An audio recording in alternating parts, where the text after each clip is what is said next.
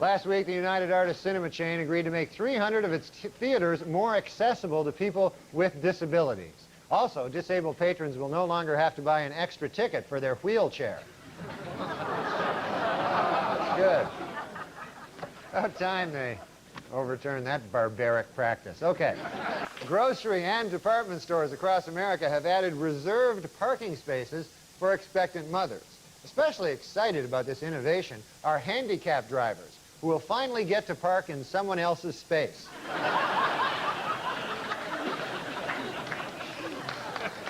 Meanwhile, 5,000 disabled Americans were in Washington last week to protest doctor-assisted suicide. On a sad note, the demonstration turned ugly when all 5,000 disabled people fought over 2 handicapped parking spaces. I told you, it was sad. It was announced last week that New Jersey is to be the site of the 2014 Special Olympics.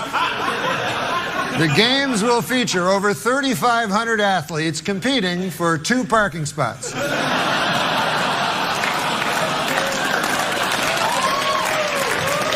Meet anybody? Any heroes of yours? Any big celebrities? Yeah, I met Larry Flint.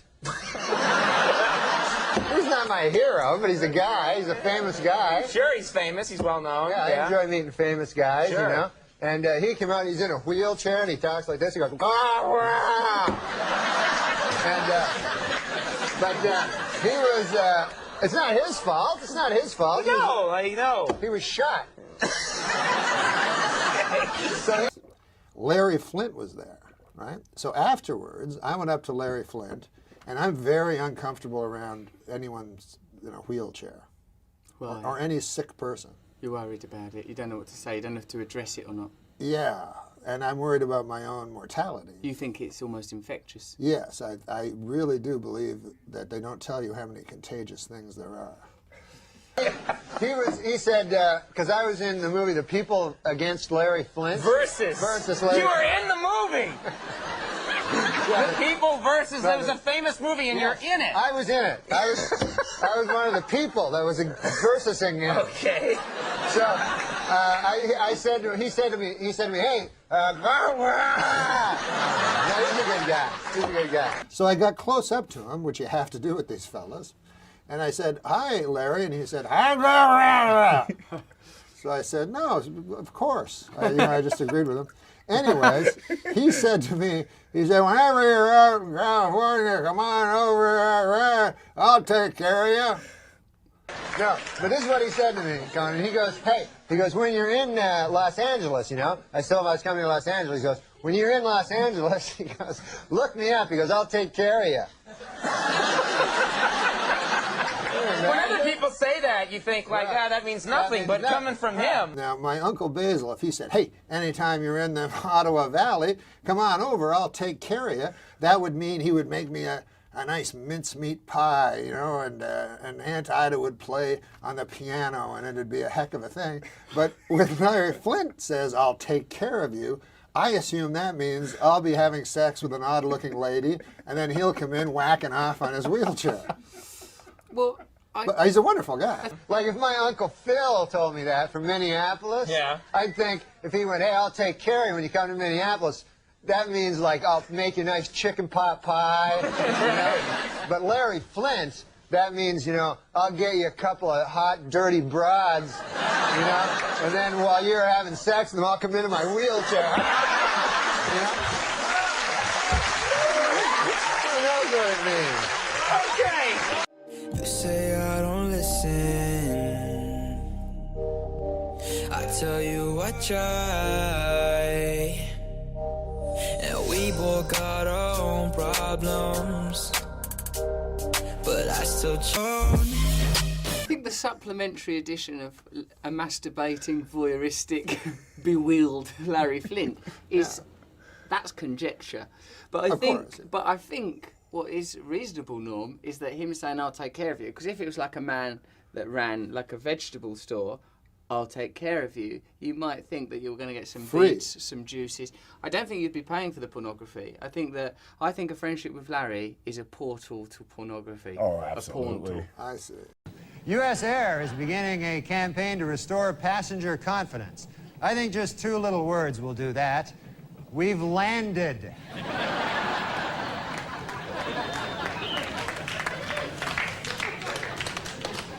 Airline travelers' complaints have risen 22% over the last year.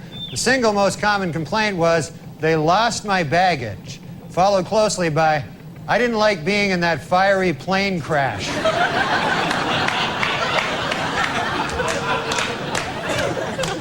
A new airport planned for San Diego would actually be located 3 miles out in the Pacific Ocean, built on 40 by 20-foot floating cylinders.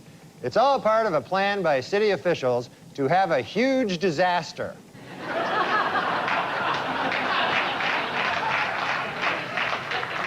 As of next week, ValueJet Airlines says it will discontinue service to Mobile, Alabama. According to airline executives, this cost-cutting measure is expected to save the company over $200.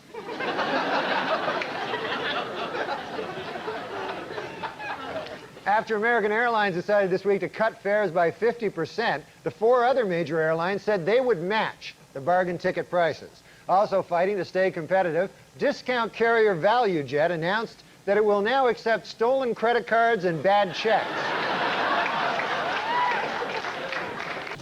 Blimpies has started supplying subs for Delta Airlines to serve on its flight, and in return, Delta is giving Blimpies barf bags to hand out in its restaurants. In an interview last week, administrators of the FAA, David R. Hinson, explained why English is the only language used by pilots around the world. It turns out all the other languages are weird.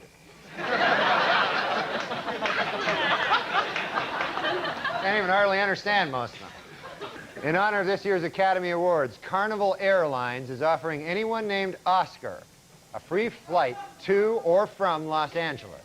The airline had tried a similar promotion in the past for the Tony Awards, but according to airline spokesmen, they found that their planes were packed with too many, quote, greasy Italians. The Federal Aviation Administration has come up with a list of 30 changes to make air travel safer. Number 1 on the list, no more crashes. They've decided to... This week, TWA announced plans to reconstruct the Boeing 747 that exploded in Flight 800. Man, talk about cheap, huh? These characters. Trying to save a few bucks by rebuilding a... It's ridiculous. I don't know what I'm talking about. In order to cut down on in-flight fatalities, American Airlines has decided to upgrade the medical kits on all its planes. Each kit will now contain common life-saving drugs, a heart defibrillator, and a spare plane. In aviation news, a new study suggests there might be more survivors of plane crashes if all seats were equipped with airbags. According to the study, this is especially true for plane crashes under 50 miles per hour. The other ones, it doesn't do much good. A top aviation watchdog group warned this week that the nation's airlines are vulnerable to terrorist attack. The biggest problem, apparently, watchdog groups pointing out to terrorists that airlines are vulnerable to attack. That's all right. 2 months later, we still haven't found Malaysia Airlines Flight 370. This looks like the work of Joran Vandersloot. Remember that character? Yes. No. You don't remember him? He's one who allegedly, well, he... Now, this is a different Malaysian Air Force joke. The pilot's last words, "I've had it with these motherfucking snakes on a motherfucking plane." That could be, yeah, that could be. You're giving me these great jokes, okay. Malaysian Flight 370 is still missing. You know where they're going to find it? The last place they look. Now, is that the best That's one? kind of a- or is this better? There's two Malaysians. We can't That's a figure joke out. on a joke. Why you define something? Why is it always the last place you It's look? a- Because you stop looking. A Joe So Pine that's joke? a joke. That's a comment. That's a very bright joke. It's not only a joke, it's a comment. The search continues in the Indian Ocean for the Malaysian Airlines Flight 370 as they listen and try to follow the pings. These guys sound like me always listening for pings. The pings are my Chinese neighbors. Jim and Ellen Ping.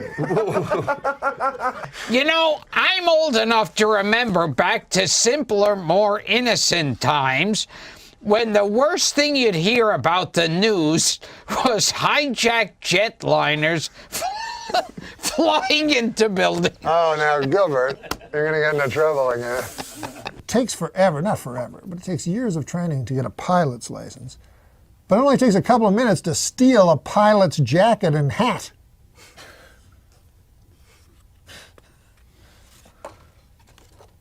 And then do some, terrorist act, I guess. Yeah, I guess I was not living because I was thinking it was going to be a terrorist. You were worried about a terrorist act. I was a little nervous. Did you see Olympus Has Fallen? No. This week I learned, just because I masturbated to that picture of a guy falling to his death on 9/11 doesn't mean I have to share it. Hey, for the 9th consecutive year, Nick, JetBlue Airlines ranked first for satisfaction among all North American airlines. But you know what ranked least in satisfaction? 9/11 Airlines. What a terrible name for an airline. It reminds me of that tragedy. Oh, 9/11. Oh, don't laugh at 9/11 again. 9/11.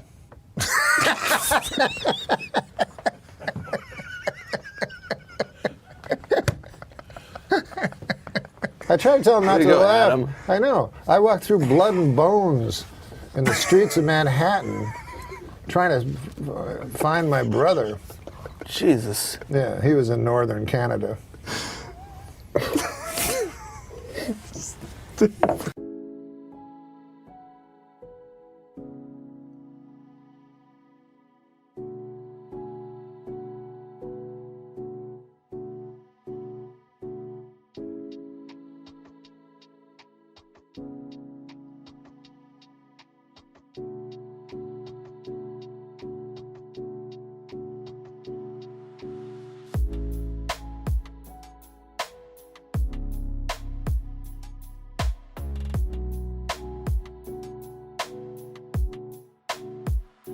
Part of the death squad?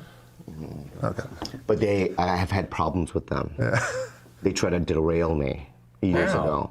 Well, because I was in cahoots with Mencia, they thought. Okay. Oh, right. So when the whole Carlos Mencia, Joe Rogan thing happened, they had me on tape, right? Like, I didn't know that Joe Rogan was, I love Joe, he's a friend of mine. Joe, if you're listening, we're good, right? But the thing is that I didn't know that he was taping me. So I said, yeah, Mencia steals. Doing Bobby Lee.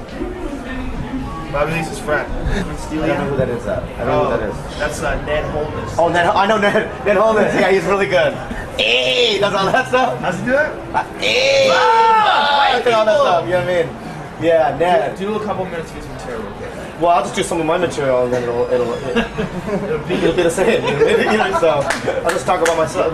What has he ever stolen from you? I used to do this bit about how I was so small that my dad would have to get on my shoulders to get on a ride at Disneyland. Right. Then he did a bit, literally, but this is, I can't do it. But where is this going? Who cares? What the fuck? It's reality. Anyway, it's good to see you. This is the reason why comedians get away with stealing. Because comedians like you are afraid of confrontation. And then I also said that I sucked my cousin's dick. Yeah. Can I say that? That's a sharp left. Yeah, which I didn't know there was a camera on. Okay. Right? Yeah. And I'm not gay, but in high school I sucked my cousin's dick. Yeah, sure. And then also on top of that, I said that Vietnamese people were jungle Asians, which I had to apologize to the Vietnamese people, and I apologized. That's what I said back then. Do you mean he put this up on the internet or Then something? he put it on the internet. Death Squad did, shit. right? Yeah, what did I say? So he had to publicly make an apology to the Vietnamese community because he called you guys, and he calls Filipinos this too. He calls us all jungle gooks or jungle Asians. Not Jungle, gooks. not gooks, jungle Asians. That's by saying jungle gooks, you make it worse. He said jungle Asian. But how do you justify that? Well, because you guys live in the fucking jungle. What do you mean? How do I justify it? We don't live in the jungle. All right, so if I go to Vietnam, is there a jungle there? There is a jungle. There's a jungle in plenty of other countries. There's not a jungle in Korea. What? I'm sure you guys have rainforests. No, we don't at all. It's trees. Like it looks like Denver. You're trying to say Korea is Denver. Yeah, it's. And all of a sudden now, right? My aunt, you know, my cousin's mom calls me. He didn't suck your dick. No, you sucked his dick. Yeah, no, we sucked each other's dick. Yeah, and vice versa, right? When you're single trying to attract a partner, it's important to project the qualities you desire, which I understand, but boy, oh boy, have I had to suck a lot of dick lately. That's sort of like a Bobby Lee joke. It is a lot like a Bobby Lee. All right. What about this one? This is for you. I didn't. You know what I mean? And then my mom, that's my mom's sister, they didn't talk, and then she died. Oh, no. Oh, Jesus Christ. She died, right? Story. See, so the last thing that, you know what I mean, I heard from my aunt is you didn't suck each other's dick. And then a couple years later, my mom, they stopped talking, and then she died. Oh, that's fucked up. Famous last words. Yeah, I love Death Squad. Yeah. How many views did it get? Millions. Oh, but then over the years, though, I made my way back into the group, and now we're all good. So you opened for Mencia, which made you the enemy of the Death Squad. Yeah. Because it's like a Bruce Lee movie. Yeah, it's just like it. So the Death Squad. I don't know what Bruce Lee movie. They're comedians. Well, don't you think Death Squad makes more sense in a Bruce Lee movie than a comedy club? That's true. That's true. I went to a comedy club, and then the next week the Death Squad were there. It was just odd. I don't know. And they acted like it was a normal thing. And I said, you know, I was here next week. I said, the Death Squad. I need your love. You free my mind. I need your love. Yeah, you free my mind. I mean, when was the last time you did Rogan? Oh. Okay. What? 12 years ago. Wow. For real? Yeah. What happened? It's because you are a big vaxxer, right? And you just said I hate him now? No, I want to do it. It's just I don't know how. I bet Shab could get you in. All right.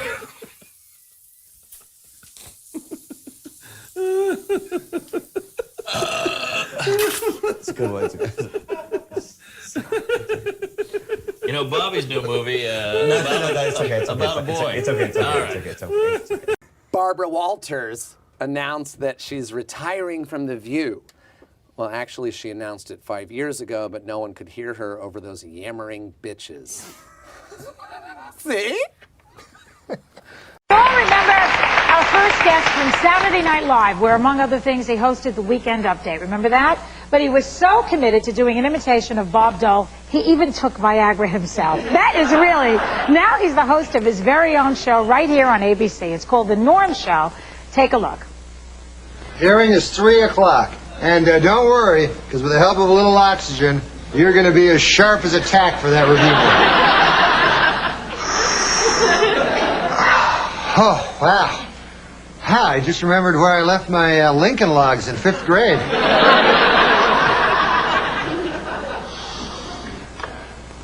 In 1938, I killed a hobo.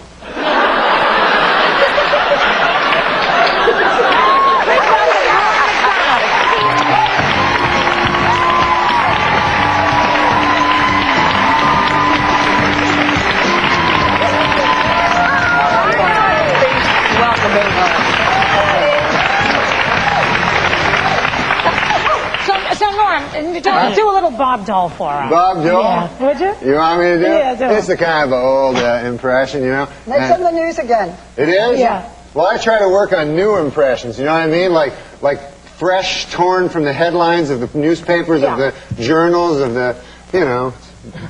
Well, isn't today's headline? You just do a little. But I got Liddy Dole. I'm working on a new one, Liddy Dole. Liddy Dole. Yeah, I do Liddy Dole. Do Liddy Dole. Okay.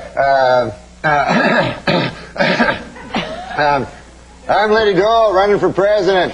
Lady Dole wants to be president, doesn't want to work at the blood bank anymore, wants to be president of the United States. Lady Dole. You got that Bob Dole? That is Bob No. Dole. Bob Dole says, I'm Bob Dole. This is Lady Dole. I'm Lady Dole. You're sick, man. Yeah. Very good. And you know how sometimes, like, when people are married for a long time, they start to sound like each other?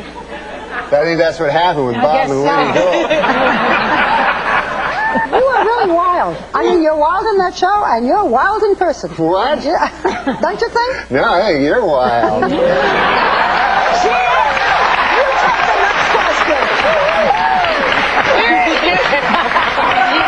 You hear us talking about the Friars Club roast and everything, and you know, Joy is the queen of the Friars Club. I went to that Friars Club once. I never seen a roast or anything like that, Joy, but I went one time. I loved playing poker. I had a bit of a gambling problem for a while, and I couldn't get enough poker games, right? So this dude, he told me, you gotta go to the Friars Club, man. There's a big poker game there, right? I have to talk to 4 people here.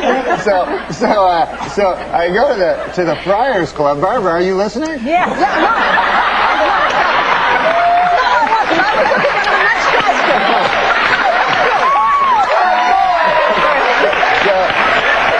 So I'm at the Friars Club, and they tell me there's this big poker game, right? So I go there, and there's all these old dudes there, right? And they're all comics from like 50 years ago, and I don't know who the hell they are, you know? And it's not like famous comics like Milton Berle or anybody like that. It's these B-level comics from 50 years ago, you know?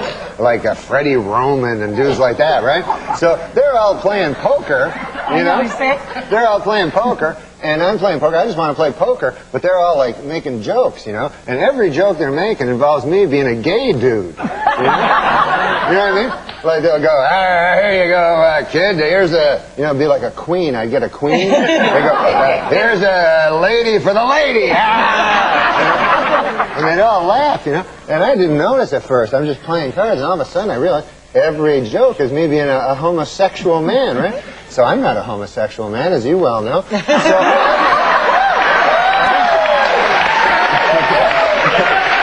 definitely not. You're not. yeah, I'm not.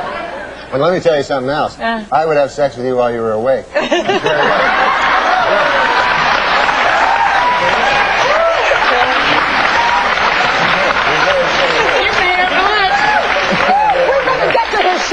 You're such a novelty for me. Go ahead. No, there's no story. It's just, and then I'm playing, and then all of a sudden this old dude next to me goes, kid, just you gotta show him what you're made of. You insult them too.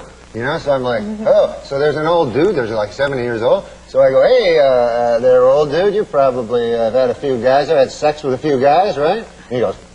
Is that the story? So that's the story. You know what? Okay, so I guess you don't need a punchline. No, you don't need a punchline. This is the new comedy, Joy. No punchline. If you think this one is funny, then you have to see the Norm Show. Now, I have to actually write down your character. It's a tax-evading former hockey player sentenced to community service as a social worker. Yeah, that's right. Yeah. He just couldn't come up with a guy named Joe. No, it's this person here. Yeah. But I'm told, even with this comic timing, you can't remember your lines. I can't memorize stuff. You know what I mean? I'm not good at memorizing. We only have 1 minute, by the way. You can read. So what do you do? He wasn't holding up that finger, so go ahead. That's a No. What do you do? Well, you weren't listening? What do you do? How do you memorize? I can't memorize things, like, because in each script we get each week, there's like 600-700 words. Wow. You know? And you have to say them in order. You know what I mean? That's really hard. That ain't easy. What is it like on the set of that show with you? What is it like? Well, what do you mean? What do I mean? Well, because you're so average. She thinks you're wacky. Well, I'm just saying it's hard to memorize. We're not walking around the set going, hey, you know. So what do you do? He's being critical of us. No, I love this show.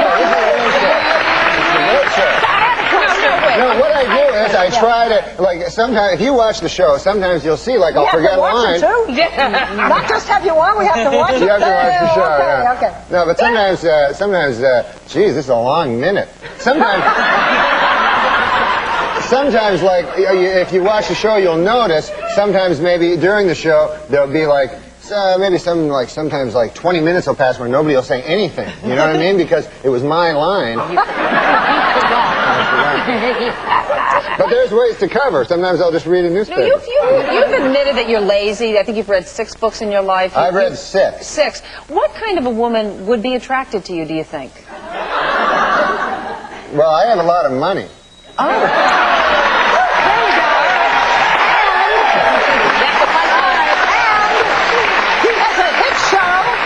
They just announced yesterday when we all pranced before the advertisers. I got Barbara news for yesterday. next year's. Yeah, we did. Yeah, we did. remember? And I have forgiven you for all those takeoffs you did on all of us very serious news people. Oh, on the Saturday Night Live program? You were brilliant. What? You were brilliant. You're No, sweet, you right? were. You really were. Tell us about your garbage collecting day. Joy's book is great. Did you read it? Oh, absolutely. Thank you, That was Norm. a very Thank funny you, Norm. book. I really enjoyed Joystick. that. Say the name of the book. Enough already. Joystick. We're coming back at the last segment. We're talking hot topics, and we're going to be discussing Star Wars. Do you want to stick around and join us? And action figures. Great. Thank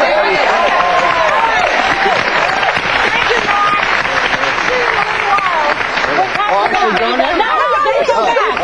You're going to come back. And your minute is up. Okay, be sure to catch the Norm Show tonight at 9:30 Eastern right here on ABC. Later, Barbara's showing you her eye makeup secrets. But when we come back, find out what you do every day that can really be bad for your health. We'll be right back.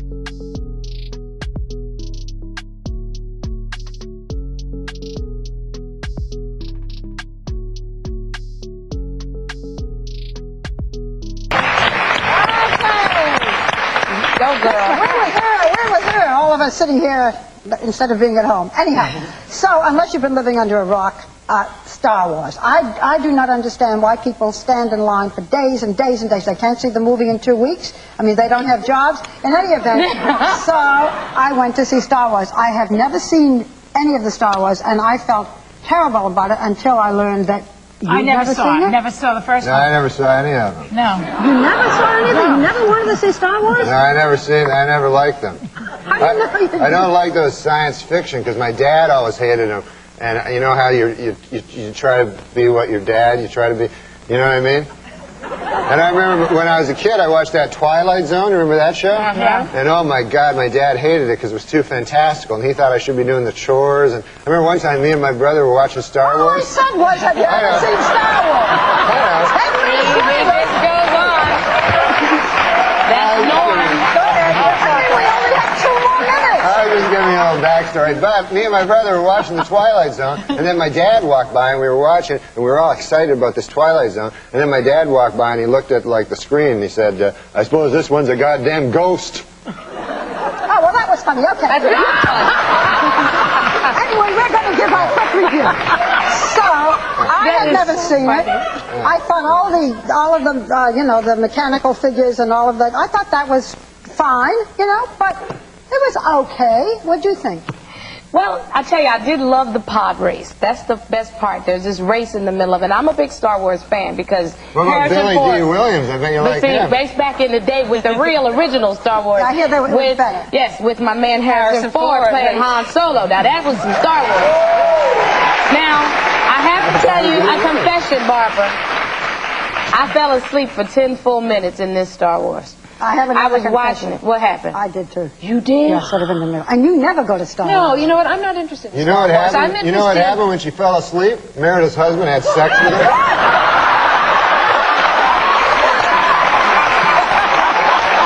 You weren't supposed to tell.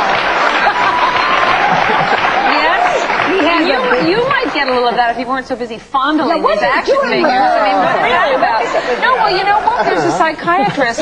Is it from Harvard? I think it is. Who's been studying these figures and noticed that their muscles are getting bigger, and boys have body images. They don't talk about it, but they do body image problems. And part of it is because of these action figures. They see these and they want to look like them when they get have bigger. the same problems as girls. Girls, do. yeah. So what are you doing with that poor action figure? Oh, I'm fighting. I am Tom Glav, and I will beat you. Dennis, did you ever have a body image problem? Yeah, or do you because I'm now? really, really thin, so I always wear like lots of clothes because I'm ashamed of my thinness. No, seriously? Yeah, look, you can put your whole hand around my wrist. See how tiny it is? Most boys are built That's not good thin. for a boy. I mean, if you want to look like this, boys now know that if they want to look like this, they have to take steroids or turn gay. That's how you look like this. But you're very tall. I was going to take those Doesn't that make up steroids. for it? What? You were going to take steroids? Yeah, but then I found out, you know that they shrink your testicles? Did you know that? I swear to God. The fun part. You know what? If you look at this little action figure, I'm telling you. Unfortunately, we're out of time.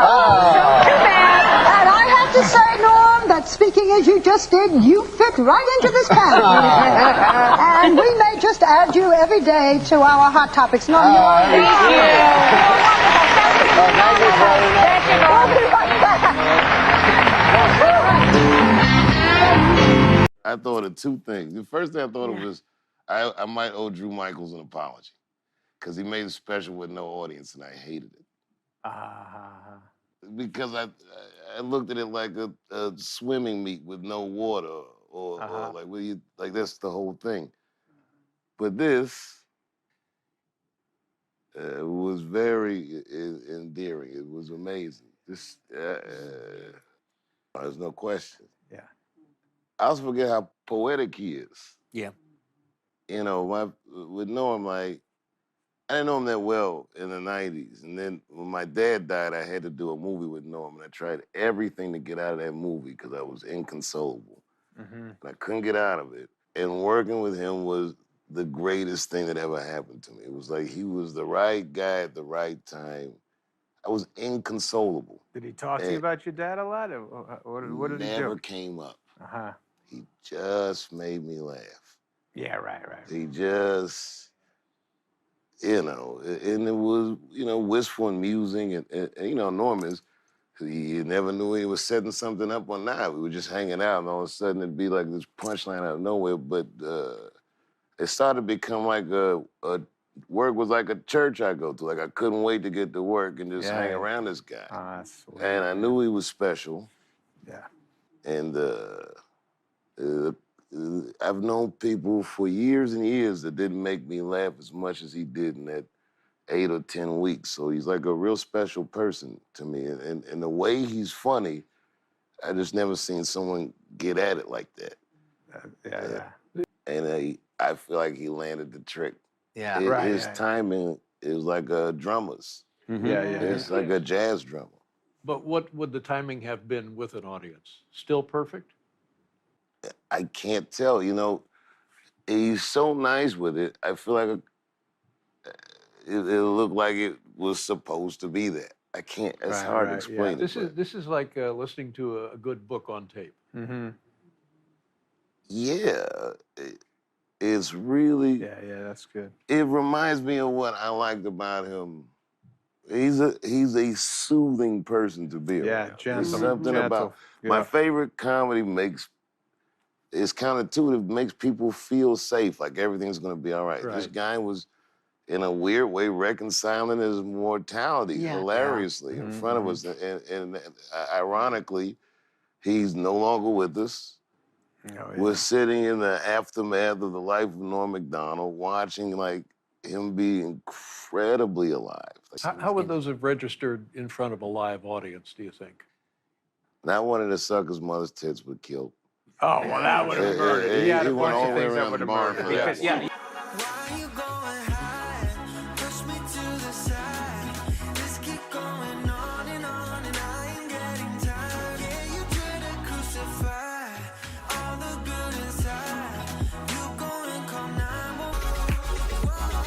When he smiled, I could picture him as a child. Oh yeah. He is he was my senior, but he's got a boyish charm. When he laughs at his own jokes. Oh, man, him laughing is amazing. There's something just joyful about watching it. Stay safe, folks. I love you. I would drop the mic, but I paid for it. That was sweet, man. Holy shit. Tearjerker ending. Fuck. Yep. Norm used to say the same thing to me every time, and it made me laugh every single time he'd see me. He'd walk up and he'd go, don't tell me, don't tell me, don't tell me. You're on a show. And it's a big show, but don't tell me, don't tell me. And your last name's Collier. Hold on, don't tell me, don't tell me. It's a show, and you're on with some kids, and that's it. That's all I got. Your name's Collier, right? Every time he would say the same thing to me, and it made me laugh because I know I'd seen Norm coming, and I'd go, "Here he goes." He said, "Don't tell me." And as soon as he said, "Don't tell me," I just couldn't stop laughing. Letting go, go, go. I'm scared of letting go, go, go. I'm scared of letting go, go, go. I'm scared of letting go of everything in the past. I'm scared of letting. You know him as Super Dave Osborne, but we've been brothers our whole lives. People don't realize our last name is actually Einstein. So Dave Einstein, Bob Einstein, you're Dave, I'm all right. Bob, what are your memories of Dad and the radio show? Because Mom didn't think it was funny, and our father was a wonderful man. He was the first man that I ever saw actually going to work with banana peels actually in his slippers. It was a wonderful, wonderful trick. I tried it years later. It never worked for me. That was the brilliance of our father. You kept falling down. I did. Yeah. Yes, it was just He one could of those, ride a bike with the bananas in his slippers. He could do anything with bananas, and that was what our mother loved about him. I always thought it was the cheese. I thought she loved the cheese. Well, she did. She loved cheese. She loved bananas. She loved cheese on bananas, and I think that is one of those moments that I really don't want to touch. That's really, I think, between our parents. You're probably right. Hey, what about this? Super Dave has been on the phone with me. Super Dave backstage. Osborne? The great Super Dave Osborne. Yes, yes. And he's been on the phone while I'm trying to get ready to come out here. Yes, he keeps phoning me. That's what he does. And he goes, "This is what you do. You walk out. You're wearing a pompadour. Because you just look at Jimmy. You don't say a thing for 5 minutes." This is why we never invite him back anymore. He says, "Let me ask you a question. It's 4th down and 1. You're at the 1 yard line. You have the choice. You can hand it to O.J. Simpson, Jim Brown, or Emmett Smith. I'd go with Rosie O'Donnell."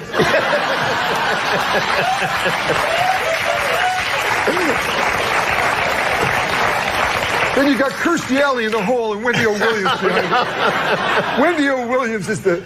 Wendy O. Williams? He's a punk singer or something, right? No, I think he meant Wendy Williams, but he said, Wendy O. Williams is the lone second. I think he was a little confused. Well, finally, the Guinness Book of World Records announced this week that Gul Mohammed of New Delhi, at 22.8 inches tall, is the shortest man in the world to have Eddie Murphy's head.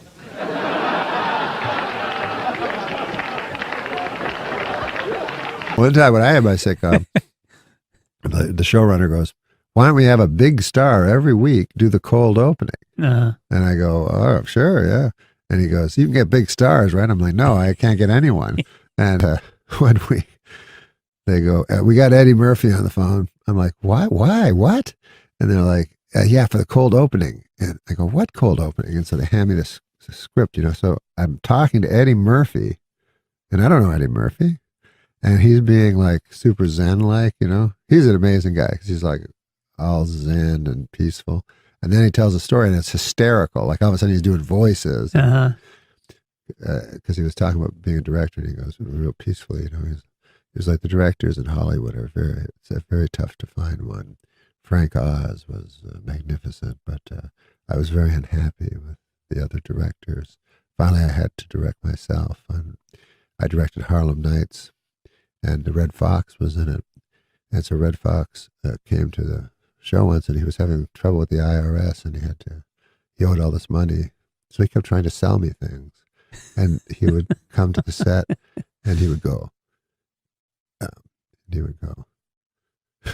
And then all of a sudden, he's super funny, right? After doing this real flat voice. And he goes, and then Red Fox would say, hey, Eddie, you like Elvis? I got Elvis's watch. How'd you like to buy Elvis's watch? Elvis, give me this watch. So I said to him, hey, Red, how long have you had Elvis's watch? He said, I had it for 40 years. I go, that's not Elvis's watch. That's Red Fox's watch. I ain't buying Red Fox's fucking watch. So it's like super funny. And then he go back again to being zen-like. So I said, so as I'm talking to him, I'm leafing through this fucking awful fucking shit of a cold opening that they're having him do. And so it's like, white guys writing for black guys, what they think they'd say is just awfully, horribly racist. And so he says to me, he goes, I'll do it. If you tell me it's funny, I'll do it. And I go, it's not funny. Oh, wow. I didn't know what else to do. I didn't know what else to do. So I was calling because I wanted to get your take on Eddie Murphy hosting the Oscars. I think you're like the funniest SNL guy ever, and I just wanted to know what you thought about Eddie hosting. Well, I think Eddie is unbelievably funny. Like, I always loved Eddie, and I couldn't be happier that he's hosting the Oscars. Obviously, last year, the Oscars were the worst hosts ever, It was Anne Hathaway, and James Franco. James Franco, yeah. and I think they tied for worst ever. I think they did, yeah. But he might have been Eddie- a little worse, just Yeah, a little, because at least she's nice She to was look at. trying a little bit. She was trying, yeah. But Eddie, what I like is because Eddie's become a little like Zen-like and so forth. He's a very intelligent guy, and he's stepped back a little from the crazy Eddie of old and stuff. And I think this is going to burst him back to the incredibly funny Eddie Murphy. And I can't wait to see him, man. I would write for that. I would write if anybody's listening in the Eddie Murphy camp. There's a big camp. I will write for that show. Yeah, that's going to be good. 'cause I love Eddie Murphy. I think it's going to be great. Yeah. It's Nobody been funny. so long since you've seen him be really funny, too. And I so was it'd be like great. amazed by Eddie Murphy when I saw him, because not when I saw him, but later on, because when you're a stand-up, it takes a long time to get funny, but he did it instantly. Like, he was the only guy I've ever seen. Right. When he was 19, he was funny, Hilarious. and he was he knew he was funny, and he was confident. And I've never seen anything like that from a young person.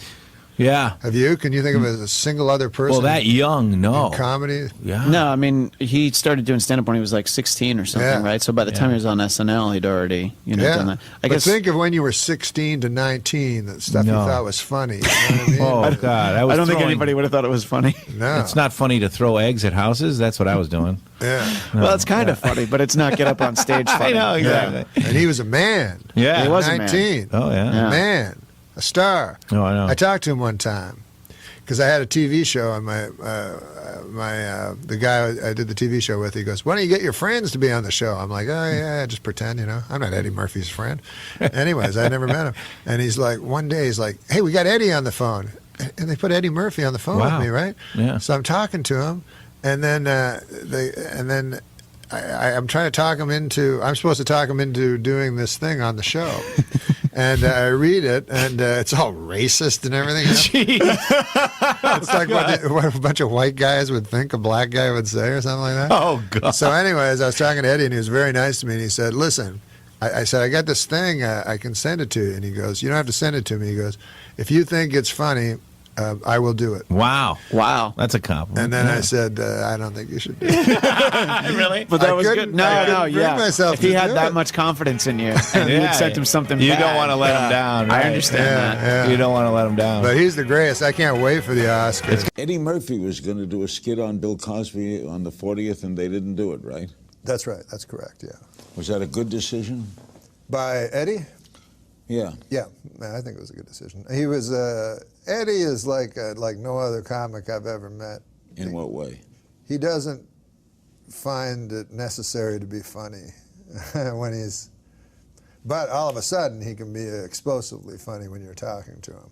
But he's sort of a Zen guy, you know, very calm, and maybe out of that, when he springs out of that into, you know, this incendiary, incredible force of comedy, it makes it even funnier. On Saturday Night Live, on the 40th reunion show, 40th anniversary show, right? Eddie Murphy was supposed to play Bill Cosby. Is Yes, that right? that's well. We wanted him to play Bill Cosby. Yes, And he didn't want to. What was that about? well, he thought that all the facts were not in at that point. The documents had yet to be unsealed, and so. Being a big fan of due process, he decided it not proper to assume guilt. So I thought it was very admirable because it would have got a huge laugh, you know, him doing Bill Cosby, and I thought it was kind of cool that he went. He doesn't need laughter. He's kind of a Zen-like guy, you know. Do you? When you talk to him, he's very calm, and then all of a sudden he'll burst forth with the funniest thing you've ever heard, and then he returns to his equanimous state. It's very, very interesting to see. How do you figure out how much to share about what goes on behind the scenes at SNL? Because I know that you were talking about Eddie not doing Bill Cosby on Howard Stern's show, and Seth Meyers wasn't crazy about that. He came out about the Ellen and said, I wouldn't have told that story. Seth Meyers said that? Yeah, he said, do we have the quote here? Just bring up the quote. He said, I wouldn't have told it. I feel the same way. I think when you're at SNL, you're seeing so many different things behind the scenes. There are often things to give away that are yours to give away. Norm played it in a way that is very Norm MacDonald. And he went on to praise you, but I don't know what that means. I mean, how do you choose what to reveal and what not to reveal, what to share and what not to share about an institution as powerful as SNL? I always think, what would Seth Meyers do? It's ridiculous.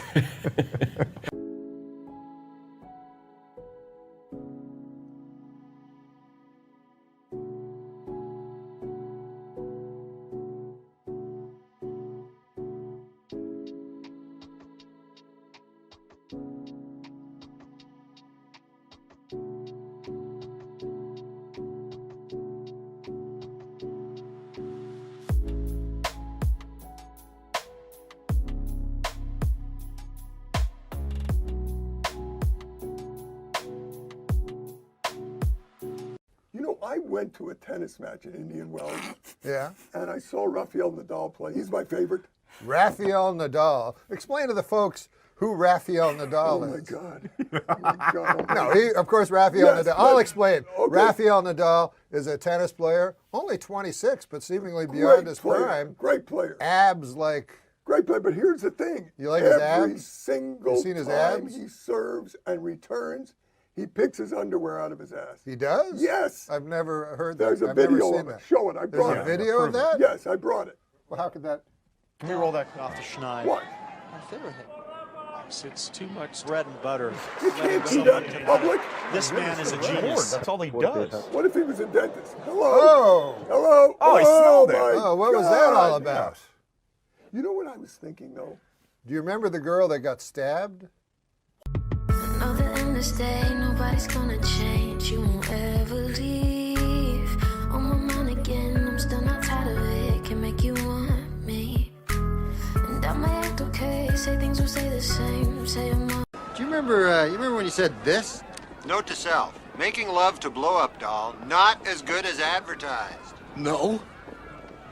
Oh, sorry. I must have gone too far there. I'll just... Let's take calls here. It's Loveline. Norm MacDonald is here. I'm Stryker and Dr. Drew. It's 1-800-LOVE-191 out in Utah. Mickey, you're 23. What's happening? Hey, guys. How's it going? Good. Hey, happy belated birthday, Dr. Drew. Thanks, Mickey. What's happening, buddy? Not too much. Hey, Stryker, how much you want to make a bet I could throw this football over them mountains? Very good. Very, very good. Napoleon Dynamite. Oh, yeah.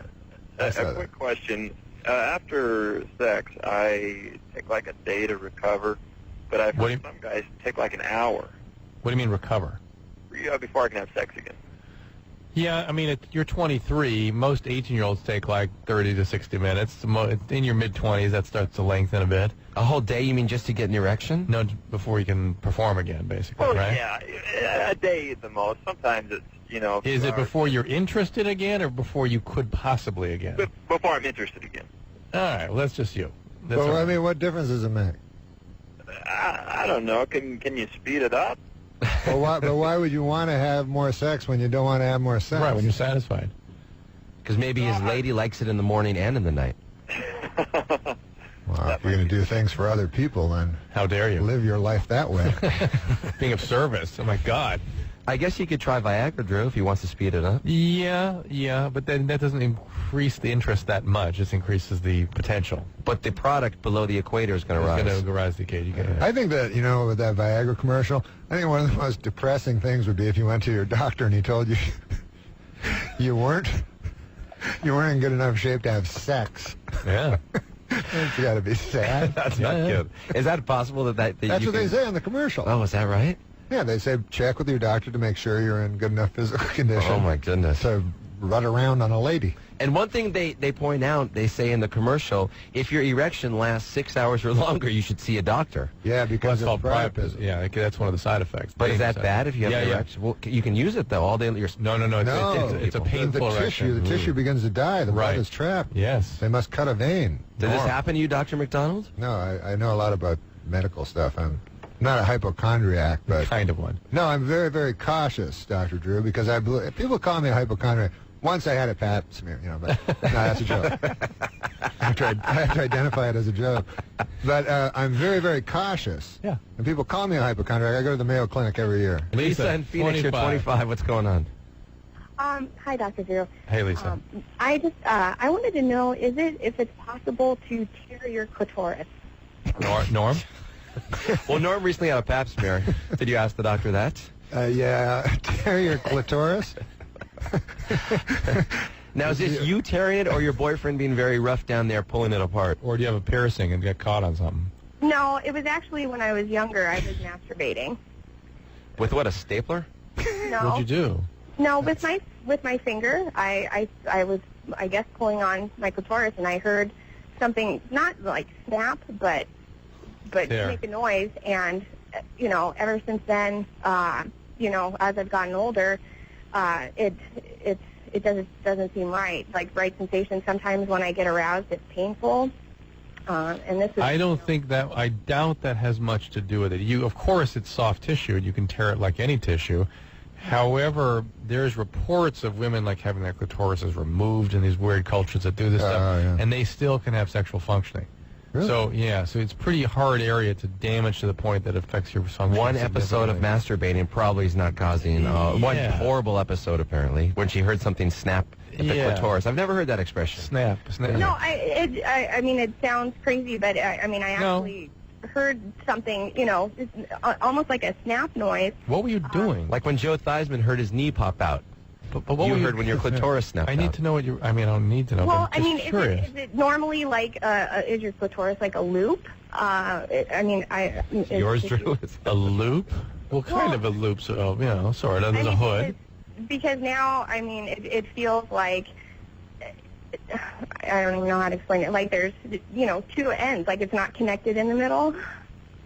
She should get that looked at. Like a snake's tongue?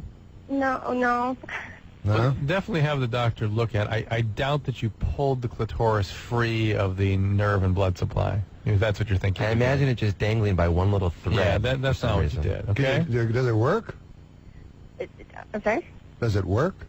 Well, yeah, I can still, get off, but, well, I can get myself off. I've only encountered one guy that could actually get me off. That's not good. That's weird. That's interesting. I heard, do you know why girls use these two fingers? The first holding up finger. He's holding up his index and third. Use these two fingers to achieve the best climax. Why? Because they're mine. That's good. Is there any special thing they do, those two? No, I've never He found doesn't one. have his own CD coming out September 12th for nothing called Norm MacDonald Ridiculous. I've never found a clitoris. I don't even think I could find a guy's testicles if I tried. How about the young man that came to your apartment? What? Never mind. You were drunk. He was drunk. Oh, Striker, he he was drunk. Oh, that guy. That guy, yeah, the handsome 21-year-old. Jordan, 15. Where are you, in Boise? No, actually in Weezer. In Weezer, okay. Out in Idaho. What's going on? I play football and stuff. Yeah. And, yeah, I got cleated down there. And I think On your foot? This is a bit right here in your first act. I got cleated in my nuts. Just say cleated that in your line and nuts. say you're from Weezer, Idaho. You're fine. Clear in your nuts, yeah. And I think I popped my testicle. Yeah, well, that's actually very, very serious. Why didn't you have that checked out? Well, I kind of went to the doctor, and he didn't do anything. Did it swell up? No, not really, but it really hurts. And that was like a week ago. Do you get erections normally? Kinda. All right. You probably didn't fracture it, but you can. You probably did if he gets kind of erections. Yeah. No, because usually when you fracture it, it swells and the erection shuts down completely, and for a little while anyway. And the problem with the fractured testicle, it dies. So you need to have what's called an ultrasound done on the testicle to see if it's intact. Can they bring it back to life? No. Yeah, well, it's just things they can do sometimes. Well, I mean, I know baseball catchers get them crushed and have to get them removed. Yeah, then they remove them if they're totally smushed. But sometimes they just fracture and they kind of get them back going again. Gina, San Francisco. What's going on? You're on Love Line. Hi, how you doing? Good. So good. Well, first off, I want to say I absolutely love Norm MacDonald. You are awesome. Oh, thank you, Gina. And I've had a crush on you for a really long time. Good Lord. It's a little unseemly for this type of program. What's that? Nothing. I was just kidding. That's very flattering. Thank you. You have a very sexy voice. Wow. She keeps going. Engaging. Hey, anytime in San Francisco, baby. But, anyhow. If you're not a 21-year-old boy in New York, he ain't coming with you. What are you? I don't know what I'm saying. I'm just kidding. Gina, he looks really good tonight, too. He's got kind of that 5 o'clock shadow beard going on. Comfortable hat on. Very comfortable hat, a sweatshirt. He's drinking his coffee. He's kind of, it looks like he's doing a commercial for Folgers or something. Worst phone sex ever. So what's up, my dear? They're outsourcing the phone sex now. You ever phone, you get them Indian ladies? Oh. I would be happy to do something to your penis if you would tell me what to do, sir. Well, anyhow. So my question, and maybe Norm could give me some advice on this, and you could reinforce it perhaps. But is it about sex? Yeah. All right, bring it on. Okay. Well, there's a gentleman that I kind of see. I really like him, but he won't go downtown, if you know what I'm saying. I know exactly what you're saying. A lot of the listeners probably don't understand such a veiled reference, but why won't he? Definitely require. I require this. Why does he not like it? He said, I asked him, and he said it was texture, and that's A-okay, but he's like, a few years older than me. That's a reason not to eat eggplant. That's not a reason. Or peanut butter. Yeah, it's not a reason not to help your girlfriend. But the question is, do you go down on him? Yeah. Well, why don't you tell him, look, dude, I'm done doing that unless you reciprocate and get in the ball game downtown there. Because I kind of like it. But why, what's your boyfriend's name, Gina? Well, John Lovitz? What's that? No, why should he? Maybe he finds it disgusting. Oh, nice. That's what kind of... Well, I mean, it's certainly not a natural thing to do, is it? What? It's a made-up thing. Somebody made it up. It's been made up for a while, don't you think? Well, but it's not intercourse. So, like, what if he wanted anal sex from you? Okay, let me explain myself a little bit more because clearly I haven't made my point. She's down for everything, I think. More of a freak than he is. Like everything, anywhere, everywhere. You still like me? Yeah, my God. First time I have. But Gina, here's the deal. Are you married, by the way? Anyways. Gina. Calm down, my dear. Hey, Gina. Slow down. Yeah, so, I mean... Gina, hold on 1 second. Hold on. Slow down. Go ahead, Drew. Manicky. Go ahead, Drew. Stryker gave you the answer a while ago. I know you like going down on him, but you actually can coerce him by saying, okay, you don't want to do this, I don't want to do that. That's it. You have the power. And if he won't do this, it's only really a relationship. What? She's still talking. Oh, Gina, quiet, will you? It's only a real relationship when there's mutuality. When there's sometimes you have to do something you don't want to do, but it makes the other person happy. And sometimes they got to do something for you. But however, Dr. Drew, would you extend that to like analingus? There are, everybody's got their limits, and this guy's maybe had his limits. Yeah. And the fact is, but that may be a deal breaker for the relationship for her. They need to really explore this. I mean, he has to be very clear. She has to be very clear that this is critically important to her. Yeah. And it's a little different. Analingus, that doesn't, for many women, they are only going to have an orgasm with oral sex. That's a common thing. And so, by receiving the oral sex. Well, if the guy, first of all, Gina, if the guy doesn't like doing that thing you were saying, high likelihood he's gay. Oh, he's not gay. I'd say probably 90, maybe 80, 90%. Like, I had a lot of experience with gay men. Like, my best friend all growing up was gay. And, like, I have radar, if I do say so myself, and he is definitely not gay. All right. Well, maybe you should work on the texture of your vagina. I mean, we should go from what, abalone to down conch? there, but makes you feel better. What are we Like, doing here? What was that last thing? any part of me. Don't you ever stop talking? No, I've heard a lot of guys don't like doing that because they feel it emasculates them or something. Have you ever heard that? Yeah, I've heard that, and there's certain sort of ethnicities that are really not into it. I really. heard black guys. Yeah, even Jamaican guys are really something. Yeah, the Jamaican. Yeah. They're black, aren't they? Yeah, well, they're Jamaican, right? Yeah, I don't know. yeah. But whether you like it or not, you are doing it to please your partner because she is doing something to you And to she please needs that, you. right? She Yes. needs that, so. Yes. And if it's making her happy, bite the goddamn bullet and do it. I agree. Yeah. Even if it's well, just you for shouldn't 5 bite. minutes. I don't think you should bite. No, because no. That's just being passive aggressive, take and the she bullet. won't want to do it again. Take the bullet. Counterclockwise swirl with your tongue will be fine. Is that what the play is? I think. Or just do the alphabet with your tongue. That's what some lady told me a long time ago. Well, they love the Q. I know that. Yeah.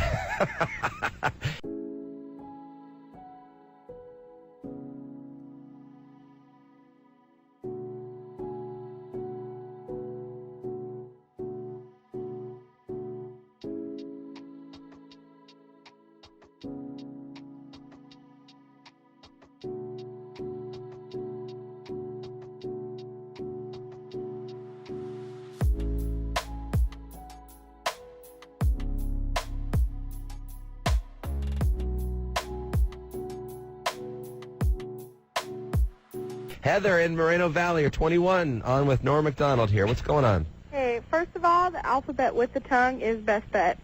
Ah. Well, Norm zeroed in on one letter. I think he's probably right. He said Q. Just stay with Q. Second of all, Striker, how do I get your job? Let's see. What do you look like? Oh, just kidding. Hot.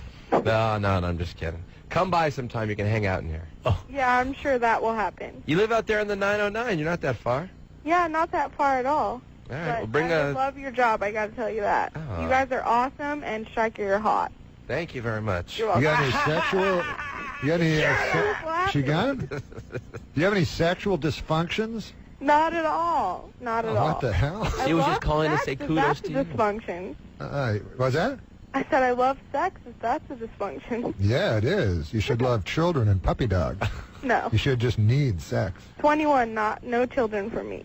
Good Yes, for you. good girl. All right, thanks for calling, Heather. All right, bye. All right, we'll see you later. Let's talk to another caller from Idaho. Jennifer, you're 15. What's going on? Yeah. I've been with my boyfriend Oh, for... was that a smoke Smoke alarm. alarm? Jennifer, Yeah? you hear that beeping in the I background? know. This girl's smoking. No. So what's the deal? I just moved back in with my mom like a week ago. All right, well, your mom should... Well, where were you at 15, not with your mom? Were you with your dad? No, I was living with my boyfriend out in Oregon with his parents. That is not cool. How old's the boyfriend? He just turned 19. Where'd you meet him? At like a movie dance kind of deal, kind of thing, something weird like And that. what did he do, and what was going on with you in Idaho that you picked up your stuff at 14, 15 years old and went to Oregon? What's up with your mom that she allowed that to happen? Actually, I was around like 12 or 13. What the hell? Yeah. How'd your mom let that happen? I don't know. My mom is kind of weird. Where's your dad? I have no idea. Oh, so this 19-year-old must have been a piece of work. Eh. Oh, yeah. Well, we've been together for about 3.5 years now. And what's your question? Well, my question is that we started being sexually active about 1.5 years ago. When you were 14. It's a beautiful thing. Yeah. 13 and a half. Don't have kids, for God's sakes. Do not have kids, Jennifer. How old was your mom when she had kids? She was 15 when she had me. Jennifer, do not do that. I know. All right. Birth control. Does she already have a kid? Me? Yeah. No, I have no kids. Are you on birth control? Does he wear a condom every time? Yeah. All right. I have 9 siblings. I don't need no kids. Oh, my God. Yeah. I cannot concentrate because I'm hearing a smoke alarm chirp, and now I'm anticipating it. How do you I'll live go in that? outside. I'm sorry. No. Go, Jennifer, let's get to the bottom of this. What's the question? So about a week ago, he's decided that, he doesn't want to have any more sex until we get married. Like, no sex. Like, he doesn't even really want me to touch him. And I've tried to break up with him because, like, he doesn't even want me to, like, hold his hand or anything. And we live together. Why would you want to break up with him just because he's trying to sort of do something special for your wedding? No, like, he doesn't want me to touch him, even. Like, he won't even kiss me or anything. Is he on medication? Is he on medication? Is he on medication? Him or me? He. Well, No, both he's you. not on anything. What are you on? I'm not on anything. I'm supposed to be on Ritalin, but I'm not. All right. And he's not doing drugs? No. And, like, he doesn't want me to touch him or anything, and I tried to break up with him because I figured that might be what he wants, and, like, he cried. And what do you say the reason he doesn't want you to touch him is? He won't tell me a reason. He's like, because I just don't want you to. Maybe because he's 19 and he's realizing you're only 15, and A, you could go to jail for that, and B, maybe he just doesn't really want to see you anymore. Even though you tried to break up with him and he was fake the crime, what do you think, Drew? I just worry that that he is actually still doing drugs, or there's something psychiatric going on here. It's just a weird, not 19 allowed is touching. 19 is when major psychiatric illness usually emerges. In that age, in the early 20s, 19 to 18, 19. So do you think I should, like, stick it out or what? You've been this guy a long time. You really like him. You need to find out what's going on. Figure it out, okay? Then make a decision what you're going to do with it. But there's more information to be had here. Did you go to high school and stuff? Yeah, what about school? I go to school part-time and work the other. You can go to high school part-time. I wish they had that when I went. That would have been so fun. They had that when I went. They did. And look where it got you. Sorry. All right, let's talk to the girl in Arizona. What's up, Christy? Not much. I was just wondering if I could get some advice from you guys. Here we go.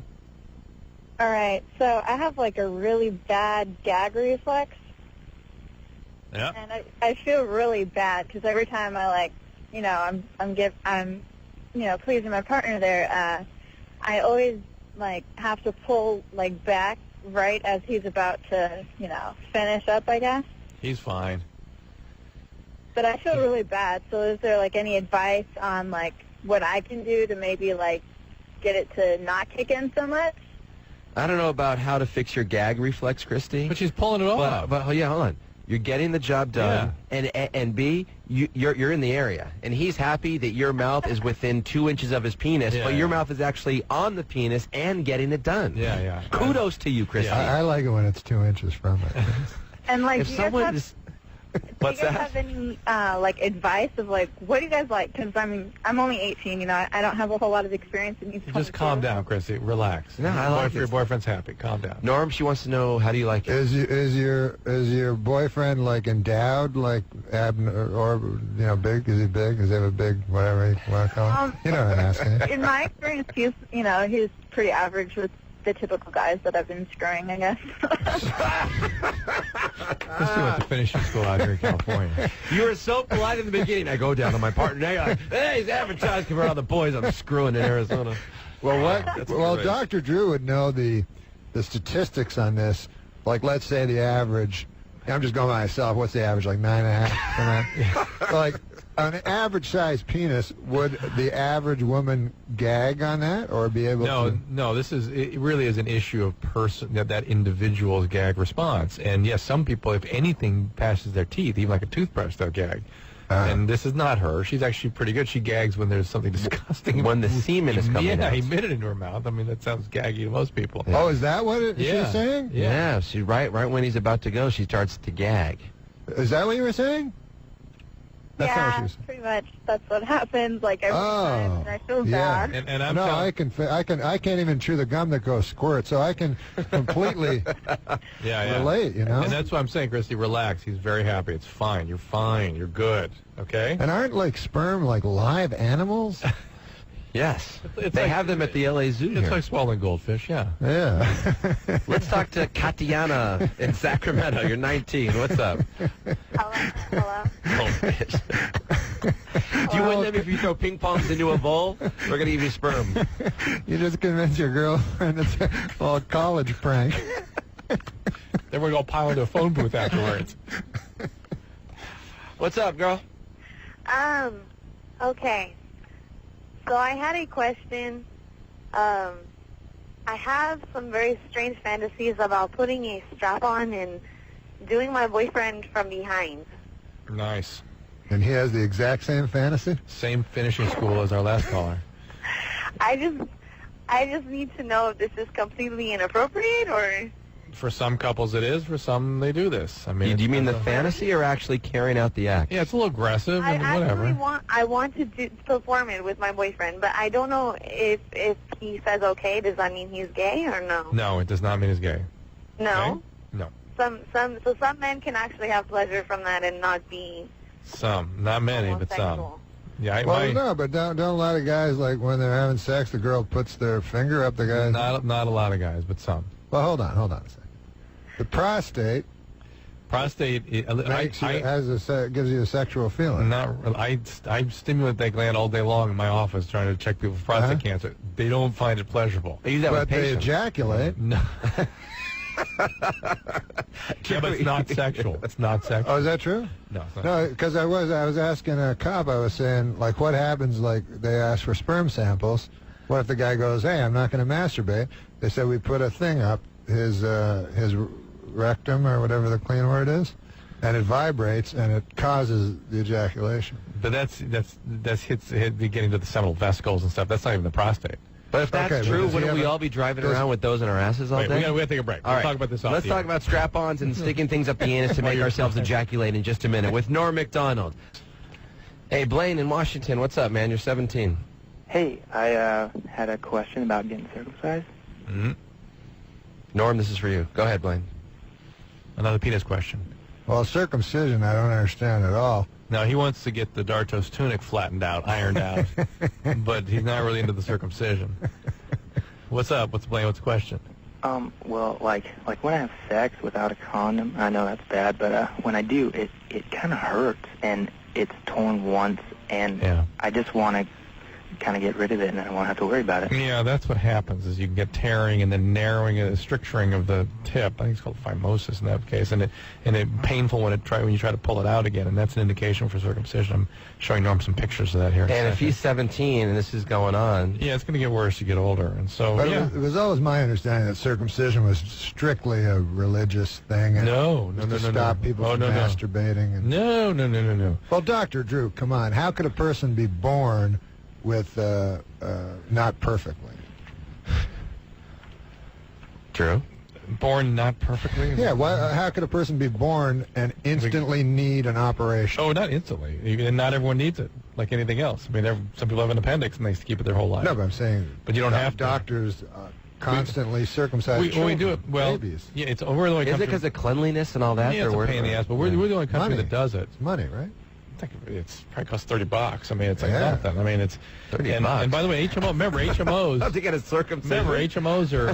What kind of doctor are you going for that? No, I mean, when they do it as part of the. I mean, remember Chinese HMOs. guy, You remember something? HMO, everything's already included. Yeah. You know what I'm saying? Yeah. The less they do, the more money the doctor makes. So doctors aren't interested in doing more; they're just doing less. The way the whole system works now, so there's no motivation to do more. The fact is there's less HPV, less cervical cancer in partners, less transmission of HIV. There's all these infectious disease reasons that I begin to advocate on behalf of it now. And this kind of business happens a lot. But they're just finding this out now? Yeah, I mean... Well, then why have they been circumcising people for years? It started as a religious thing, for sure. That's what I thought. Blaine, have you talked to your parents about this, or is this embarrassing to bring it up at the dinner table? If God told us. Well, it's quite often a topic at the dinner table over meatloaf, but I... Over the band or the food? Both, actually. All right, smart guy. No, I like him. I don't know. I don't have the heart to tell him. Well, then What go about- talk to your doctor. yeah, just go on your own to the doctor. Is there any way you can just have unprotected sex? What? No, is there any safe way to have that? I guess not, huh? That's when it hurts. That's when he has the pain. What? Yeah, You have with the condom on, it doesn't pull it back or anything. Right, see? Oh, you wear a condom. Well, That's what you're supposed to do anyway. Dr. Drew said that. That's true. That is true. Yeah, it's just been So you're going to get circumcised so that you can get an STD. That seems insane. I didn't plan on doing that. I just don't want it to hurt later. It's going to really be a really problem with these guys. Yeah, and Blaine, I'm not going to tell you what But to you- do about but you- anything, but dude, you got to wear a condom because before you know it, you're going to be with a girl, even if she's 17 or 18, and if you get herpes at 17, man, it's not going to be a good day for you. But ultimately, if he's starting to stenose now, he's going to need this to be done. Yeah. Look, awkward, uncomfortable sex is better than none. That's what I always say. As awkward, uncomfortable experiences go, it's amongst the best. Exactly. You got a lady right now? No. You looking for one? Nah. Hollywood Boulevard. I find sex kind of dull. Really? Well, I'm old. You're not old. Yeah, man, I'm 43 years old. Are you? Yeah. You look a lot younger than that. I thought you were 42. I got white hair. Amy in Long Beach, 14 years old. What's going on? Yeah. What's up, Amy? Yeah. I have a question. Yep. How come boys? I heard in a magazine that boys think of sex every 7 seconds. Yeah, and by the time they're 17, 18, Sex. I'm not sure you can actually measure the time between when they're, there's not any time when they're not thinking about sex around that age. They are under the influence of a drug at that point, and that drug is testosterone. I think about it honestly. For instance, this weekend in Vegas, Yeah. every 2 seconds. Continuously, yeah, Every Really? second. Yeah. Every you and I are single beyond that. You have to remember second. back in your memory system when it was And like it's not 15. dirty like I'm having sex. It's just you're walking in Vegas and Oh, you're there's looking at boobs ladies. everywhere. Yeah, oh, So yeah. it's every second. Yeah. Right. And every time you walk around, you're on not necessarily a mission. That Yeah. girl's house goes Yeah. everywhere you go. Men are on drugs when they're 18 to 22. A friend of And that mine drug is actually testosterone. he's like, I'm 43. This guy's like 50. Right. So he decided to take the Viagra. You know? Yeah. So he would have the erections, but he wouldn't have like Desire. Yeah. So then he took like Testosterone. testosterone. Yeah. Really? Then he said, like you were saying, on a mission. He was like going to bars, and he Yeah. would not stop until Yeah. he found a girl. You know, it was like a Well, that's 18. That's what you are like when yeah, you're a right. teenager. Yeah, and the women do not get that. We don't educate them to understand that these men are under the influence. Yeah. That's driving them. Yep. And if you think they're thinking like you are, no, they ain't. And women have no sex drive at all. No, they're just not the same thing. It's They're not, it's not thinking as about directed. they're thinking about like baking cookies every 7 Yeah, seconds. as They're Stormy, thinking- what's her name? Stormy Daniels. Stormy Daniels told us she produces these porn films. She goes, And stars in them. She goes, guys just want to, I've learned through doing all these porn films, she goes, I've learned that guys just want to watch people having sex, and women want to understand why these two people like each other so much that they want to have sex. And that's pretty good. And remember last night we were talking about different positions. For guys, that's our thing. Yeah, Like yeah. if it's doggy Whatever style, it because is. that's what we're looking at right there. Yeah. Yeah. Explain it, Drew. Just the guys tend to get, first of all, they tend to focus on body parts. They tend to Yeah. zero in on things. To a girl, that is a bizarre concept to women. Because they think about, close their eyes, think about how they're feeling, look in people's eyes. Guys are like, even if they don't like what the parts are that are in front of them, they start conjuring other parts. Oh, yeah. Parts. Right, right, That's right. weird. Or eventually move them into the position so Right. you are looking and what feeling you're- at what and the gets guys you have, going. And guys have their zone, and once Right. they get a girl to sort of participate in that zone, they don't want to move out of it. Yeah. And girls are always I wondering, got you. why don't they want to change? They always the same thing. That's it. That's their thing. That's what that guy's thing. Have you How tried crazy? Viagra? How crazy is it? No, I would never do anything do anything to my heart. How crazy what? How crazy is it that when a guy is having sex, his mind is so gone, he's sometimes actually saying what he's doing. You know what I'm saying? How crazy are you? Are you asking me? No, I'm just saying a girl never does that. Right, that's right. A girl does, you go, I am. And the girl goes, yeah, I know what she does. Justin, 18, here in L.A. What's up, man? Yeah, man. I've been with my girlfriend for like a year and 3 months almost, and I don't know. I've been like curious to try like anal sex, but like she's like 100% against it. There you go. Like What are you 100%. Is there any way to like, I don't know. Listen, many women are harmed by this. It's very painful and will harm her. You still want to do it? Oh, Feels fantastic, though. What's that? For the dude, it feels fantastic. Yeah, I've never thought of it I've like heard. that. I don't know.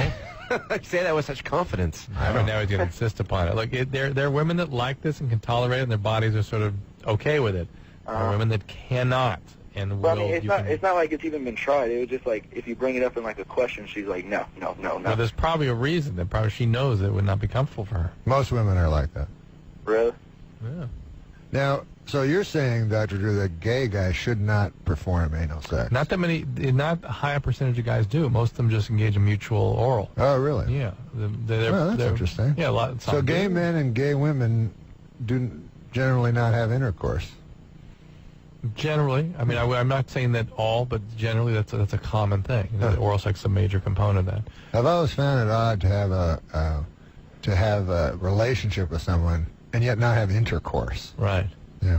Are you having intercourse with her, Justin? You having sex? Yeah. Does she give you blowjobs? Oh, God. Can you see that? No. Does she? No, I mean, she does, but... They're fine. You have sex and you receive oral sex, you're good. Yeah. You're good. You're 18. You're having sex at 18. I didn't even know what it was at 18. You want to find a girl that really is into the other thing? Fine. Why, you know? Sam Kinison used to have a really funny bit on anal sex where he went like, he compared to being in the Garden of Eden, and they had the fruit of the knowledge of good and evil. They had the apple, and God said, you can have any fruit except that apple. And they were like, well, we weren't even thinking of that apple, you know. So you mentioned it. Yes.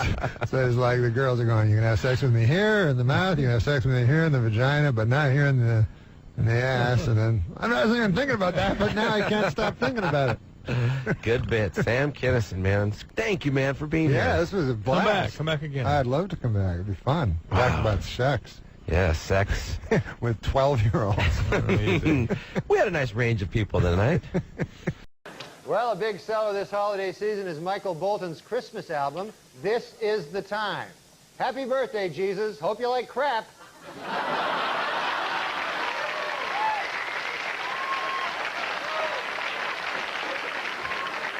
Norm, I think, has one of the best lines that probably I only appreciate on network TV history when he was hosting SNL, and he was talking about the new Michael Bolton Christmas album. Do you remember the line, Norm? Happy birthday, Jesus. Hope you like crap. Kills me to this day. It was funny because that joke was originally supposed to be about Mariah Carey, but she had some boyfriend that was some crazy, dangerous guy, and everybody's afraid. And you figured in an alley you could take a Michael Bolton. Yeah, exactly. Although I think Bolton kind of made amends a little bit by appearing in that recent SNL skit. Hysterical. He's That hysterical. That was hilarious. funny, Yeah, that was hilarious. That was good. And he has a great voice. He does. I didn't know. And the song was kind of catchy. The SNL song was pretty good. Yeah, yeah. In stock market news this week, April's three biggest losers were Cantab Pharmaceuticals, Champion Enterprises, and Crapco, which manufactures crap. And also crap-related items, most recently Mariah Carey's Christmas album. They were...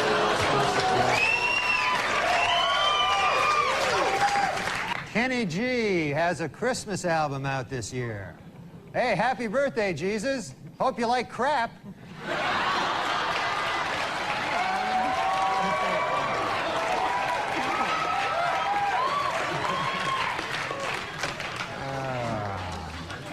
Well, I don't know.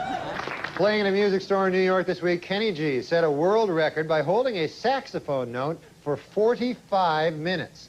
While he did warn spectators that it would be quite boring, it should be noted that it is every bit as boring to hear Kenny G play different saxophone notes for 45 minutes. This week, CBS aired the Martha Stewart Christmas special, in which she demonstrated that with an old soup can, some used tea bags, some string, and some sparkles, you can make a useless piece of crap.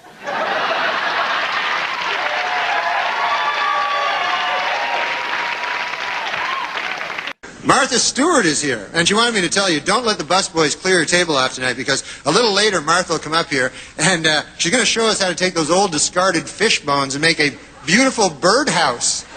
So...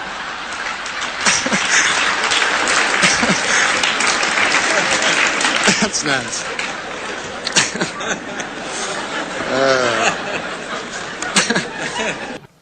The New York Public Interest Research Group has unveiled its 10th annual list of dangerous toys for the upcoming Christmas season.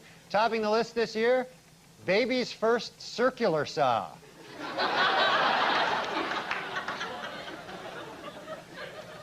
Well, the annual list of most dangerous holiday toys is out. Number 1 this year, Mattel's Eye Poker Outer.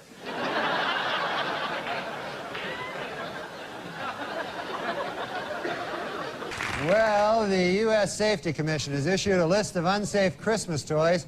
Topping the list this year, Mattel's gasoline-powered sharp thing. And finally, the #1 selling doll this Christmas is Tickle Me Elmo. And the least popular selling doll, you guessed it, Tickle Me Frank Stallone.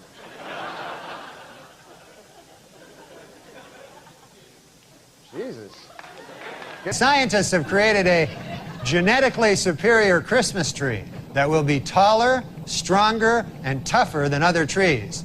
One downside, if you don't like your presents, it will kill you.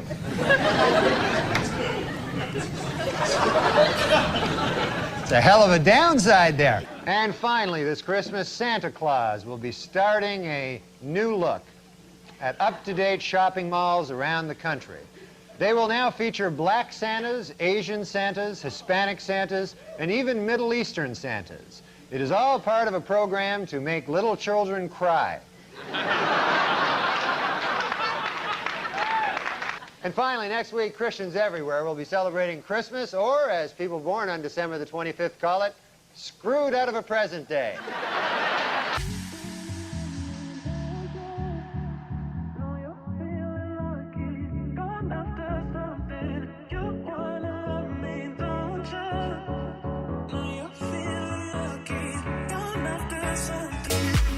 Where are you going here? You're going to Cobb's in San Francisco. What do you like to do during the days in San Fran to unwind? Do you go? I just work on my ventriloquism. Oh, how's that going, Norm? It's going great, man. I thought Rusty and I would do a little holiday song for you. Oh, you're kidding me. Let me kick back here and put my feet up in front of the fire, you and Rusty. Which puppet is Rusty? Refresh me.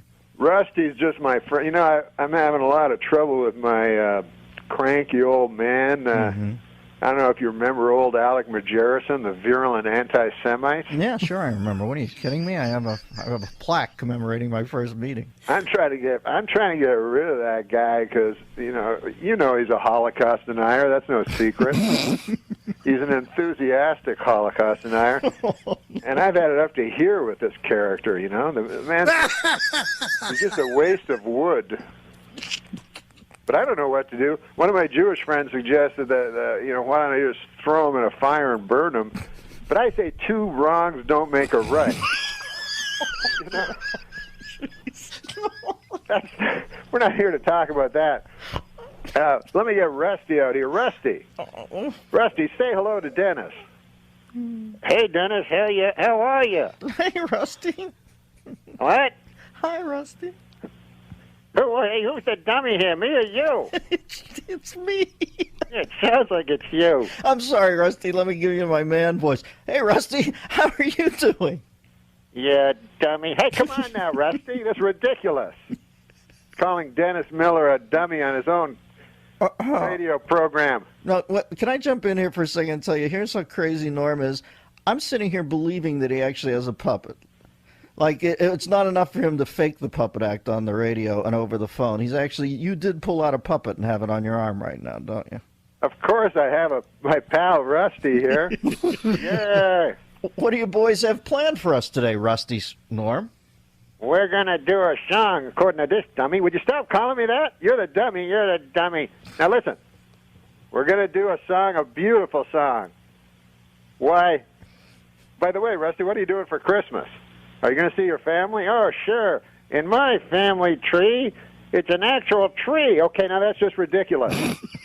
You're actually overlapping dialogue here, Norm. You're not even putting a second between you and the puppet's voice. Now, Rusty, are you ready to sing that song with me?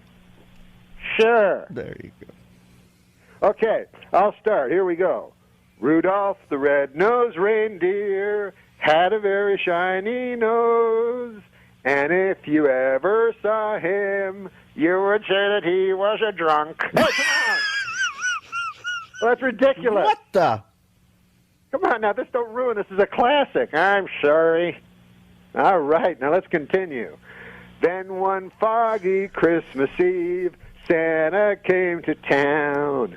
Rudolph, with your nose so bright, have you been drinking some bathtub gin? What? Okay, now that's enough. That's way beyond the pale. Stop it, Rusty. Stop. I wish you'd kick the bucket. Like what? Kick the bucket. What are you talking about? You said tail. Bucket. It's a synonym. Okay, all right. Yeah, that's right. Okay, now that's ridiculous. You're the dummy. Okay. Stop. I'm sorry, Dennis. This is going nowhere. This is ridiculous. I apologize for Rusty. I can't go on with this. This is just an abuse to the whole idea. All right. Now, what separates Rusty's old man voice from the old Holocaust denier's voice? Give me that voice again. You don't want to hear from him, do you? Well, I know Rusty's just whetted the palate for a little more puppetry. I swore I'd never use this guy.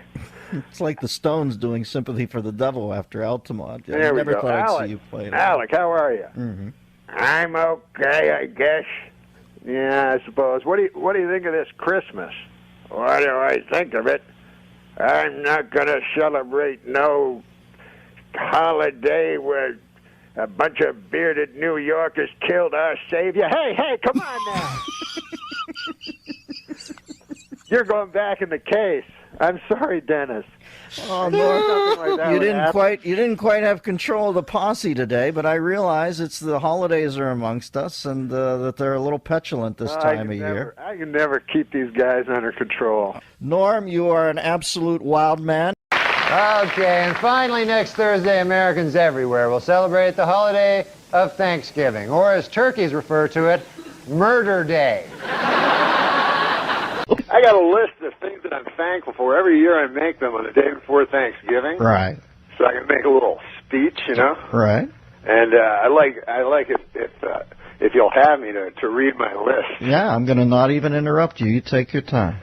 Well, firstly, I'm thankful for the fine ladies who live across this country and leave pies on their windowsills, so an old chunk of coal like me might have a meal from time to time. I'm thankful for all of my 5 children, especially the one that I like. I'm thankful for the simple things in life, like bread.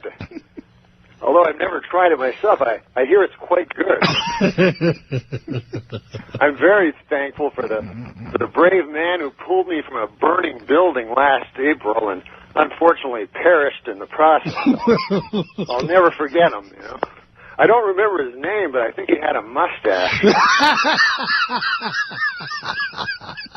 Oh, Jesus, Lord. Of course, I'm thankful for being able to do stand-up comedy for a living, you know. There's nothing more gratifying than to step on a stage before a quiet crowd and with my comedy slowly turn them into an unruly mob. I'm thankful for women, the greatest creatures on earth, because without women, Dennis, there would be no cookies. I'm thankful for women. Oh, there you go. The greatest creatures on earth. That's all right. We'll get behind that one. I think women are more intelligent than men. Also, Conan, without women, there would be no cookies.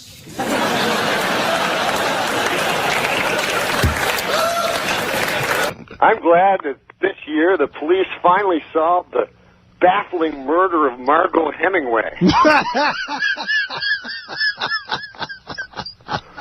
Hey, I'm thankful that this year the police finally solved the baffling murder of Bob Hope.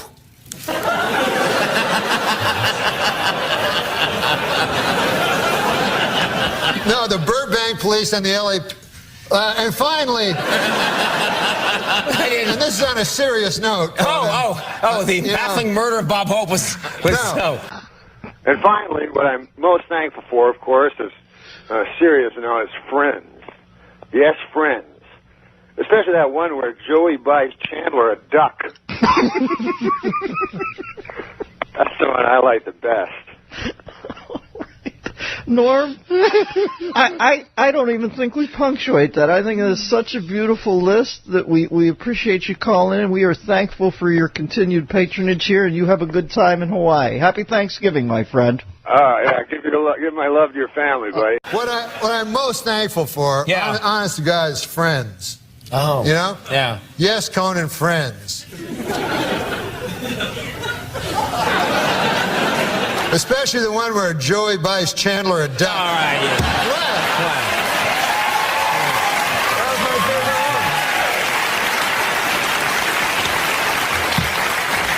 What the hell was that all about?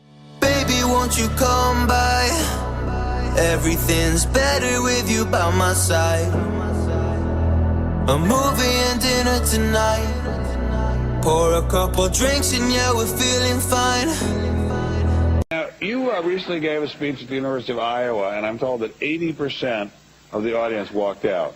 What could you possibly have said to them to make 80% of them walk out? Oh, it wasn't a speech. It was like some stand-up. Yeah, well, what did you say to them? I was just talking, like, I don't have my stand-up act. I just talk about whatever I'm thinking about lately. So But at the time, it was about having sex with animals. But it wasn't, like, weird. It was like, I'm not in favor. I'm not in favor of it. But I was just talking about it because I thought it was odd, like they have a word for it, bestiality. And nobody I know has ever done it. Nobody I know, you know what I mean? I've never known anybody that's ever known anybody that's ever had sex with animals. But a lot of people are having sex with animals on account of they got that word, bestiality. It's in the dictionary. It ain't easy to get a word in the dictionary. So somebody's doing it. Somebody's got to be going, hey, man, even if some animals, hey, we got to come up with a word, whatever. So I can't remember what joke, but it was some joke about, like, I said, I feel sorry for the animal because, you know, they get to have sex with a super hot lady, and then the next day they bring him back to another pig. You know, because the pig initially, he was having sex with another pig. He didn't know. He was, hey, this is a nice looking thing. But then they go, you know. And then I also said I feel sorry for. Imagine if you watch one of those video, you know, of a guy, a pig having sex with a woman, and then you recognize that, hey, isn't that woman that wouldn't go out with me?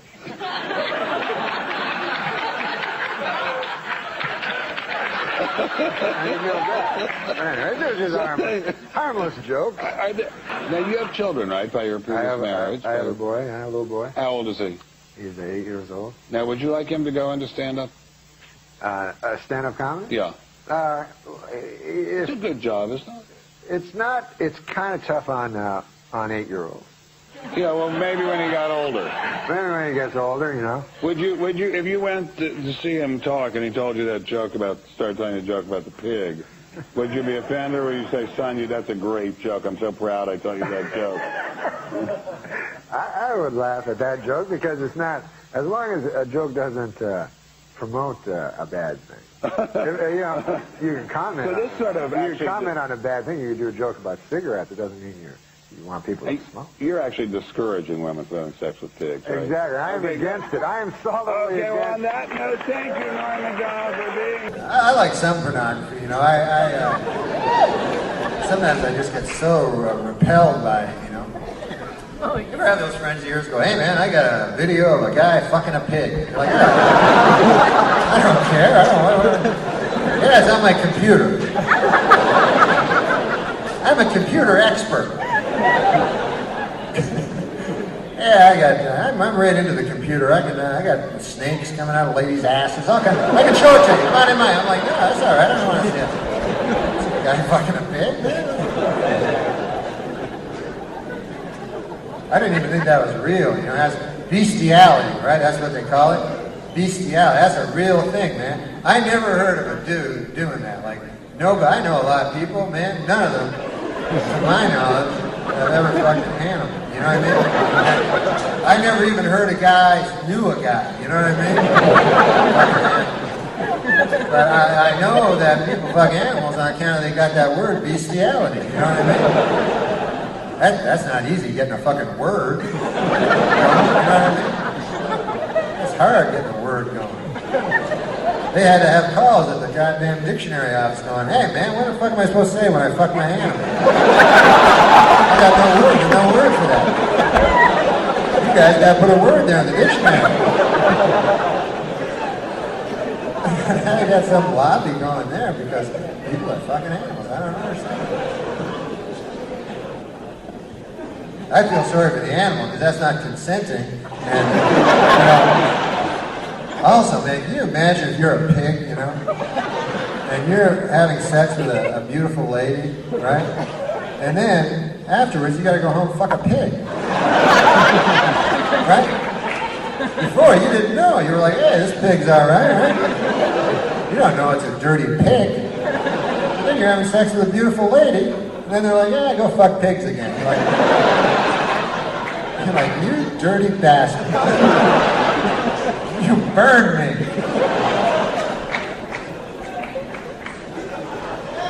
What if you're watching, get this man, what if you're watching one of those movies, right? And you're saying, hey man, there's a pig fucking a lady. And then you're like, hey, wait a second. That's that lady that wouldn't dance with me last Friday. She's fucking a pig, man. She wouldn't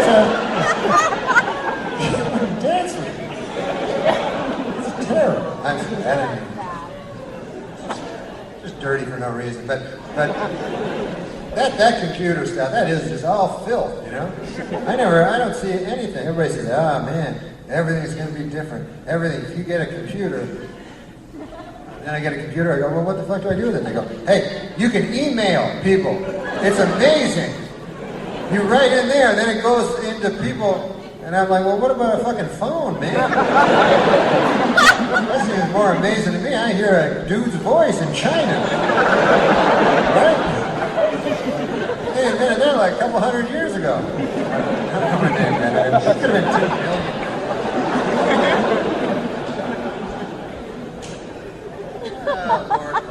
But you know, no matter what your sexual proclivity, is that a word, proclivity? I know it's a word, but I don't know what it means. I only know 9-10 words, but I bank on other people not knowing them too. But whatever your sexual, as long as you don't, have sex with animals. I think that's terror. I think it's the wrong thing because they're not, maybe they're consenting, but we don't know. The animals could be going, hey, I don't know why people are stopping this. I said yes. Mayo,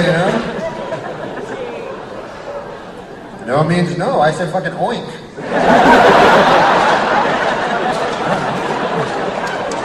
That's what I say when I want to get fucked. Oink. But since there's no way of telling if they're consenting. I'm like that Harvard professor, Art Miller, talking about law. But anyway, the point is this. The whole point is this. I don't know what that means. I just get one of those flashbacks.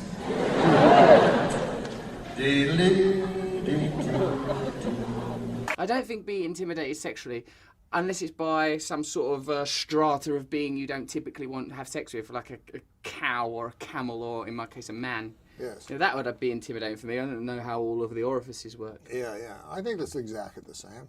With a camel. Yeah. Well, I'm an old chug of coal. I'm near 50. Uh-huh. I'm on the same Viagra dosage that they give to the donkey at the second show in Tijuana. I'm taking so many Viagra now.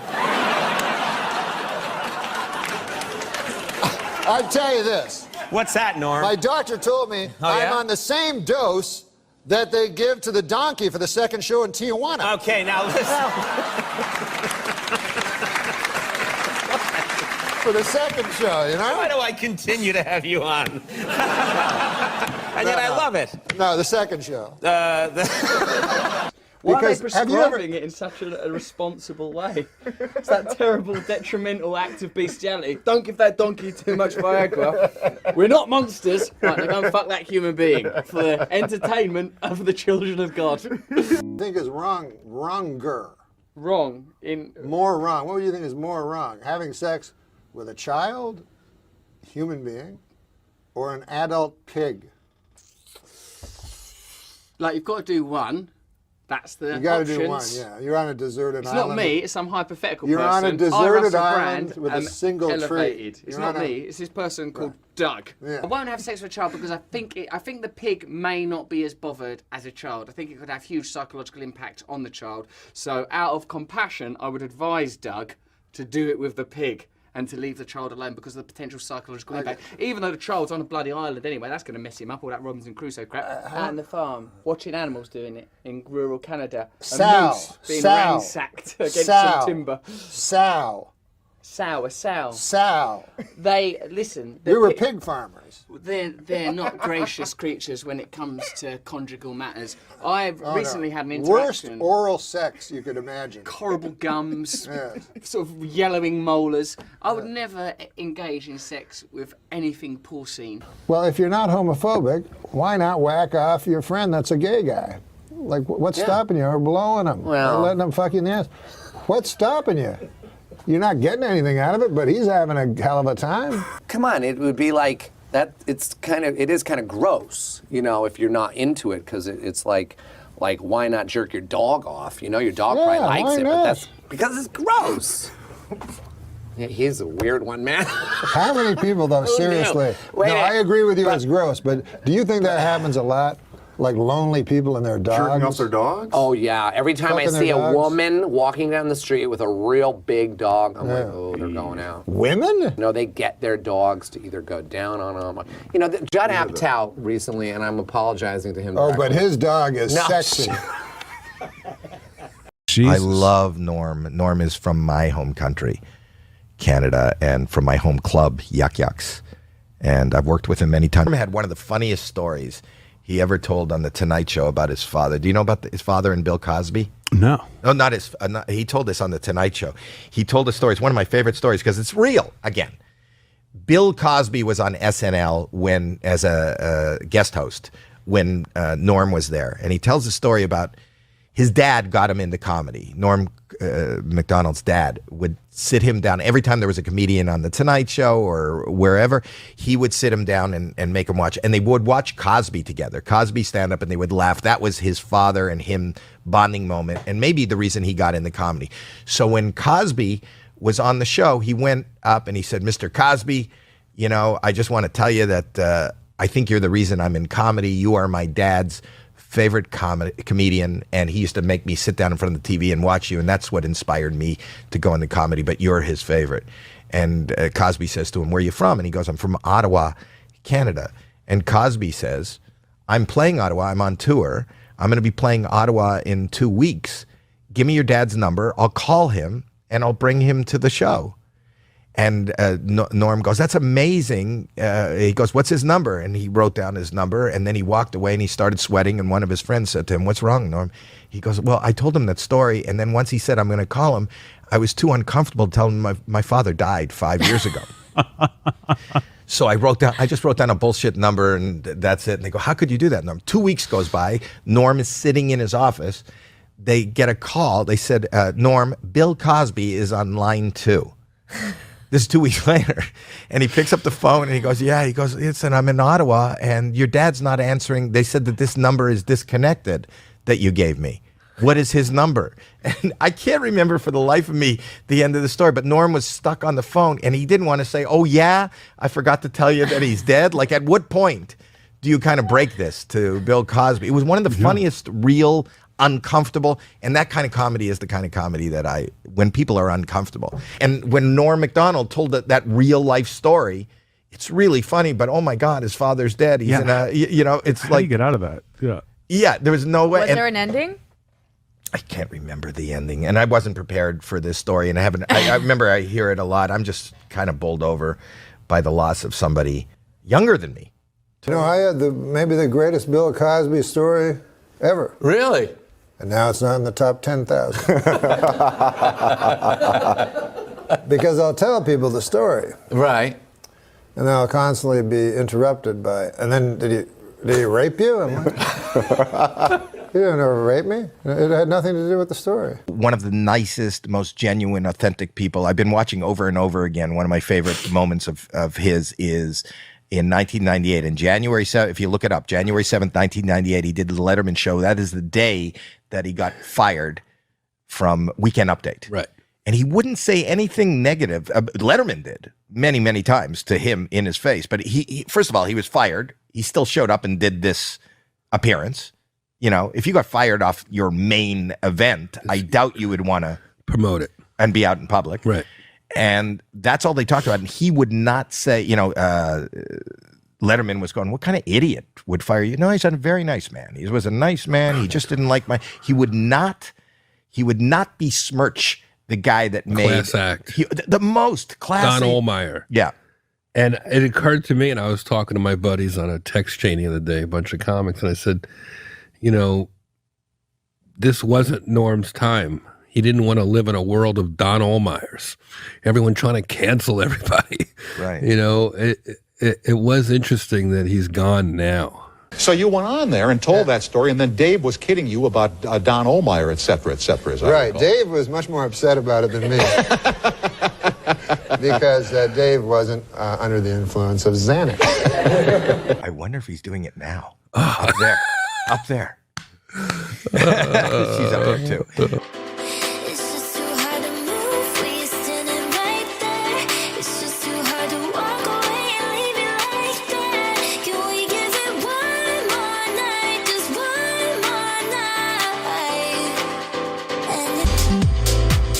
My favorite of all of the hosts of these types of shows is what's his name? Is the host of Deal or No Deal, Howie. Oh, Howie. Yeah. He's the most amazing. Good. Even though he's a comedian, he does it, and I'm going to tell you that you are in a moment. Yeah, he still gets us every week. Every time. Every week. Barbara Walters is planning to announce her retirement. What's next for Babs? Death. The old Norm MacDonald is back. Hey, Barbara Walters is retiring. I can understand why Barbara Walters is retiring. It must be exhausting occasionally appearing on The View. Right? We're fucking going on the road doing all kinds of shit. Yeah, doing her shit acts. Not you. Your act's good. It's pretty shitty. But she gets to sit there and just fucking talk. Yeah, just yap. The fuck. You ever been on that show? I've been on it so many times. You know, I'm against. Barbara Walters never listens to me. I have to talk to Sherry Shepard. Fortunately, we share views on dinosaurs. But I can never get that lady, the old lady. Like The View. How do you I thought happened on The have View? a person on a show that believes the Earth is flat and men lived with dinosaurs, and you keep them on the show? But come on. What's your dream view? You mean the show, The View? Yeah. The Who would guests? what 4 or 5 ladies would you want on there? Ooh, that's a great question. Susan Yeagley. That's your wife. You didn't even recognize her name. It's your betrothed. My betrothed. No, I recognize her name. No, I would like to see. Who do I like on that show? That's good coffee. Joy Behar reminds. You know what? You know how old Joy Behar is? Well, I don't think she wants you to tell everybody. It's in her Wikipedia. Oh, she's, I think, a lot older than 70. I thought. Yeah. That sounds, she looks great. That sounds about right to me. 70? No, I didn't think of her as 70. Jesus Christ Almighty! When did she break? 50? I like her. I like her too. She reminds me. She reminds me of like your old aunt or something. Yeah. With her funny opinions. You know what I mean? The View is a bunch of fucking. What kind of henhouse horse shit is that? Oh, I saw one in the bathroom. I went to use the bathroom. Oh, I threw some in the garbage. Don't tell people that. That you threw all the racist ones. And then one other one that was about The View, because it was. Did you go through the garbage and find the old joke? When there's a joke, it was in the garbage, and there was one. Yeah. I just went. It was I don't do clean. It View was sitting on jokes. top of paper towels, so I pulled it out. I read it, and then there was another one. I'm like, well, there's another one, and another one. There was like about 4 jokes. The one I remember was The View. Wait! I don't want to do View jokes because if you start a battle with Joey Behar, you're not going to win. No, you'll win easily. But read this one. read this one. Read this joke. I will, but why did you throw the one about The View away? That was the one I'm like, well, this one's kind of, it made me laugh. And I'm like, well, I wonder why. I didn't know you Because threw our them standards are so high that even that one didn't make it. You didn't think it was funny? I thought it was very funny, but not funny enough for Andy Dick. It's pretty funny. We're going Plus, to save I know it for next week for Big Fat Bruce Valanche. you're allowed to say that because you're fat. He's allowed to. No, I'm a fat guy like him. So he's allowed to. Like, you probably are afraid of Joy Behar, aren't you? Who wouldn't be? She's a little bit of a firecracker. Terrifying. She's funny. Yeah. She reminds me of like your aunt that tells jokes at the fucking Thanksgiving. I'm gonna go get that joke because I Oh my because God. the way they wrote it was pretty funny. Well, maybe you should tell a joke.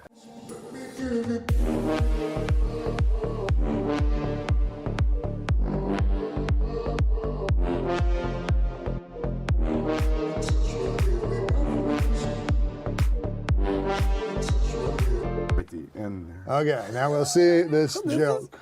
This made is me a laugh joke. again out loud. This just is reading this it show. to myself. This show is so high quality that we one- take jokes from the dustbins.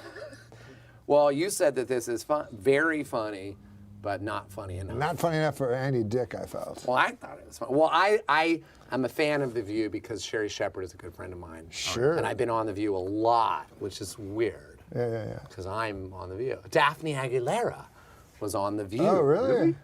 Did Daphne Aguilera, he didn't rub your cock on like... Okay, come on. This is what we're trying to get away from. Sorry. And by the way, every time I'm on The View, Barbara Walters will not be on The View. Is that right? Yeah, she won't be on it with me. And it has to be the pre-taped one. You know how they're live except for she won't do it. And they always have to do the pre-taped one. Filthy old bag. Barbara Walters announced that she's retiring from The View. Well, actually, she announced it 5 years ago, but no one could hear her over those yammering bitches. See? Amazing that worked after that giant buildup.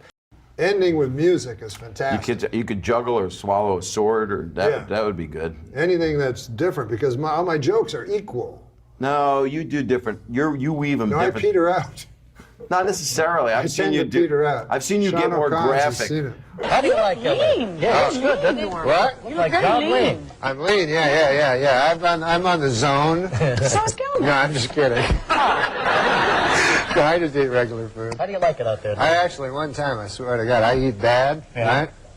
And one time I lived beside a McDonald's when I was a young kid, you know what I mean? Like 18, 19 years old there. And me and my buddies, all we used to do was smoke dope. And it was back in the old days, you know what I mean?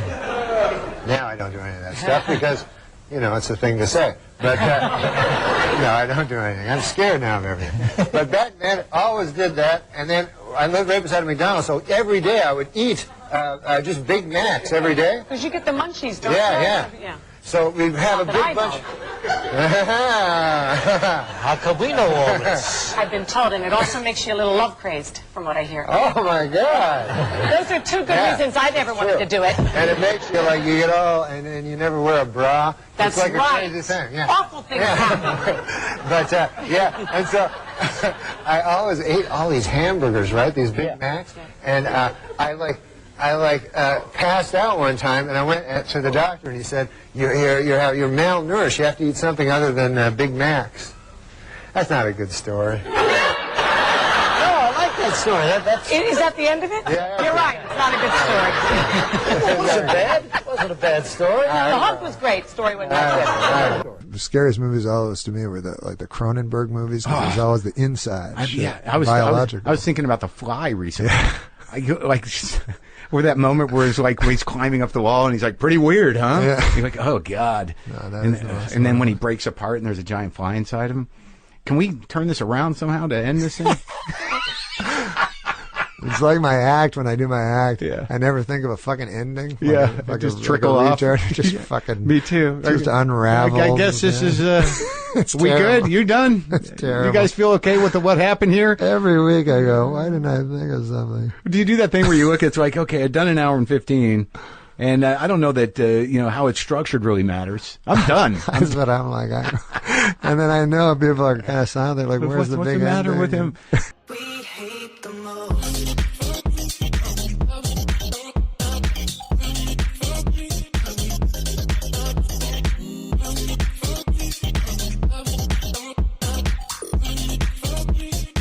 I was in Montreal at that restaurant. Cochon de whatever, petite, something de cochon. You know what I'm talking about? Yes, I do. A pig. Yeah, the pied de cochon. Yeah. Right. They make their own head cheese. And I'm like, really? Why would anyone? I thought that was garbage meat. But no, they're making it right out of the head. You can order a whole pig's head there. You can? You can eat for two. Yeah. I was in Cambodia once. I ate a brain. It was brain. Really? Yeah, mine was stupid. Now, Zuckerberg says he's only eating his own meat that he kills now. Have you read that? With his bare hands. Yeah. Zuckerberg? The kid's a monster. He tries to do one thing to alter his modern lifestyle every year. And this year he says he's only going to eat meat that he's actually killed. And I was wondering, what are you adhering to I'm a lately? vegetarian, a strict vegetarian. No, have you done that? Well, I eat chicken. Let's not all that. That's not vegetarian. I'm not. I said I'm not strict. I eat chicken and steaks beef. Or ate raw game. Did you ever eat? It's not dead yet. No, you're and over you that. eat it, and as you're eating it, their death throes are making you hungrier. There's nothing. That's better than a soybean. Yeah, you're right. Which sounds better, that or soybean? Listen, some of the best meals I've had is that Mongolian thing over at Dahmer's on Wednesday night. Literally, we ate a Mongolian. Did I tell you I ate a live fish in real life? No. Yeah, I was at a sushi restaurant, and the guy's like Japanese. Mm-hmm. And so I go, I eat just sashimi, like raw fish. Mm-hmm. I don't eat with rice or anything like that. Yeah. Am I trying to impress him? So he goes, eat raw, you eat live fish? I go, yeah. Even though I don't. And he goes, never think he's going to call you on yeah, and I go, plus it sounds kind of cool. Mm-hmm. And he goes, I get you live fish. I go, thanks, man. Like I was an inside guy, and then he brought out a fish and hit it and knocked it out and put it on a stick. It was live. And that clears out a sushi bar. A lot of people, the girl I was in was barfing in a bathroom. And the only people interested was the guy, the Japanese sociopath guy. And all the Mexican help, they were all like looking like I'd eat it. And so I had to cut it. And then they leave the fish that's on the skeleton that looks like the one Sylvester found on a garbage thing. Mm-hmm.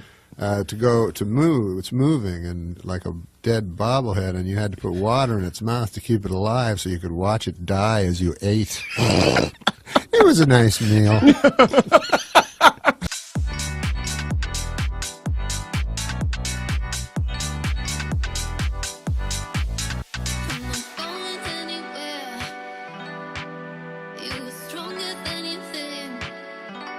What we really liked was making the audience laugh when they didn't want to.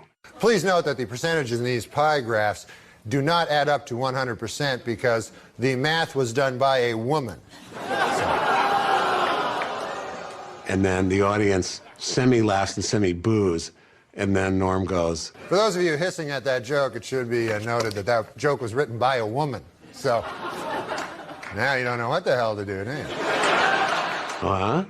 And then they laugh at that, and then he goes, No, I'm just kidding. We don't hire women. I want to give a quick shout out to two people who, in my opinion, are the unsung heroes of the Norm MacDonald story. Two people that meant a lot to Norm and were really there for him in pivotal moments. One is Jim Downey, who for my money, the best, pound for pound, the best comedy mind that I've ever encountered. Head writer at Saturday Night Live for many years, wrote for David Letterman, just an absolutely brilliant man. I worked for him at Saturday Night Live, and he was the one that really worked with Norm on Update, and for that just incredibly classic period of Weekend Update at Saturday Night Live. So a shout out to Jim Downey, and I'm thinking about him because Norm so loved him and admired him. We want it to be like a punk segment, sort of like what The Clash was doing in the 70s, where it was just very bare bones and no cuteness. So it wasn't a studio crowd pleasing effect. It was never aimed at the studio audience. It was always aimed just directly at me. I just what I knew was funny. Don didn't want Norm doing Update anymore. I wanted to stop raining. I didn't take it as any more than that. They pretended to believe that it was going to be an enormously popular decision for which the public would thank them. And in fact, the unanimity of the TV critics was something to see. I remember Time magazine had a thing about it and even printed up a little postcard to send to NBC to dump on them. The smartest cat I ever knew at SNL, and a much revered figure there, is joining us for another segment. This is my former producer, longtime writer and contributor, Jim Downey. Jim, I had Norm on the show yesterday. I always thought Norm, from the first second I saw him, was just a flat-out misanthropic genius. I always gave him a wide berth as far as time schedules and that, because I just said, well, I'm going to grab Amadeus and tell him he has to be here to do busy work. You know what I mean? That isn't going to happen. So I think he's a genius. What was it like to work with him on Update? Well, he is a genius and the most fearless performer. He likes people to laugh at his stuff. He enjoys that, but it's sort of one of like, half a dozen important aspects of what he does. Mm-hmm. So that if he really loves a joke or a bit, he will happily go out there and do it, whatever the response is. Yeah. And there was if you want to hear a story, I love me a Norm story. One time we were in the office doing Update stuff, and there'd been a news item about there was going to be a newspaper for the homeless, and so we were thinking about doing some of that. So we started improvising. It was more of a scene, not something we could do on the segment, but it was like a tough kind of Perry White kind of editor going like, "You, Miller, I want 500 words on going to the bathroom in your pants. You, Immel, give me something. Give me a human interest thing on urine stain matter. You, was that kind of thing. Yeah. And like a lot of like photos, maybe some, a little human side, what are, pets, that kind of thing. And so nothing came of it, and I sort of forgot we had the conversation. And then the first meeting we have after the summer, Norm comes in and goes, hey, Downey, remember that, that thing we were talking about there with the, remember that thing with the newspaper for the homeless, that thing, the homeless newspaper? And I go, yeah. He goes, yeah, well, I was out in L.A. and I was asked to do this benefit, for the coalition to feed the homeless or something, And, and I'm going, no. And he goes, yeah, I did that bit, They hated it. Hated it. All right, you tell me now. That's the Andy Kaufman part of the joke, or is he actually surprised that they hated it? That's what I can't quite figure with Look. I know. Jimmy calls in here periodically and says that he has bought a puppet and he wants to work material out on the show. And I'll say, well, tell me about the puppet. And it's an old man puppet who's a Holocaust denier. And it's obviously just Norm sitting at home talking as Norm. He makes no pretension to a puppet voice. I know. And I think he's Andy. I don't know. I view a lot of Andy Kaufman in there. It's just well, he also would like to, one of the things that he would really enjoy just getting into a character and then you could not get him out of it. Like he liked doing old man stuff. Yes. Like being an old geezer and complaining about aches and pains and stuff like that. And then you go, okay, Norm, now seriously, now we actually have to talk about it. He'd start doing stuff about rheumatism and things like that. And you just had to plead with him to just stop. But he was on his own kind of set of rhythms. The speed with which he would take his sport coat off at the end of his Letterman impression always I would watch the thing just to watch, because Letterman's so ill at ease with show business, always makes this conscious show of getting rid of the sport coat at the end of the show. And when Norm picked up on that and did that as impression, God, I fell out. Hey, I have to ask you about the real Andy Kaufman real quickly. What were you hip to him before he comes in, or what's well, that like? I had not. He had been on a couple of times the first season, and I had missed most of the first season, so I didn't really get to meet him until year 2. But he, there was one time I was flying back from visiting my family in the Midwest, and I arrive at Newark airport, at like midnight because the flight was delayed, and I don't know why, but in those days I guess it was too cheap or something, but I decided to take the bus into the Port Authority, and I get on the bus, and there's a solitary figure in the back in a brown hoodie, and it was Andy Kaufman. So we went back to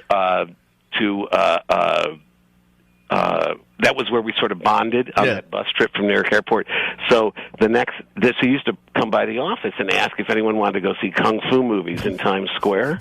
That was when Times Square had virtually nothing but kung fu movies. Right. And so I went a couple times with Mr. Kaufman, and he was like just a fascinating person to be around. He quite he loved those movies and could discuss them like a completely normal person. But when he wanted to get into his thing, he was as unshakable as Norm, Yeah. Folks, I know that SNL over the last 35 years has become the cultural place where young people hang their hat. And if it does you any good in a world where people seem to get misappropriated power or misappropriated wealth, to know that the finest man I ever met there was right at the center of it for over 3 decades should do all our hearts well. Jimbo, I love you. Love you right back. All right. We'll talk at you down the road. That is the great Jim.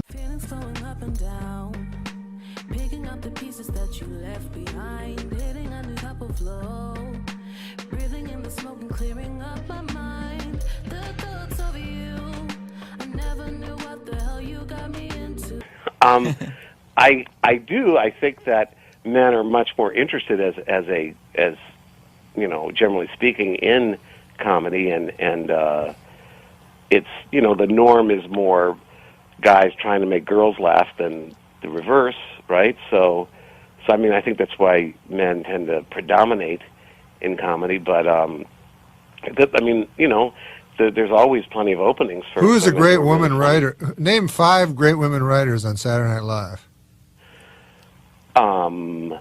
I would say right now we have Paula Pell, who's great. We have.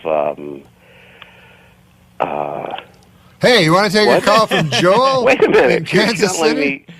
No, I don't want to embarrass you. You're having trouble getting past 1.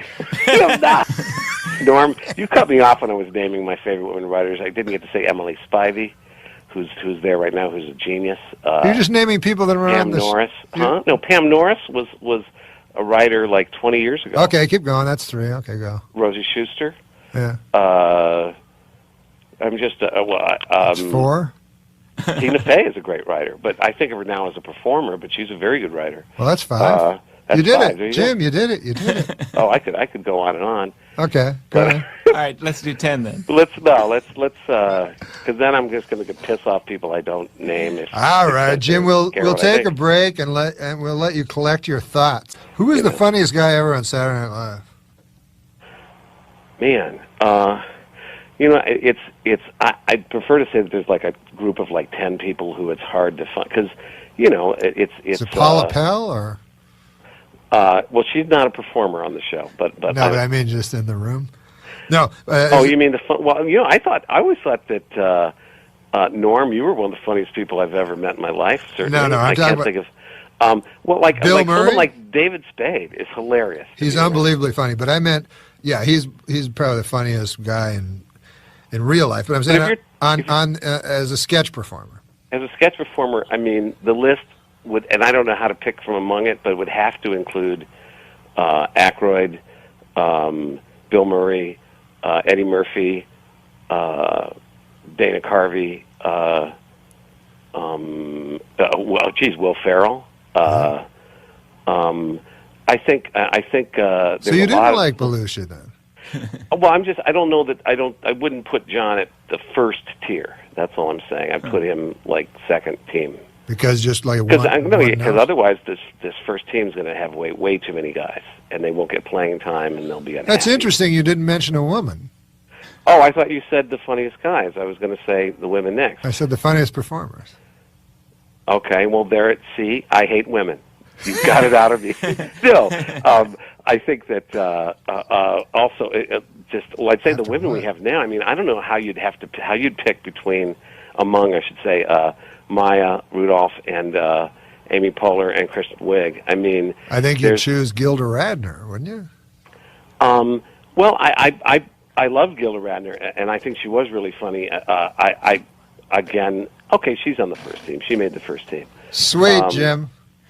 But and then I better think of the ones I knew. Well, Jan Hooks was great. You know. Yeah. Okay, we know you like girls. You got to look into the future. It's like the word. It's like the word retard. Well, hey, don't get me started. That's the word right now because I think people have stopped saying gay meaning lame. Yeah. The more evolved. And they're However, the word retard is still, I think. Before you argue with it, they should stop saying retarded.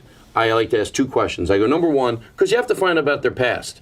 And if they answer these questions differently, I give them the different speech. I go, do you think Jew me down? Do you think we stopped it because we shouldn't have had to, but people are so PC?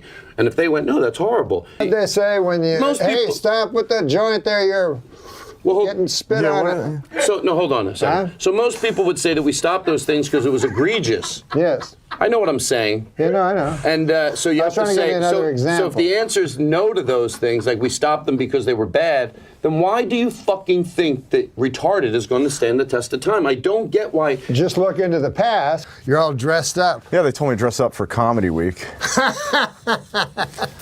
Explain to the folks what Comedy Week is. You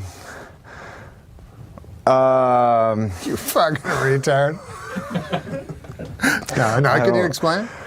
Not really. Two 23-year-old women in China this week have set a record, living 12 days in a room with 888 deadly snakes.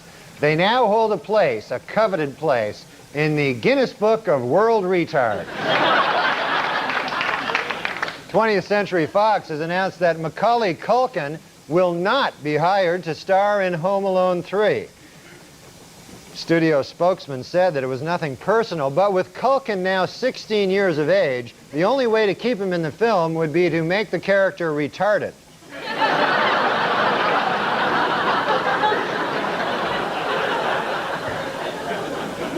In an effort to feel smarter than somebody, Dan Quayle this week spoke to 4,000 Amway employees.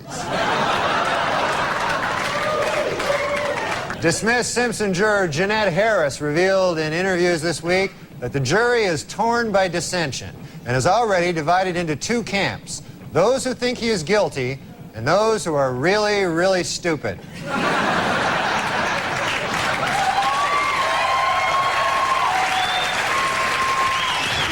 In a recent interview, Christy Brinkley suggested that football players should have special gloves connected to lights on their helmets. That way, when they catch the ball, you'll know who has possession. Read these and other interesting ideas in Christie's new book, I'm an Idiot.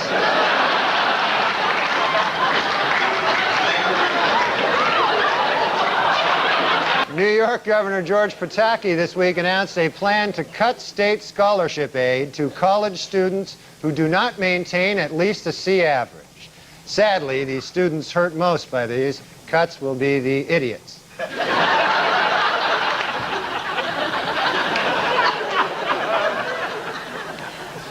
According to published reports, MTV News anchor Tabitha Soren has been romantically linked with journalist Michael Lewis.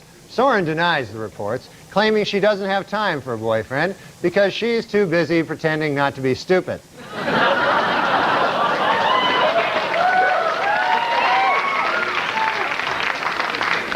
And finally, the Oscar nominations were announced this week. And Tom Hanks and Jodie Foster are in a heated competition in the Academy's controversial new category, Best Retard.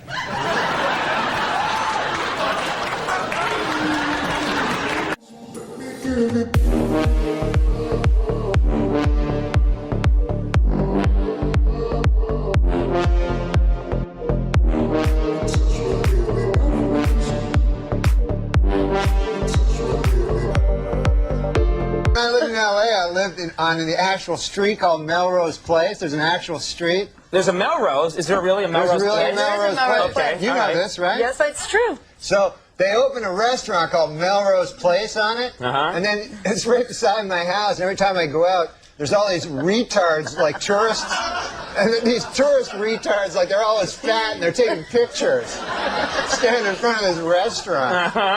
Yeah. You want me to call Don Omar right now and ask him if you could have your job back? Sure. Okay.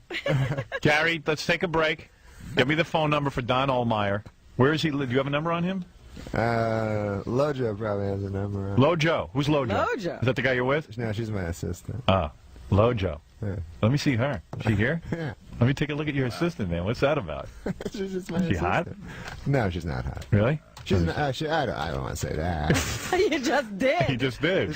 He goes, I don't want to say that. No. Is she like a sexy assistant? No, I don't. What? Want to, she's a very nice girl. Lojo. So I don't want to say she's not. You know what Lojo rhymes with? What? Oh, bloke. Yeah, well, shh. Sorry. It actually doesn't rhyme with that, No, does it it? doesn't. No. Lojo. Yeah. I brought my friends Lojo and Frank Sebastiano and Artie Lang, my buddy that I did this movie with. So a shout out to Jim Downey, and I'm thinking about him because Norm so loved him and admired him, and a shout out to a very special person, Lori Jo Hoekstra, who was Norm's, right hand partner in crime, and she. I did have a chance to speak to her since this all happened, and she's just such a lovely person, and I'm thinking of her because she just did so much for Norm over the years, and Norm was so lucky to have her. So I just wanted to address those two people who I think deserve our love and thoughts right now. I was talking to Lori Jo, and I asked her if it's okay if I related this, and she said it was okay. But she said that not too long ago, someone asked Norm about the moth story that he told on our Tonight Show, and that she said, the guy wanted to know what made you have the nerve to do that, and that he said that, it was that goddamn Frank Smiley.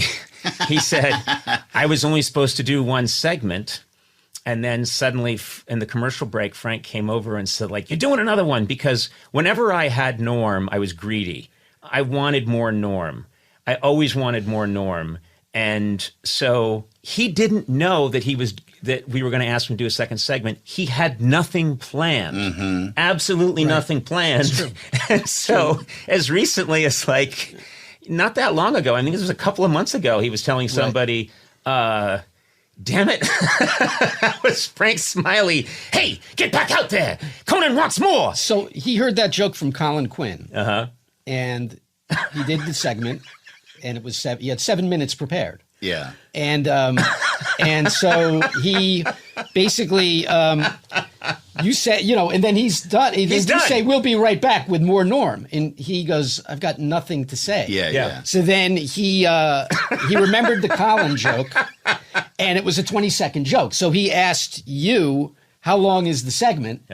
And he was hoping you'd say 20 seconds. Right. But you said 7 minutes. Yep. So it became a 7-minute joke. Yeah. I did say, I said to Lori Jo today, I said, on the flip side, because I brought this up, and I said, on the flip side, if in a magical world Norm had been presented with all of this incredible praise, he would have found a way to deflect it. Ridicule Probably would have it. made his skin crawl. Yeah, in some exactly. way. Yeah.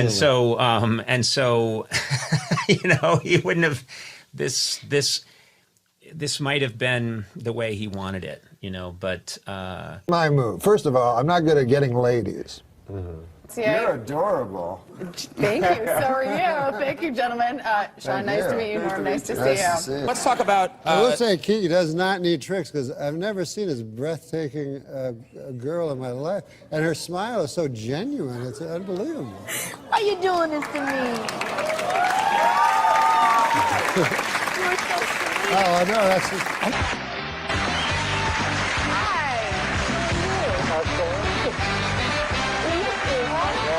I don't like birds up either as much as you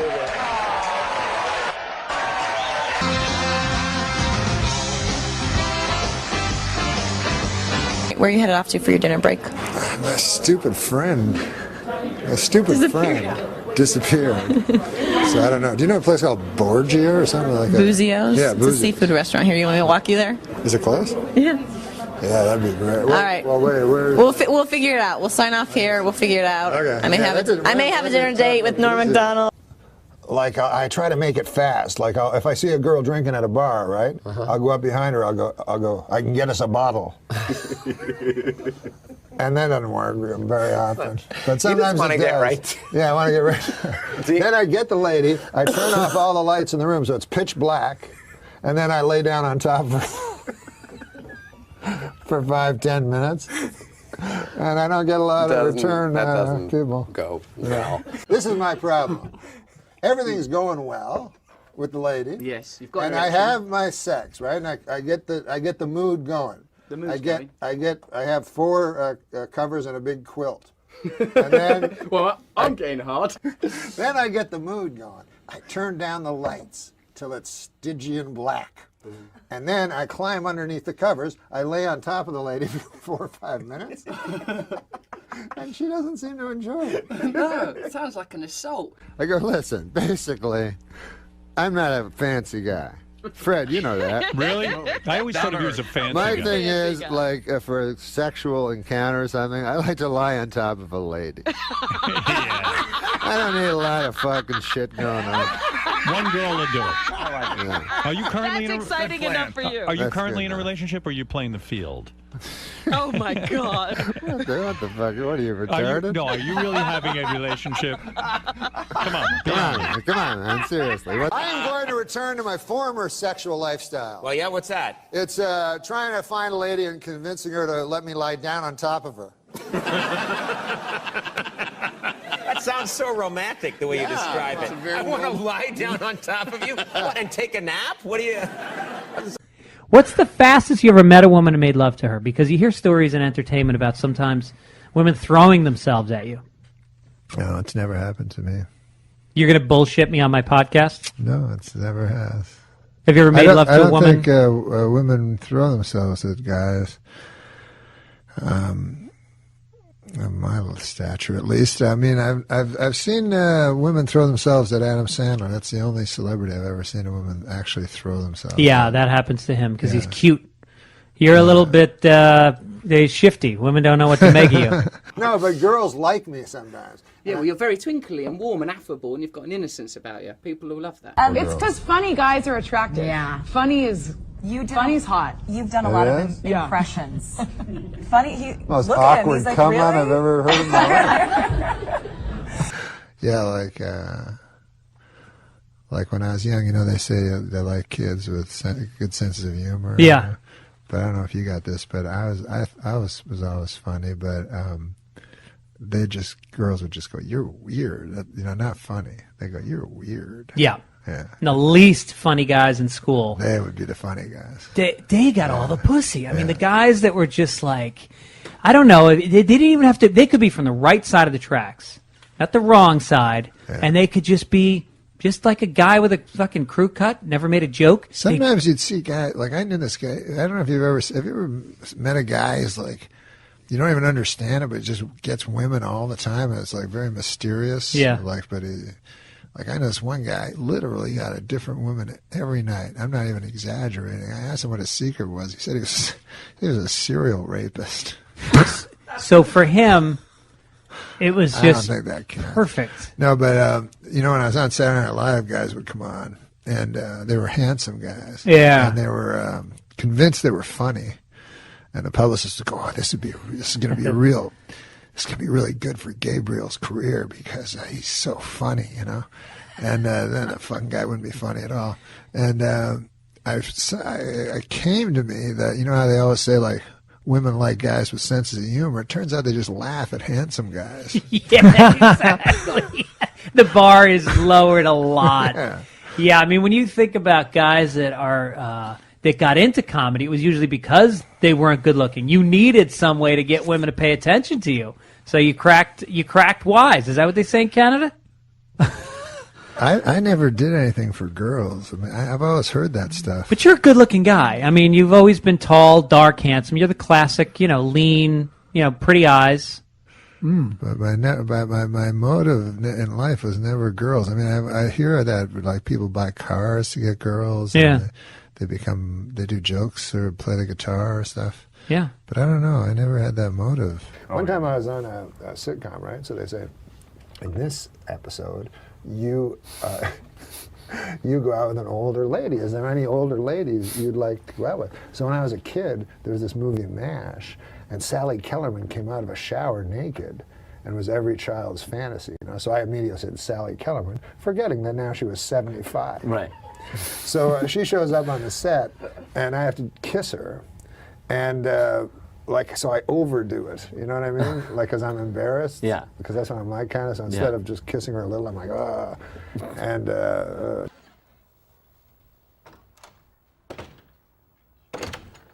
right, let's have sexual relations. Do you ever have to kiss an old lady, like, passionately? No.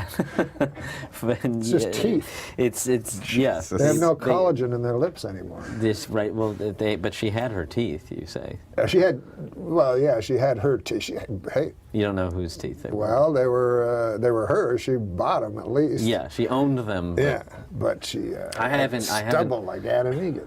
Hey, what? Like kissing Adam Egan. No, she was a beautiful lady, you know, and she was a.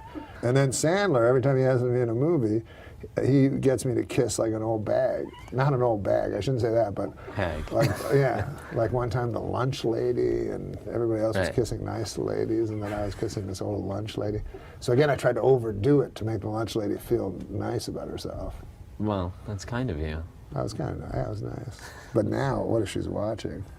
I can guarantee you she's not watching. Well, if she gets USA Today, she is. Thank you very much for being That was here. fun. Can I kiss you? Of course. Oh. Oh. So sweet. Oh. Sweet. I'm glad I had a cert. Everybody asked me on this show, when are you going to get a woman? I said, I'm not going to get a woman before I get Roseanne. I'll fucking tell you that.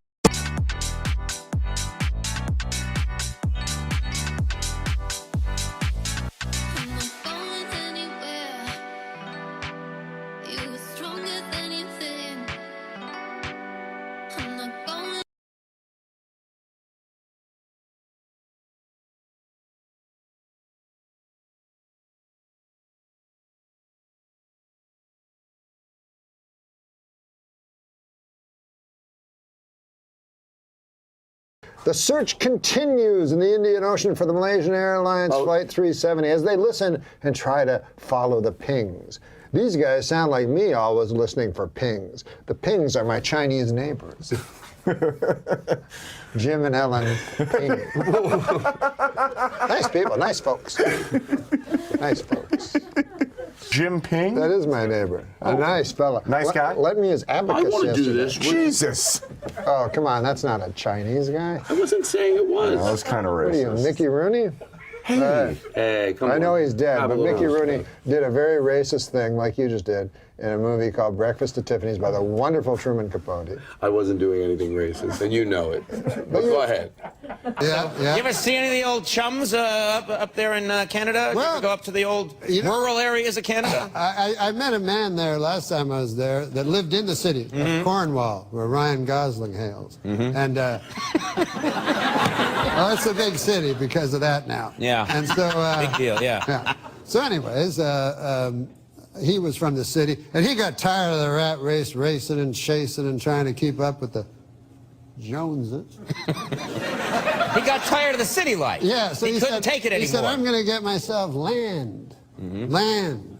Man needs land. So he went to the country where we live. And the soil's not arable, it's rocky, hellish. But anyways, he liked it. Yeah. And so the first day there, the neighbor fella, Angus McGregor, comes over. I know Angus a long time. And Angus, the old fella, he says, what's your name? The guy says, Phil Henshaw. He said, you're from the city, I hear. Yes. He says, well, I just come over to say hello. God, the city fella says, isn't that something? All the years I was in the city, I never met my neighbor. I lived in an apartment and I never met my neighbor. First day here on the farm, and here you are saying hello. Well, I'm saying more than hello, says Angus McGregor. I'm going to invite you to a welcome wagon party over at my farm. Well, the city fellow says, that's exactly what I was looking for. I guess I was looking for a sense of community as well as owning land. Yeah. So he says, what's the party going to be like? So Angus McGregor says, well, I won't lie to you. It gets pretty rowdy. A little drinking, a little fighting, a little fornicating. So the guy says, well, that's all right with me. What time do I show up? Angus says, it don't matter, just the two of us. Now... Right.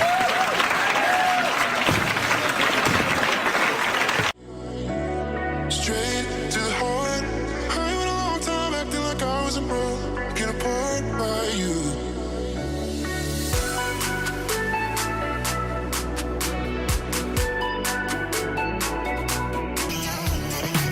You live here, of course, in the city because you're doing the show. I live in New York City. Yeah.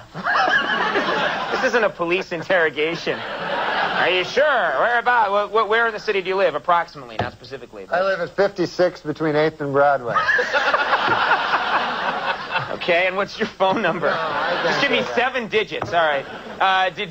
What? Your neighbors nice people? The people that live around you? Great people. Every day I meet somebody new. You know, this city's great because of the neighborly people. You know. I don't know. But I did meet one neighbor. Interesting story. You know that this guy. He just moved in, you know, next door to me. So I'm always one to meet the neighbors. You like to chat with the neighbors, yeah, because, you know, so I went over to the guy, I knocked on the door next door to where I live, and I say to the guy, I said, hey, I'm your new neighbor, you know, and I said, good to see you, you know, nice to run into you, you know, welcome to the neighborhood, you know. And so the guy, I said, what do you do for a living there, sir? You know, if you don't mind me asking. You know, what do you do for a living? I'm a nightclub comic, I tell the guy. So he says to me, he says, I work down at the University of Science there. He says, that's a good school, by the way. I can't remember the exact place. Sure. But he says, I'm a professor of logic. Oh. So he says, the guy says, logic. Now, what the hell is that? I never heard tell of that. He says, oh, well, he says it's a kind of a pattern of syllogistic. Well, he says it's hard to explain. He says, why don't I give you an example? So I said, fair enough. Why don't you do that? So the guy says, well, he says, let me ask you a question. He says, do you own a doghouse? So I go, yes, I do. He says, well, then that means you probably have a dog. I said, yes. He says, well, that means you have a family if you have a dog. I said, yes, I do. He said, well, then that means you got kids, you're married. I said, yes, I am. He says, well, then you're a heterosexual man. I said, yes, sir, I am. He says, well, you see, that's logic there. I asked if simply from finding out you had a doghouse, I made this series of inferences, and I found that you're a heterosexual man simply from the fact that you had a doghouse. Well, I said, good God, isn't that something? Okay. So I said, well, I won't waste any more of your time there, neighbor. And I said, I'll see you later. See you around. Okay. So I said, come by one day and have a chicken with me. So anyways, I left. So I go to get a bus, you know, to the bus stop. And I walk down to the bus stop, and I'm still thinking about this thing that happened to me, you know. And I'm standing at the bus, and no bus coming at all, you know, and 5 or 6 of us standing around, and one guy lights up a cigarette there, and he goes, He goes, as soon as you light up a cigarette, the bus comes. And he smokes the whole damn cigarette, no bus comes. Right. So I said to the guy, well, that theory really worked, huh? Yeah. And the guy goes, well, sometimes it works. Anyways, the guy goes, what's new with you? I go, well, I had an interesting thing happen to me today. I said, I met my neighbor. And he goes, oh, yeah? I go, he had a hell of an interesting job. I said, he's a professor of logic down at the University of Science.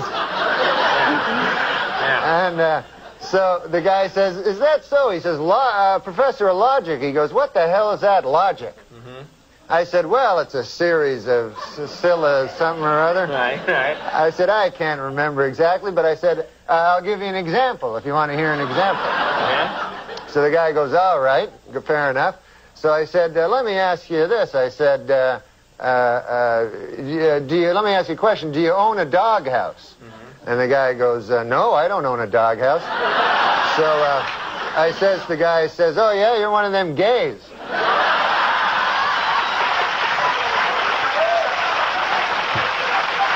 And it worked, right?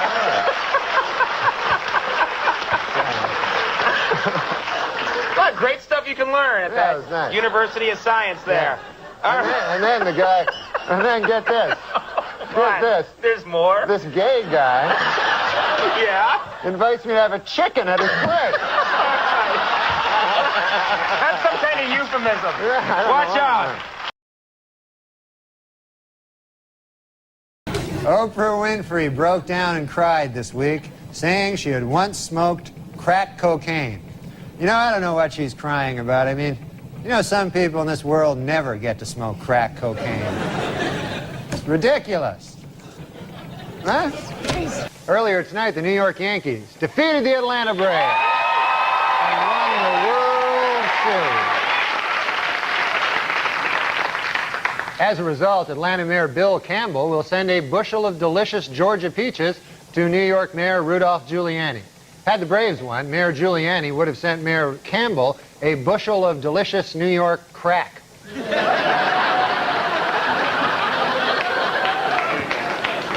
Earlier this week, the Food and Drug Administration gave approval to Nicorette chewing gum, an over-the-counter aid for those trying to quit smoking. Next, the agency will rule on another addiction-fighting product. The title of that one is, I Can't Believe It's Not Crack.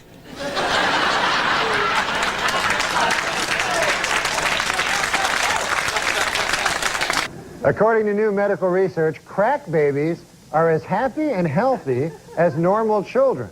You know, that's amazing, you know, because I thought they'd be much happier with all that crack in their system, you know.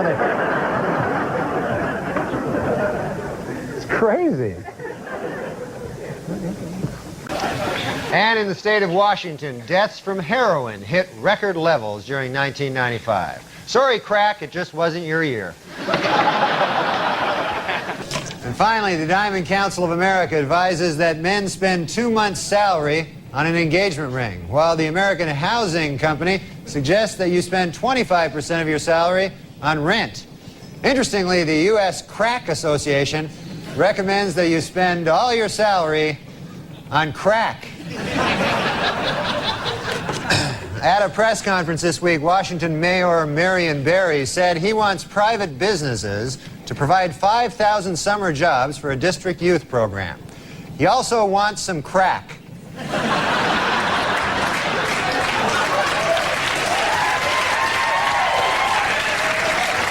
Washington, D.C. Mayor Marion Barry is currently enjoying a 10-day trip to Africa. He says he loves everything about the continent, but he really misses crack.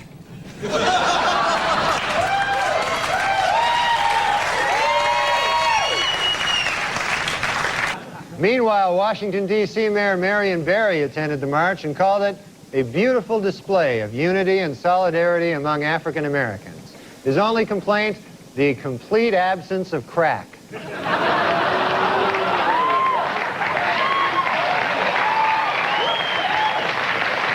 In Washington, Mayor Marion Barry praised the verdict as, quote, wise and just. And he called upon people of all races to please get him some crack.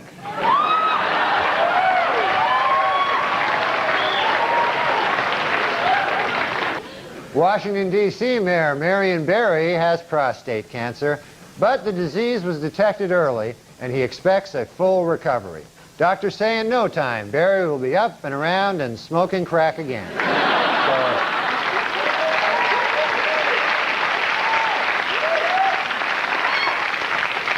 In the current climate of gun violence, the NBA's Washington Bullets have decided to change the name of their franchise. When several D.C. politicians were asked for their suggestions, President Bill Clinton said the Presidents would be a good name. Senator Bob Dole said the Senators. And Mayor Marion Barry said, I'll be with you in a minute right after I smoke some crack. Well, Washington, D.C. Mayor Marion Barry says he has devised a money-saving plan that would close the district's Lorton prison and transfer its 7,000 inmates to private lockups.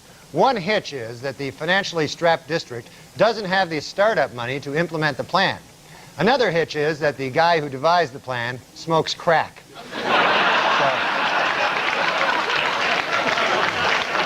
So, 2 hitches. Washington, D.C. Mayor Marion Barry is in hot water again, this time for bringing 54 government employees with him on a trip to a posh West Virginia resort. According to Barry, quote, that's how many guys it takes to keep me from smoking crack.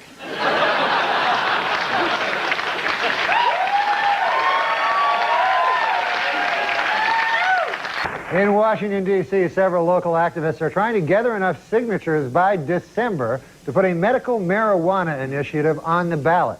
Meanwhile, one local activist is trying to do the same thing for medical crack.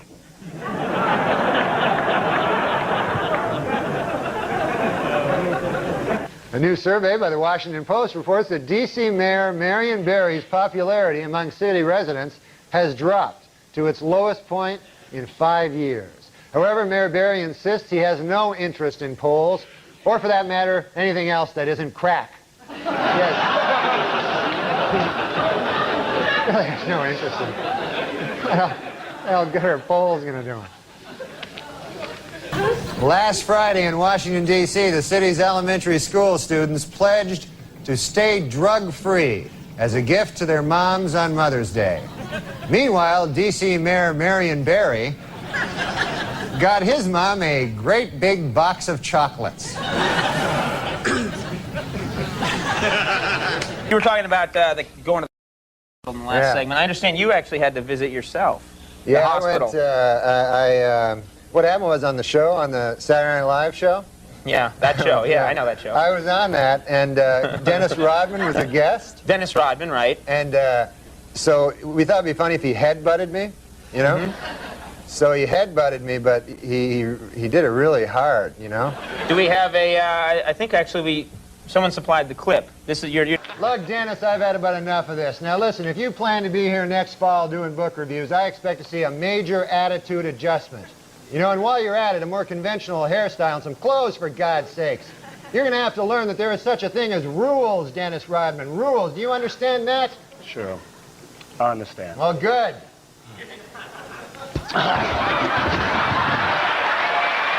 That's the way it is. Good night and have a good weekend. I went to the hospital. I went to St. I don't want to say the hospital, but I went to this hospital and to emergency, you know, and they're all like, they're the craziest guys in emergency, all like crack. Everybody's on crack, you know? Every emergency is a guy on crack. Yeah. So I went in and they go like, hey, how much crack do you have, you know? And I go, I'm not on crack. And they go, what happened? I go, Dennis Rodman headbutted me. Straight to the heart. I went a long time acting like I wasn't broken apart by you.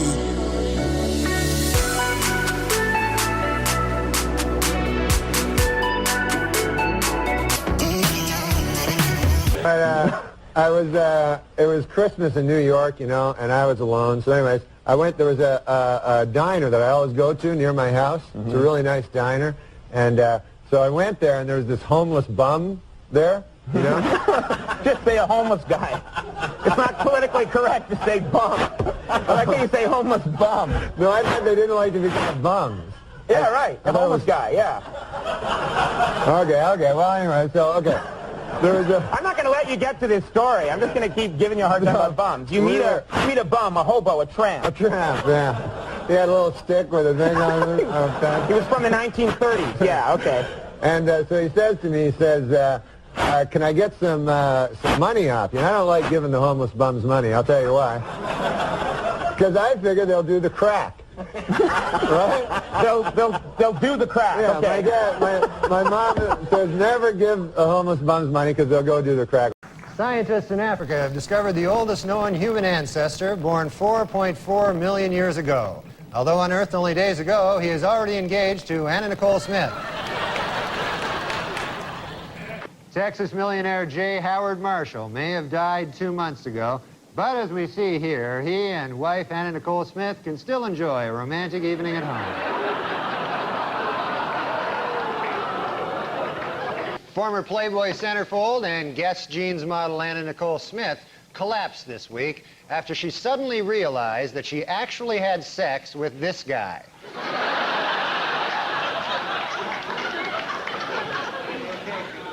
And finally, in entertainment news, ex-Playboy centerfold Anna Nicole Smith has filed for bankruptcy. And saddest of all, she slept with this guy for nothing.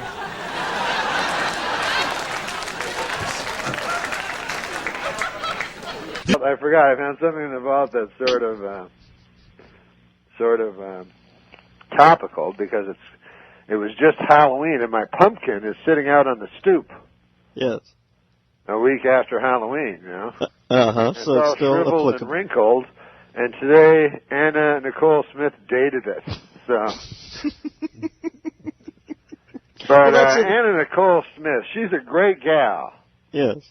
But she does like the older fellas. Uh-huh. And, you know, Anna, where there's a will, there's a wake. I don't know. This seems now that one seems tasteless. Who do you think is attractive? I like Anna Nicole Smith. Oh, come on. You're full. You don't like her? Come on. You don't like Anna Nicole Smith? Come on, she's gotten heavy. He's putting me on. No, I'm not. I I saw a picture of her recently where she was really, really fat, where she didn't look good. Right, but you're talking about years ago when she was thin. Oh, okay. Not that long ago. Yeah, a couple of years ago. So you like big breasts? Yeah, I like big breasts. Does your wife have big breasts? She has normal size breasts. What, C cups? I don't know. I hear you talking about those. I don't follow those. You're in bad shape. Do you like Sally Struthers too? Oh, I did. You yeah. did, right? Yeah, that's your type. Oh my like God, blonde I and love buxom. Sally Struthers. Not anymore though. What? Well, you don't like her anymore. No, I don't like her with the flies around her. Yeah, it's kind of a turn off.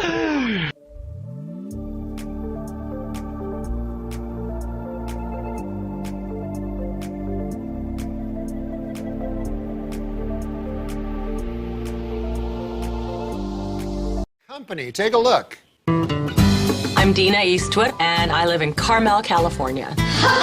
Morgan is my 15-year-old daughter. God bless America. Give me that. I have a stepdaughter named Francesca Ruth. Are you nude? Yeah. And I have a great supportive artistic husband. I'm married to Clint Eastwood.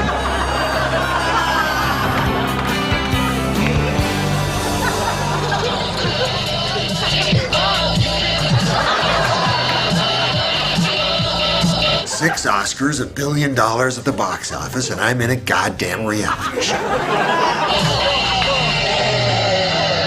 We're meeting tonight for dinner, and ew, the diarrhea?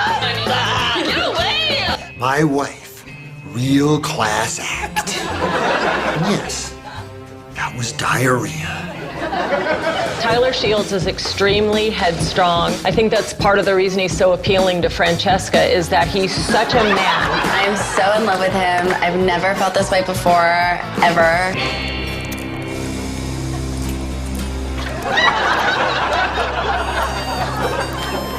Punk. I'm talking to you, Punk. Hey, Punk. I have to ask you to turn that camera off for a while. Seriously.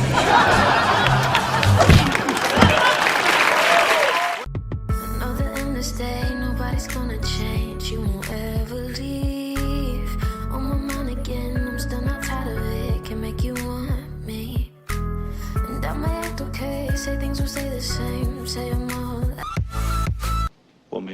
us about your best misdemeanor arrest, then. I've never made a misdemeanor arrest either. Then what the hell gives you the right to become an inspector when there's men have been out there on the street for 10 or 15 years? Is that right on Rikers Island? They banned like 2 months ago. They banned pornography, any porno magazines from the prison. You know, because I don't know why they did it, but now I just read the headline. Sure, you don't need to know that part, right? Who cares about that part, right? But now they had to bring it back this week, so they had a compromise. They're allowing one porno magazine. Only one? Only one. Yeah. Unfortunately, the porno magazine that they're putting in is Hairy Guy's Ass Illustrated. Really? Yeah. Well, if you're going to only allow one, I would think that's the one, you know, probably. It's a good magazine, though. It is a good, you know... It's not all just pictures of Hairy Guy's ass. The articles are good, actually. Yeah. Good articles on if you're buying a home, what home to buy, good areas to look. Good stereo advice. That's what I read. Yeah. Killer crossword puzzle. It's just a good publication. All right. See, I just read it for Hairy Guy's ass. Well, see, that's you, Andy. Just people are all different. He was telling me before the show last week he went to the Hairy Guy's Ass Mansion.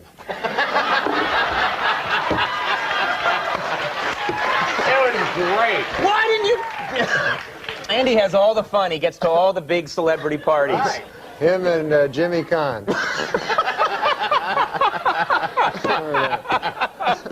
Andy's a fantastic guy. I'm curious about something. And when I say, you know, I used to make jokes at 12:30 about him being gay, that's absolutely ridiculous. But when we were starting out, I will tell you one story about Andy. This is what happened. I'm scared. I was working at Art's the deli and coffee shop. Deli and coffee shop, bussing tables. So Andy comes up to me and he goes, "Hey man, I got a way to make some money."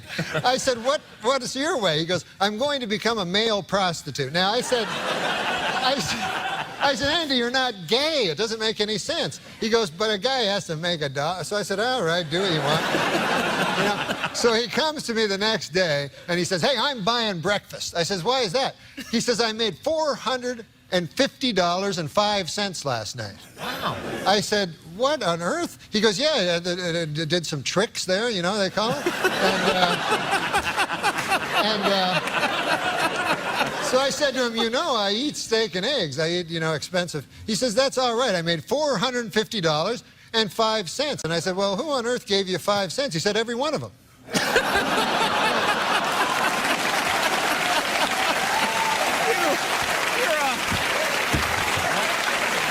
Good God, you're a horse's ass.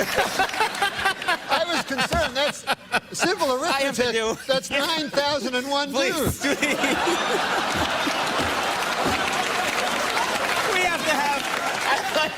We'll take a break. You don't care anymore. I do like that he picked Kemp. I like Kemp. Oh, yeah? He had a strange thing. Did you hear that quote he said? He said he's closer to minorities than the other candidates because he says he showered with a lot of black guys. Did you hear that? What? He says because he used to be on the Buffalo Bills. That's right, he was a football player. Is that true? He said that? Yeah, he said that the other day. He said he has a closer feel for the minorities because he's showered with so many black guys. But, you know, I don't know if that's, well, how you want to pick your presidents, right? Showered with a lot of black guys? I don't know. I mean... You're picking Dole because he can do an impression. Yeah, you right. know, your reasons aren't much better. If I was going to pick a guy just because he showered with a lot of black guys, I'd pick Andy or something like that, you know? You know? People don't have to know that. No, he used to play ball. He used to play college ball. Sure, he was, yeah. In every branch of the armed forces. Start with my jokes. I just want to say, like, I said a thing on last show about Andy enjoying gay porn. Right, I remember you saying that. Yeah. And I thought later that was just a stupid thing to do. Well, I guess it was all forgotten until you just brought it up. So, he doesn't like gay porn, you know? He doesn't like gay porn. So anyway. I can't stand gay porn. Right. Gay porn, no thanks. So if you're getting me a birthday present, no gay porn. I'm glad you know, that's great because it really cleared the air. Yeah. I understand you Lent. You take Lent pretty seriously, the Catholic holiday of Lent. Is that the case? Well, you have to give up stuff on Lent. So every year on Lent, I give up stuff. And I made up a list, you know? Oh, really? Of stuff that I gave up. So I have it here in my pocket. Can I read it? I would love to hear what Norm gave up for Lent. Yeah, why not? I don't have it in my pocket. You don't have it? Oh, here it is. It's in this pocket. Okay. Yes, this is a list of things that I gave up for Lent. Okay, you ready? I gave up powerlifting. All right, out. Yeah, I didn't want to do that anymore. And then I gave up lifting of any kind. Okay, that's good. And then I gave up dressing up like an incubus. Now that people know what it is, you know. Not going to do that. No. And then I gave up. This isn't a good one. I gave up feeding my cat. You got to break that habit. Yeah, that's no good. Lent's a good time to do that. So that's. Oh, and then I gave up spending thousands of dollars trying to methodically seduce Andy's wife. No more of that, huh? All right, that's very nice. Good for you. What a relief. Plus, it gets in the idea that Andy has a wife. Andy has a wife. Oh, he does, I know. I have a wife. I know. And no, he has a great wife. I don't like it. No, he has an excellent wife. Don't like it. Well, Not for okay. me. What we're going to do is we're going to take a quick break, and then we're all going to confer with our lawyers. And then we're going to come back, and we'll have more with Norm MacDonald in just a second. We'll see.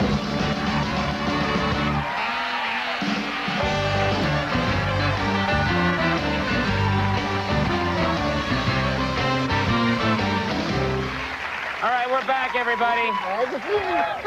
Stop comparing notes on gay porn, all right? No. We were actually talking about the Sports Illustrated, the swimsuit issue. Oh, yeah. You guys like that issue. No, I love it. Andy said it's his least favorite Sports Illustrated. Oh, shut up. He says he can't. Never mind. I'm going to say something. Andy, you don't. It's like quicksand. If you struggle, it gets worse. I know. So you just gotta sit very still, and it'll go away. The hero? Norman Fell from Three's Company. That's your hero? Yeah. Mr. Roper. Yeah. No, Mr. Roper? Yeah. That's not a good hero. That's all I got. Better than this guy's hero is some gay porn actor. But anyway. What are you talking about? What? I don't know. Insane. No. What are you saying? Let me tell you something about gay porn. What's Seriously.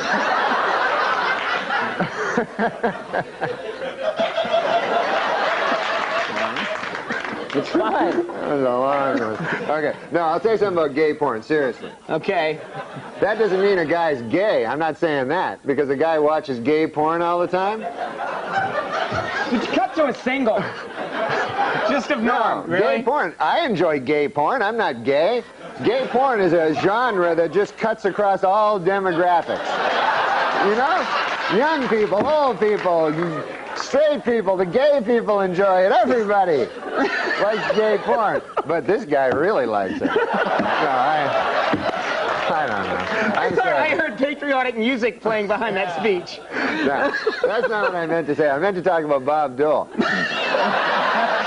This guy's my hero. First ruined my reputation, you know. I'll Just tell you in something. passing. This guy is not gay. If anybody's not gay, it's this guy. Oh, I'm so... Seriously. I am so totally straight. Oh, yeah. No, you are. I love the ladies. No, he does. No, he likes girls. He likes girls. Does this happen every time you try and talk about Bob Dole? You start talking about gay porn. I don't know what that was. But listen, the Bob Dole, I love this guy. He's my hero. He's always been my hero for like the last 18 years since I was very young. And I always liked Bob Dole. And so it was an honor to... Now it sounds weird because I was talking about gay porn. But I'm questioning your ability to continue. It's hot. I was talking to Andy before the show, and apparently I made a mistake one time in the show where I intimated that maybe Andy was into gay porno. You remember that? I didn't, but now I do, yeah. Which he was not into, and I never meant to intimate that he was gay in any way. Right. Just that he had an obsession with watching gay porno. Okay. There is a difference. Of course. Everybody loves gay porno. Right. What's not to like? So anyway, baseball. So I said, I'm sorry. He said, I said, I'm sorry about that. Right. And I said I would never mention again his alleged obsession with gay porno. Right. And I won't. But anyway. We're going to run that on a loop. Play it over and over again. Well, he's got a wife. Yeah, I know. What are you talking about? I know that. Have you ever met her? Yes. Okay, good. What are you talking about? She does exist. Yeah. That's what I'm trying to tell the people. I don't want them to think that Andy's into gay. And there's nothing wrong with being gay. Unless you're not gay, and then there's something horribly wrong with it. That's when it goes awry? Yeah, that's when it's the worst thing you could be is gay when you're not gay. Right. Andy on this show, man. Oh, yeah. He's got to leave, huh? How bad is that, huh? Yeah. He should stay. You want him to stay. You should stay. Good move. You should stay. You just get him booing. Yeah, you killed everyone's joy tonight. No, I swear to God, though, when you sit on a couch for the living. You should think about not giving that up.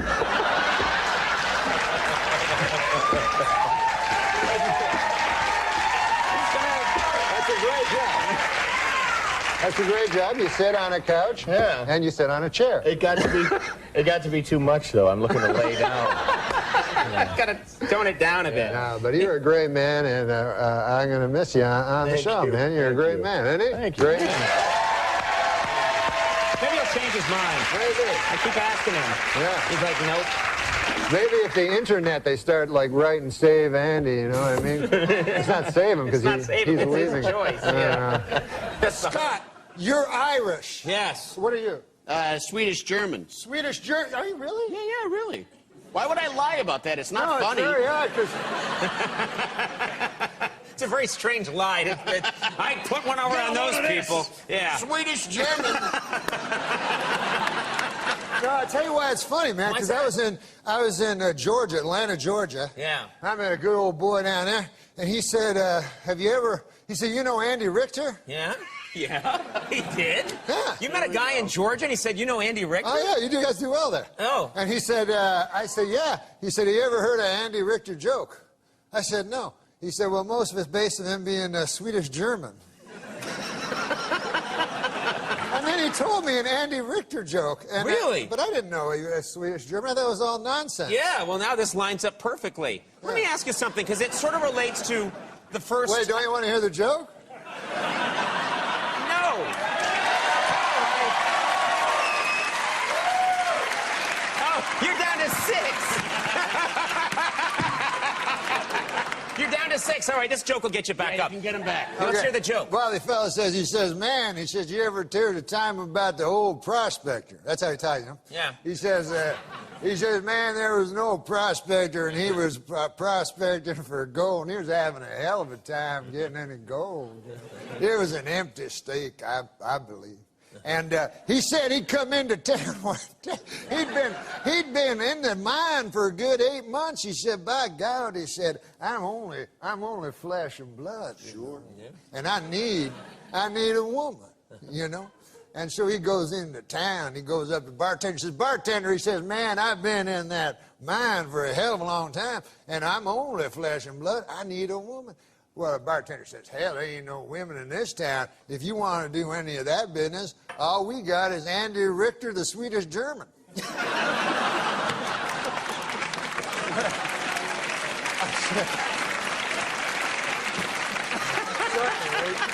The prospector, he says, no, he says, hell, I ain't into that funny stuff, you know. He says, I'll be fine. So he goes back to his state, you know, and he's back in that mine, man, and 6 months passes, and a year passes, and Conan, you know, people are weak. Man is made of flesh and pride, as the scriptures tell us, and by God, that old prospector finally broke to his knees, and he said, I'm no worse than he went back to the bar. He was a beaten man. He says to the bartender, he says, hell, man, I've been in that place 2.5 years. A man has needs, and if you say there's no women in this here town, he says, well, I'll have to go for Andy Richter, the Swedish German. But he says, listen now, he says, man, I'm a tough old hombre, you know, and I got friends now. He says, I don't want anybody to know about this. You know, this is back in the old days. Sure, yeah. He says, I can tell by the accent, yeah. He says, I got my cowpoke friends and so forth. I'd hate to hell anybody to know about this. You know, this got to be all secret. Nobody. I say, nobody can know about this. Bartender says, well, 4 people will know about it. How do you figure that? He says, well, he says, I'll know about it. He says, you'll know about it. Andy Richter, the Swedish German, will know about it. And the feller that has to hold down Andy will know about it.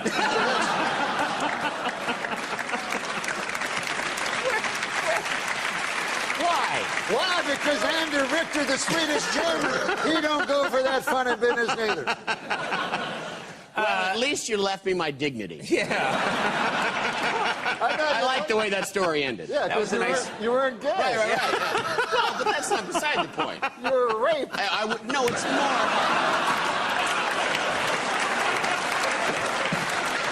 It's more that I wasn't prostituting myself.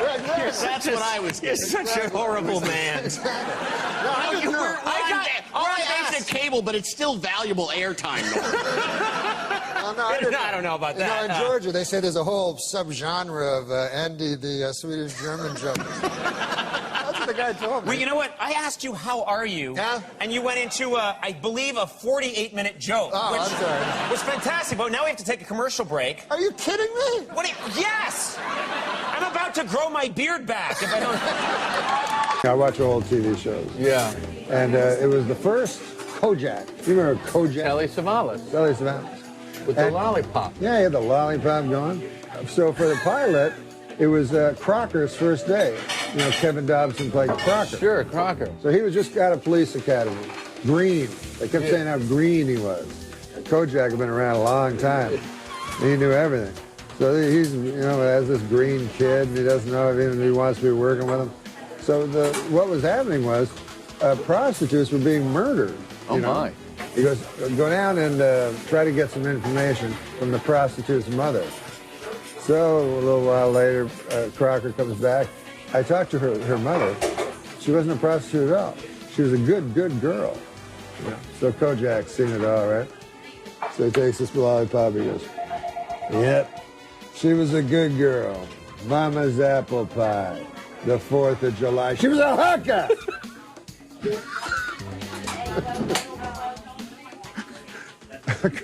Crocker was too green to see it, you know? So that's a funny one. Hi,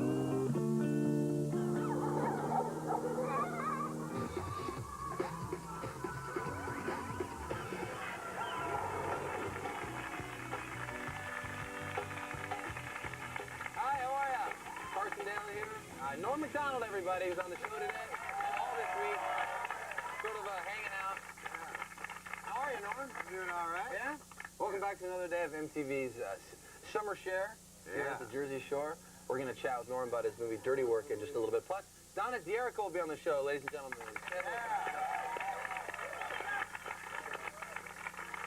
Donna D'Erico's on the show. Also, Lori, our chef today. We're having a little barbecue on the show. You know why? Because you got to eat, right, Lori? Right. Lori, talk right to that microphone. Oh. Do you have any cooking experience? Yeah, lots. Yeah, what do we got going here? You want to get a shot of, what are you cooking us? 2 hot dogs and 2 hot dogs. How is that going to feed our studio audience today and all these people? Cut it up. We're going to cut up. Can I taste the hot dog? Is that all right? Yeah. Oh, it's a little hot there.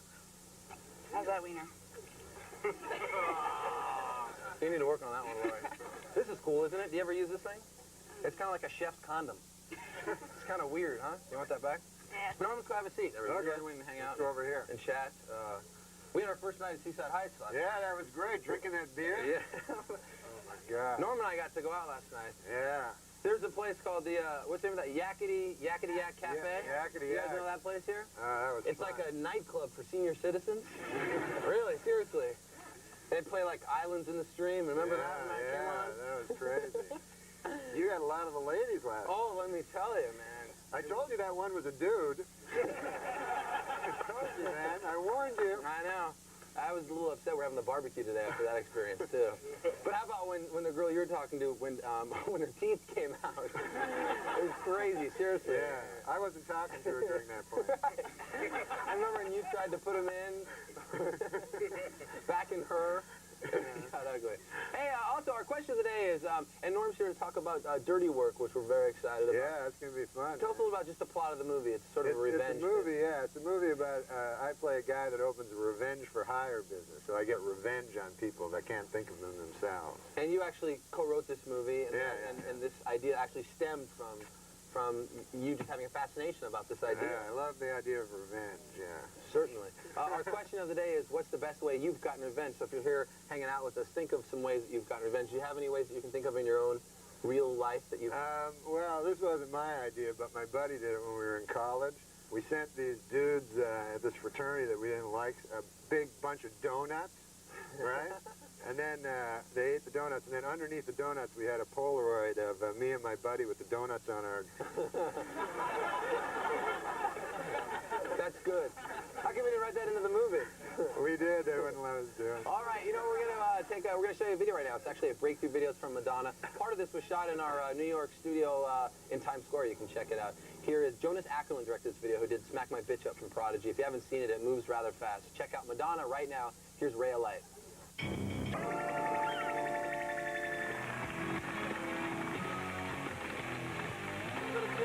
all right, welcome back to the show. Carson Daly here. Norm MacDonald, our guest today, star of Dirty Work, a movie that everybody in America has to go see at least once. That's what we're asking. Yeah. We're not asking a lot. Just go and check out Norm's movie. It's very funny. We're going to talk about it just a little bit. We've actually started yesterday, since Norm's going to be on the show with us all week long, kind of hanging out. When you came out yesterday, you didn't look in the like you were in the real beach attire. Right, I've gotten a little more. You're working your way. I had a sweatshirt yesterday, now I have a T-shirt. But we're taking up a collection fund, too, of everybody here. So by the end of the week, maybe we'll get you in a skivvy. Yeah. So this is the Norm MacDonald Skinny White Ass Fund. There it is. Sorry, Ski. You got that? We have about 14 bucks in it now, so I'll pass it around. If you guys want to see Norm in a, you know, like a thong by Friday, then drop some money. Some of the ladies put some money in, too. Put money in there, for Christ's sake. Stop taking the money. Our question of the day today, in honor of Norm and Dirty Work and the whole theme about getting back at people, is what's the best way you've gotten revenge? We have some people here, right here, who want to tell us a good story. What's your name, sir? Derek. Hi, Derek. Say hi to Norm. Hey, Derek. Norm? What's up, buddy? Not much. Derek, what's your revenge story? Well, it was Valentine's Day, and a bunch of my friends sent some flowers to a bunch of girls in my name, and kind of got me angry. So that night, I went out, bought like a dozen eggs, went around like egged their cars, and then I put like raw fish in the backseat of their cars. So. Raw fish is good on any it smelled pretty nasty. It really didn't smell too good. But let me ask you this: if they sent flowers to girls in your name, why is that bad? You might get laid out of it. Yeah. No, that's so bad. No, they were. I don't know. They were some pretty nasty customers. Yeah. Maybe they were dead roses, and it pissed the girls off, and they wanted to. The girl that they sent the roses to was not easy on the eyes, right? Not at all easy on the eyes. Yeah. All right, who else has a revenge story here in the sandbox of love? Hi, what's your name? Liz. Hi, Liz. How are you? Good, how are you? Good, thanks. What's your revenge story? I got back at this big, like, 7-foot loser that was always egging my house. Wait, that's that guy right there. Hey, seriously, so how bad were the flowers? I mean, but she's easy on the eyes. I mean, Go ahead, I'm sorry. We went to this kid's house with, like, Easter dinner leftovers. Yeah? And we put spaghetti sauce all over his porch, and, like, we wrote "die" with food coloring on the snow on his, like, lawn, and we threw, like, hot dogs and mustard and Does your family things seriously? all over his lawn. Does your family seriously have like a special dinner for Easter? What do you think about that? This guy doesn't sound like such a loser. He's 7 foot. He's got a Porsche and a lawn. Right. We actually talked to a few of our people here hanging out in the sand, and somebody in this crowd, we're about to show you a video, someone in this crowd, a way that they got back at their friend was they took their toothbrush, which is a very personal item. I mean, it goes in your mouth and stuff. And they put it in the toilet, which is another dirty place to put a toothbrush. So we're going to show you this video, and then try at home to figure out who the culprit is. We're going to show you everybody's face and see if you can figure it out. We'll show you who it is after the video. Who do you think it is, Norm? Just from looking at our audience. Who would be that revengeful to put a toothbrush in a toilet? Her? Any particular reason? She just looks like the type. Yeah, absolutely. That's the idea. All right, we're going to show you Dave Matthews Band. Don't drink the water. All right, that was Dave Matthews He's Norm MacDonald. I'm Carson Daly, and these are my pasty white thighs right here. We're just checking out a little music video there. All right, we asked you at the beginning of the video to try and figure out from the crowd shot who was the revengeful person that put their friend's toothbrush in the dirty toilet. Who was it? Fess up. Oh, you in the back. Wow, I never would have thought it would be you. Of all people. What's your name? Jessica. Jessica, where are you from? Mawa, New Jersey. From Maui, New Jersey? Mawa. Maua? Okay, tell us the story about this horrible deed that you did. All right, about 6 months ago, my ex-boyfriend cheated on me with one of my girlfriends. Oh, it wasn't the one next to you, is it? No. It'd be weird if you guys were hanging out so soon. This is family. She wouldn't do that. Oh, cool. But, and they both didn't know that I knew, but I find out everything, so I knew, and there was a party that night, and ever since they were, like, cheating together, she's been kissing my butt, and so was, like, he, so I knew something was up. So at the party, I went to the bathroom, and I saw a toothbrush there, so I swirled it around the toilet bowl a little bit, scrubbed it a little bit, and placed it right back in the holder. Wow. Norm, what do you think about I guess she's that? going to find out now. That's quite the revenge story. Yeah, that. You know what that wouldn't work on? Who? A dog. No. Why? They love the toilet bowl. Oh, that's right. Yes, they do. All right, we're going to check on the barbecue also when we get back in just a second. And Don and D'Erico will be out, and more with Norm, too. We'll be right back. Stick around. The fun has just begun here in the sun.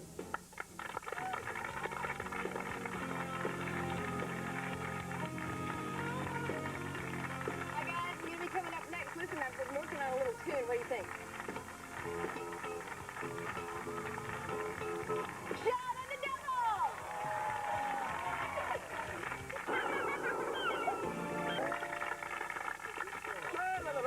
Hey, how are you? It's Tuesday. That means there's some new music in stores. Part of the grassroots movement from the Bronx. And it's just, it's happening. Norm MacDonald, everybody. Hanging out with us.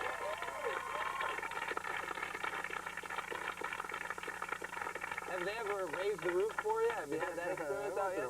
That's pretty cool. I love that band better than Ezra, by the way. Do you really? But you know what band I don't like? Which one don't you like, Norm? Ezra. They're not as good. Let's bring out our next guest, Donna D'Erico, everybody.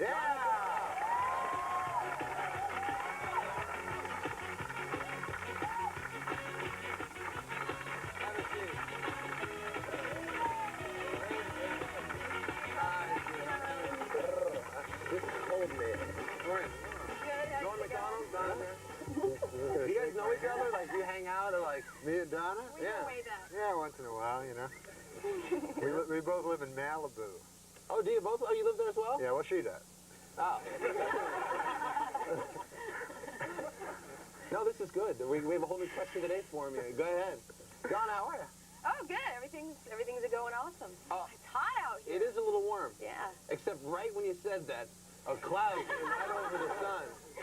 Isn't that horrible?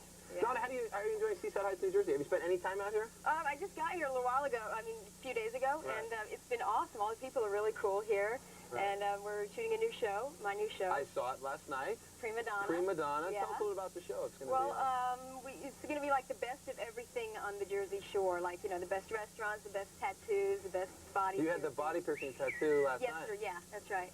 And met a lot of cool people. We're going to have some drop-by guests. You know, maybe we'll have some worse stuff, too, like, you know, the worst hairy backs.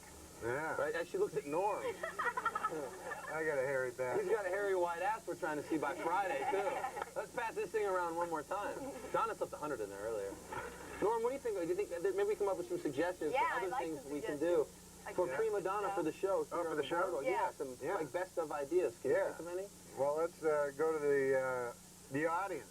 Maybe the audience has some people. Ideas. To the people. All right, we're going to do that right. Actually, we're going to show you a video during Tori Amos's video for Spark. Yeah, the people they'll speak up and maybe we'll come up with some ideas for your show. But we're glad that you're here and the show looks very good. Enjoy the sun and enjoy Tori Amos. Here it is. We're going to take, you want to eat? We have a barbecue going. Yeah, I'm hungry. Lori, can you hook up Donna a little something? Do you eat meat? Yeah. Are you vegetarian? Yeah. All right. Yeah. Okay, cool. The meat's been on the grill for like an hour. They're small leather belts now, but we'll try and get you a little something. Norm, you hungry? Yeah, you got any cheese, barbecue cheese? Yeah, I think we do. Yum. Oh, sorry. The barbecuer is a nice woman. Oh, that's great. All right, we're going to take a quick break. And we look, it's with more with Donna, more with Norm, and more barbecue. Fun in the sun. We'll be right back. Stick around.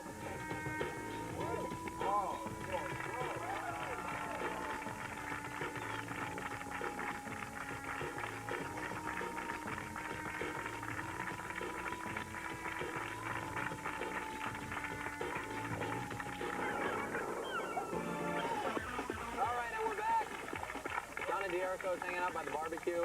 Because that's what we're doing. We're queuing up a little food today. Everything all right over there, ladies? Good. Norm MacDonald is here. Norm, Dirty Work comes out June 12th, is that right? June the 12th. That's June right. the 12th. You co-wrote this movie. Yeah. Where'd you guys shoot it? Toronto, Canada. Your native country? Yeah, it's my native country, man. It's the greatest. Did you have any? Yeah, you co-wrote the movie. Did you want to shoot it there? Yeah, I wanted to shoot it in Toronto because I love American movies shot in Toronto. So you ever see those? Like you'll see like Nicholson and Ned Beatty or something driving down the street, you know, and they're talking. Then a cop will stop and go like, "Hey, you're just past a red light there." All the extras are Canadian. Oh, right. Like the X-Files. I think they shoot up there too. Yeah. So all the extras have this retarded accent for no reason. Was it just so many comedians working on this movie? You guys are all so funny. I mean, like Chevy Chase and yourself. Yeah, Chevy and Chris Farley and Don Rickles. We're going to talk about Chris Farley too. What was it like working on the set with all of these just funny people? It was hilarious, man. Like Rickles just insults everybody all the time, and most of his insults don't even make sense. Right. Like he'll just go, "Why don't you go to Alaska and suck on a whale?" You don't know what it means, but it's funny.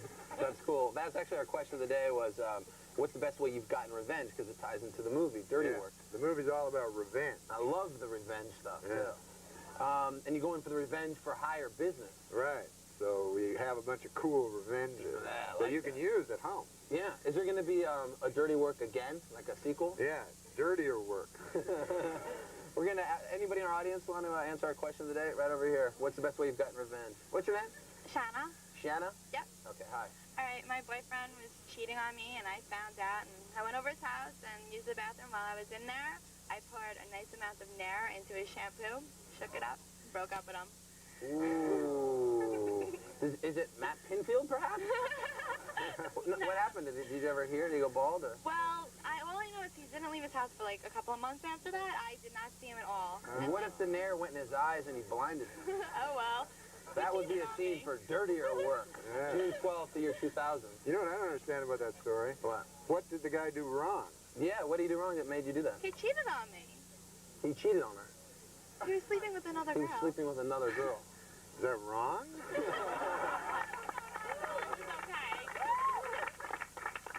All right, who's next? Who has a best revenge story? Oh, right here. Hi, what's your name? Carol. Hi, Carol. Norm, say hello. Hi, Carol. Carol, Norm. What's your revenge story? Well, the guy I was seeing didn't ask me to do his formal, so I showed up with someone else. You were seeing him and he didn't, how come he, now why wouldn't he ask you? Because I ended up not taking him to mine, because he didn't call me back one So day. he was actually getting revenge on you, and you got revenge on the fact that he was getting revenge on you. Yeah. You got to get out of Makes this some sense cycle. It can only lead to murder, suicide. Donna, do you have a revenge story? Can you think of No, but I have somebody I'd like to get revenge on. And this girl named Kristen in the 7th grade, she called me Acorns. Why acorns? I was going through puberty.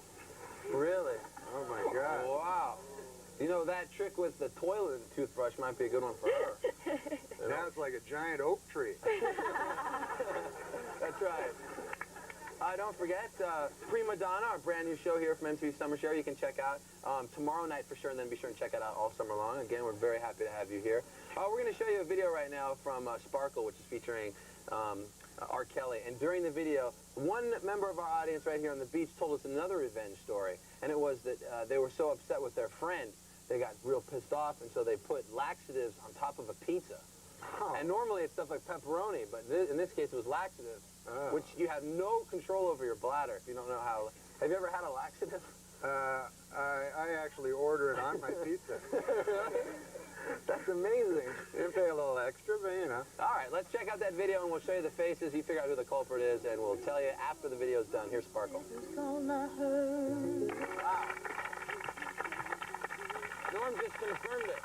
We're going back out chasing skirts tonight, right, Norm? Yeah, skirts. All right. Hey, where's Donna, by the way? Where's Donna? Oh, she's not here. She left. Oh. Be sure and watch Donna's new show, Prima Donna, MTV Summer Show, too. It's on tomorrow night at 7:30. Check it out. Thank you to Donna for stopping by. But who was the person who put X-Lax on a pizza? Who had that story? Right there. What's your name, sir? George. Hi, George.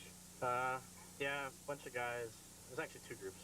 These guys were just being jerks for a long time. And basically to get back, It was a sausage piece, so you just kind of crush some laxatives on it, give it to him. One guy actually ate the whole thing. He didn't The whole pizza? Yeah. What a pig. He was like happy we gave him free pizza. So, you know.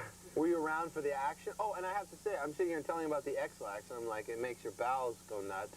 I mean, I said bladder. You said bladder, yeah. But what an idiot I am, and he didn't say anything. Well, I didn't want to, you know, you're the host. I'm no host. Anyway, that's a good story. So what happened? Did you ever hear that they sat on the can for 6 days? I don't know. Just that one guy ate the whole pizza, and yeah, I don't really. I have a friend that's a bartender, and he, when someone doesn't tip him, like if he gets stiff, or if somebody's being a jerk when they go to the bathroom, he'll take Visine and drop like 2 drops of Visine in a drink, and it like kills them. It's really bad. I mean, it does. It's the same type of thing with the laxatives. Yeah, your bowels are shit. All right, we're going to take a quick break. When we get back, we're going to eat our barbecue. Stick around, and more with Norm MacDonald when we get back. It kills you.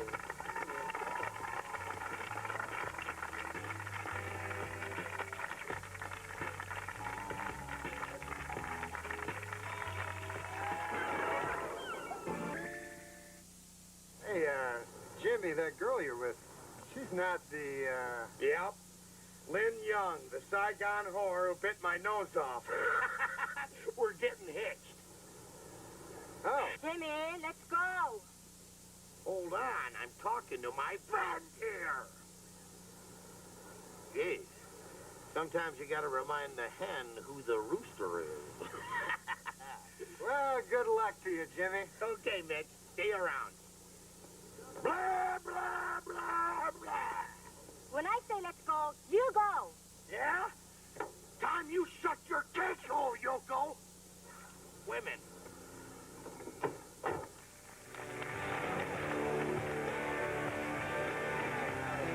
Dirty Work. Chris Farley and Norm MacDonald is hanging out with us here all week long.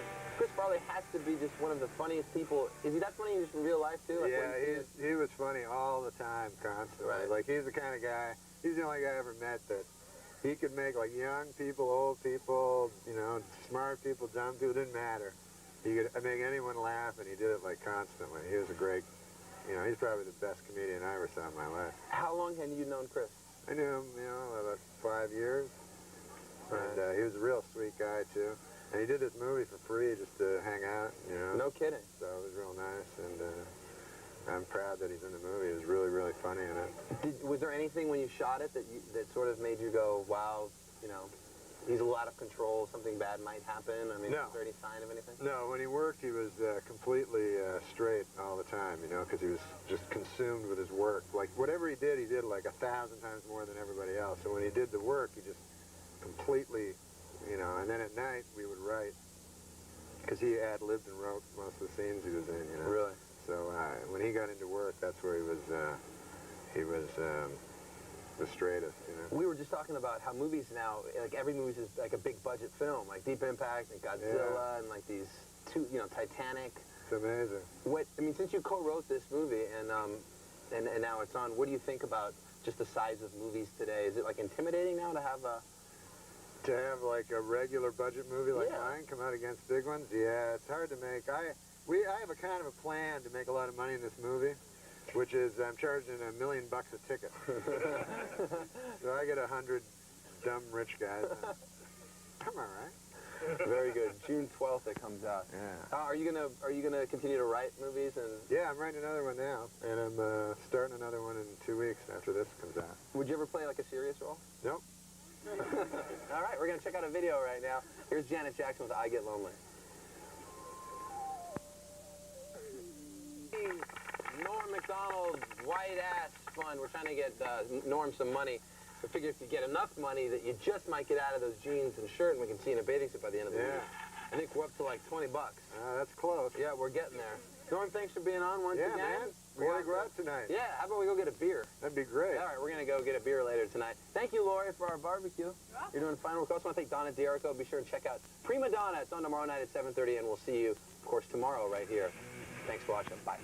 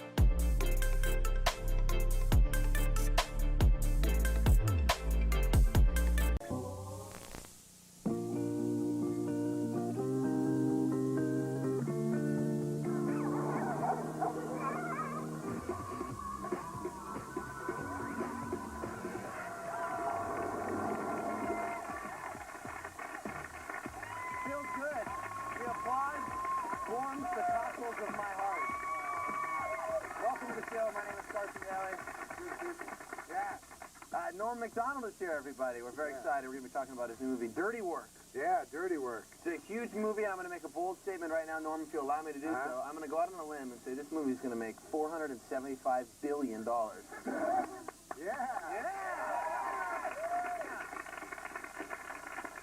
It's kind of like the CNN poll, though. There's a plus and minus error factor of about $275 billion. Right. Now I'll make like $800 million. Everybody will be disappointed. Tonight are the movie awards on MTV, which we're very excited about. And during this show, we're going to be showing you some videos from groups and artists who will be performing tonight on the movie awards. Do you like the movie? I know you hosted. Movie awards are cool. Yeah. You hosted the ESPN awards. Oh yeah, the ESPYs. The ESPY awards.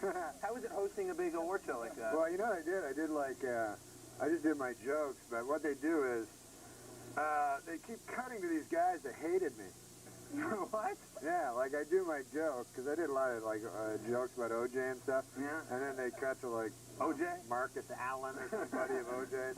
And then they put him on this giant screen behind me at Radio City Music Hall. Right. So I do the joke, and then they show some scowling athlete.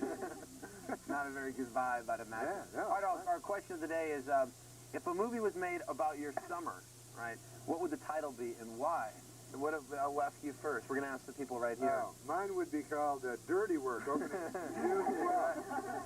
Is there a need to ask why? I don't think so. Hey, we're going to check out a video right now, and then it's going to be coming to you from... We've been showing this video. It's the theme to Godzilla, a movie that won't make near the money that Dirty Work is going to make. Exactly. And this is Puff Daddy and Jimmy Page. We've been seeing the performance from Saturday Night Live. And they have a video now, finally, so let's check it out. Here's Come With Me.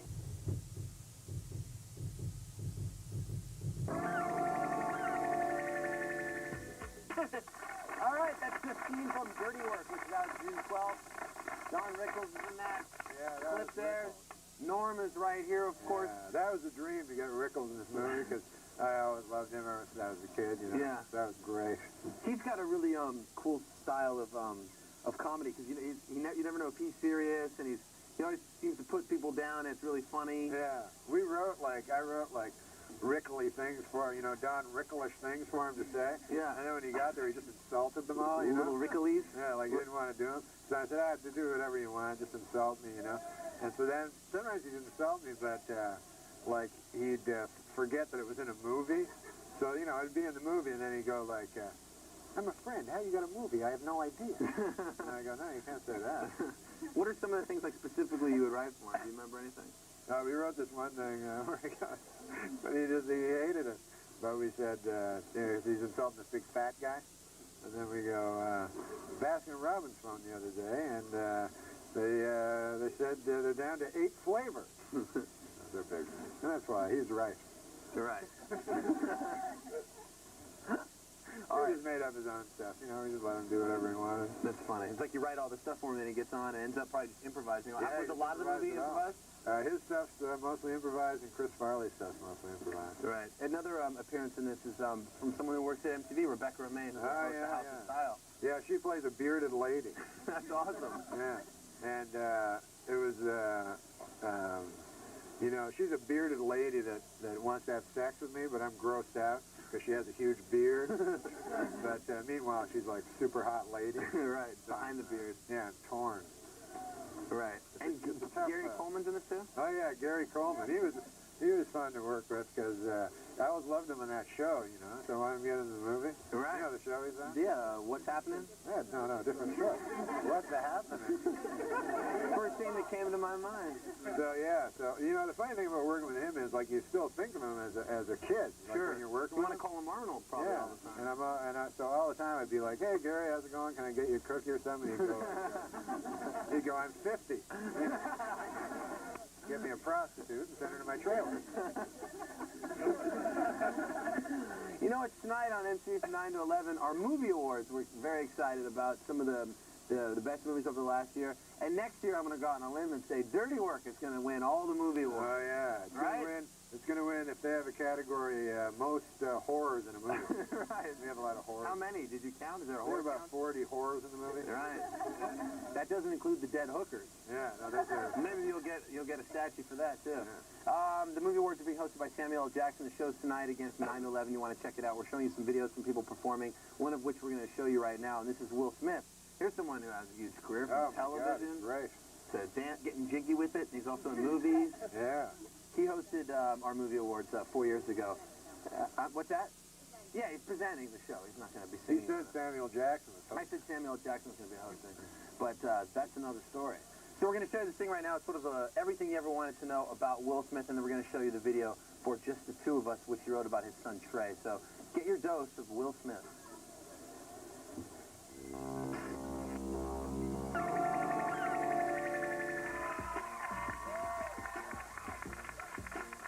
What is there? Somebody famous here? Where is he? Warren Beatty, everybody! Come on! No, he's not there. Welcome back. Norm MacDonald, that's I'm sure what we're this having was fun. before. All right? I'm having a great time. Me too. We've been hanging out all week. I know, it's been 6 days. Yeah, well, not quite. About but 4 days. Definitely. Dirty Work is a good movie, and that's coming out. Yeah, on that's June coming 12th. out soon, June 12th. You know all about that. Yeah, I was in it. Yeah, I know that. Your first leading role. And I wrote it with my buddy Frank Sebastiano from right here in Jersey. And you know what he is? He's a dirty hippie, that guy, Frank. That's for sure. He's a damn dirty hippie. He's a damn dirty hippie. Hey, our question today is if you're going to make a summer movie about you're going to make a movie about, what is it? If you're going to make If you're going to make a movie about your summer. About your summer, what would it be called? Right. And why? And why? What would yours be called? Mine would be called Dirty Work. Okay, good. Just want to see in case that changed. Or maybe Dirty Work, which opens June 12th. Who here in the audience has one? Hi, what's your name? Hi, I'm Karen. Hi, Karen. Where are you from? I'm from Noka Harbor. Okay. That's around here, I guess. Yeah, it's about 20 minutes away. Okay. Say hi to Norm MacDonald. What's up, baby? Hey, Going? babe. My movie would be called Ass Wipe. Ass Wipe Yes, would it be the would. name of your Yes. movie about your summer. My whole summer, what I do, I'm a nursing assistant, and speaking of dirty work, Yeah. you have no idea what I see. I mean, just the title Ass Wipe says it all. And Yeah. You have to wipe people's ass. oh, we have to Seriously. wipe them, change them, diaper them, Little wax babies powder. and stuff? Oh, yeah. And nobody is under 80 years old. Yeah. Oh, they're not little babies. Well, technically, yes, they are They babies. must be actors. Oh, no, I didn't mean that. Because you're not an actor. You're like right. Okay. But you We're know on the what? same side of the fence. Yeah. Okay. It's very rewarding, though. It's a very good job. Yeah. No, I think Very that's. rewarding, because if we didn't do it, nobody else would. And Yeah. You get a lot of free probably? I totally missed what you just said, but it must have been pretty funny. Does anybody have to? Never mind. All right. Who's next? About your a movie about your summer. What's your name? My name's Anthony. Hey, Anthony. What's How up, you man? doing? Say hi to Norm. What's up, Norm? Hey, Anthony. Okay, well, my movie would be called Dirty Work. No. Oh, he's catching on. I'd call it Hot Dogs and Donuts, because that's all I've been eating all summer long. I mean, wake up in the morning, throw a few hot dogs on the grill, and go to Dunkin' Donuts, get some donuts, you know? Notice that he eats the hot dogs before the donuts in the morning. I ate them together. Huh? Yeah. I ate them together. Yeah. There's I wonder what a psychiatrist would have to say about that. Hot dogs and donuts. Who else would be in your movie? What big actors? Probably me and my friends, because I think we're pretty good actors. You? I'll give you a job, too, You maybe. said actress. Oh, Yeah, actress? like who would be your leading lady in Hot Dogs and Donuts? That girl there is pretty good. Maybe she could, Oh, over here? Oh. Hey, welcome to Love Line. Yeah, which one? Come over here and pick her out. Come sit by her, please. All right, we need to show you a video. Norm, you mentioned that you liked Bob Dylan's work. Oh, yeah, Bob Dylan's the greatest. And a lot of people say that his the most recent record he put out is one of his best. Yeah, it's a great album, man. You got to get that. Yeah, and where a lot of people know, of course, Jacob Dylan, his son, who's Oh, yeah. the Wallflower. He sucks. I'll represent Jacob Dylan, and you can represent Bob Dylan. Yeah. All right, that way it's 50-50. We're going to go I'm ahead. kidding. I love Jacob. We're going to go ahead and show you this, and they're performing tonight as well, the Wallflower, so check out Heroes.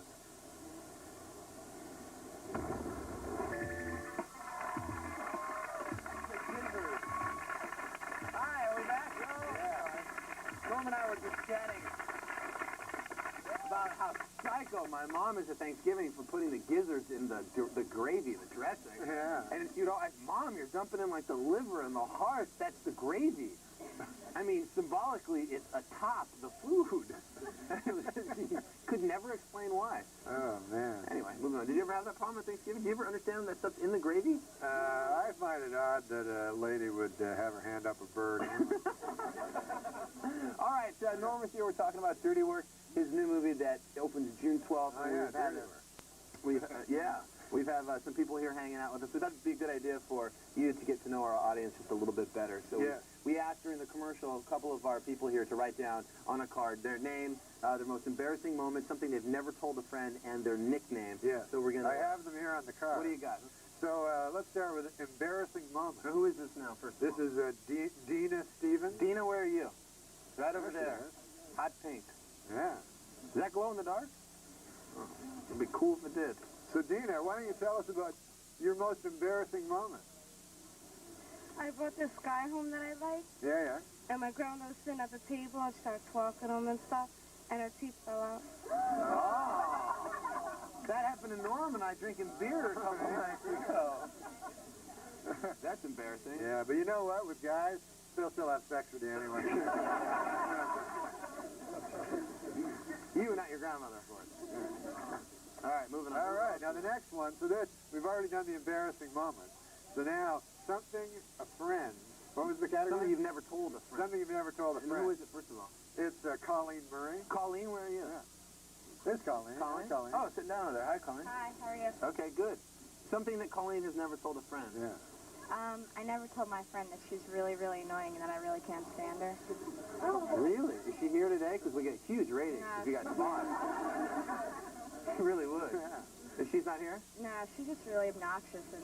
But you maintain this fictitious relationship? Well, or? you know, she's not like a really good friend, but when I'm like hanging out with her, I just like, I don't know, I sit there and like roll my eyes all the time, but I feel mean if I said something to her. Yeah, Colleen, is it? I understand that. Do you?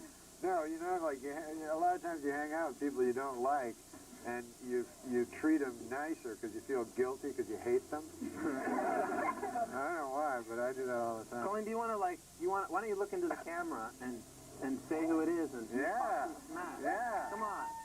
I don't want to hurt You'll feel better. feelings. Yeah. No, but she's not here. She's not. You'll win us over. No, you don't want to do it? Is it Mariah Carey? All right, we'll move on. Okay, so the next one, we've already covered the most embarrassing moment and things you never tell your friends. So this is the nickname, right? The nickname, sure. Do you have a nickname, Norm? A nickname? Yeah. No, I don't. Do you? No. Okay. Then we'll go to Jerry. Jerry, where's Jerry? What's Hey. up, Jerry? Pass the microphone over there. How you doing today? What's up, man? You from here? I'm from Browns Mills. Oh, cool. All right, nickname. So it's embarrassing nickname. Is that the category? Yeah, that's one of the things. What is it? And remember, the dollar values are double. I'm holding cards. I don't know. What's the nickname? Read it. What? Oh, what's your nickname? Yeah, you want me to say it? Sure. It looks like Jurina Fishhead. That's right. That's right. Is that right? Yes. And then it says drag name. Yes. Last year, my bunch of my friends subbed me that name when I went out to Philadelphia in drag. Yeah. They said that I looked like a huge fish. You look like a huge fish? Yeah. Yeah? So my name is Jerry, so they just Jurina Fishhead. Really? Now, wait a second now. Well, you went in drag? You dressed up as a lady? Yes, I did. And went to Philadelphia? Yes, I did. And all your friends could think of calling you with Fishhead?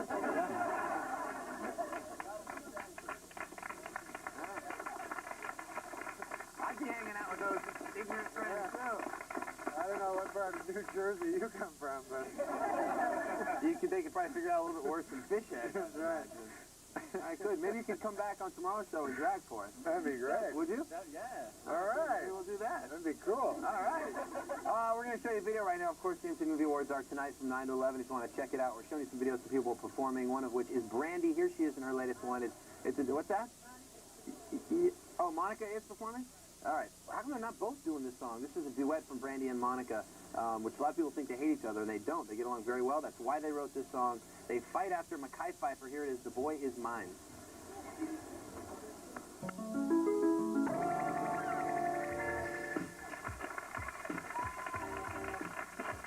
Hi, how are you? Carson Daly here. Welcome back to the show. Norm MacDonald, we're at MTV Summer Fair in Seaside Heights, New Jersey. We're hanging out. I have this incredible urge as I sit here in New Jersey, right on the coast, looking out into the lovely ocean, to go shrimping. shrimping? Yes. Yeah. Have you ever been shrimping? Yeah, what is that? Catching some shrimp? Yeah, and clamming and stuff. I don't know how. Zach, can you do that here? Isn't that like a big crabbing? Crabbing. Yeah, it just seems fun. Just going out there and... How do you catch shrimp? Do you just use little worms? Is it a net? Yeah. You know, you have to get a license because there's this place I drove by in New Jersey that you can, you have to get like a clamming license or something. Oh, yeah? Yeah. All right. That's what I'm going to do maybe this weekend. You want to come back and go clamming? Yeah, go clamming. Hey, we're trying to get Norm when he got here on the show on Monday. He just was so really overdressed for the beach. And we're taking up a little collection if you guys want to see him in his bathing suit. We've got about, I don't know, $30 or so. Yeah. It's his skinny, white, hairy ass fund. Yeah. Right here. We'll start it right over here. If you want to throw in some coin, you can. Yeah. I have a lot of hair on my ass. I'm thinking of putting it up in a bun. Really? You know, that'll get Jerry to maybe wear a nice bikini. Yeah, sure. You know, putting it up in a bun, right? Yeah. That just solves it temporarily. You know that? You'll still have hair on your ass. Yeah, you're Performing tonight at the NCAA Movie Awards is this lady right here, Natalie Imbruglia. Oh, she's great. Yeah, she is. And here's Torn.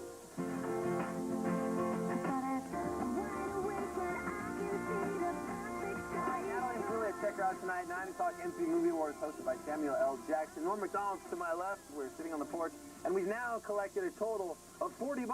$40 even in the Norm MacDonald. We want to see his skinny, white, hairy, sometimes in a bun ass. Yeah, tomorrow on the show. So, thank you, Norm, for hanging out. Yeah, once tomorrow, again. man. We're going drinking tonight, right? We're going drinking tonight. Yeah. Norm and I have had one hell of a week. Maybe we'll get in the tank tonight. What's the tank? Oh, the tank. Sure, yeah. All right, tomorrow on the show, Weasel Zapper swings by with Lisa Lowe and more Norm. It'll be Friday fun. We'll see you tomorrow. Thanks for watching. Don't forget Dirty Work, Tuesday 12.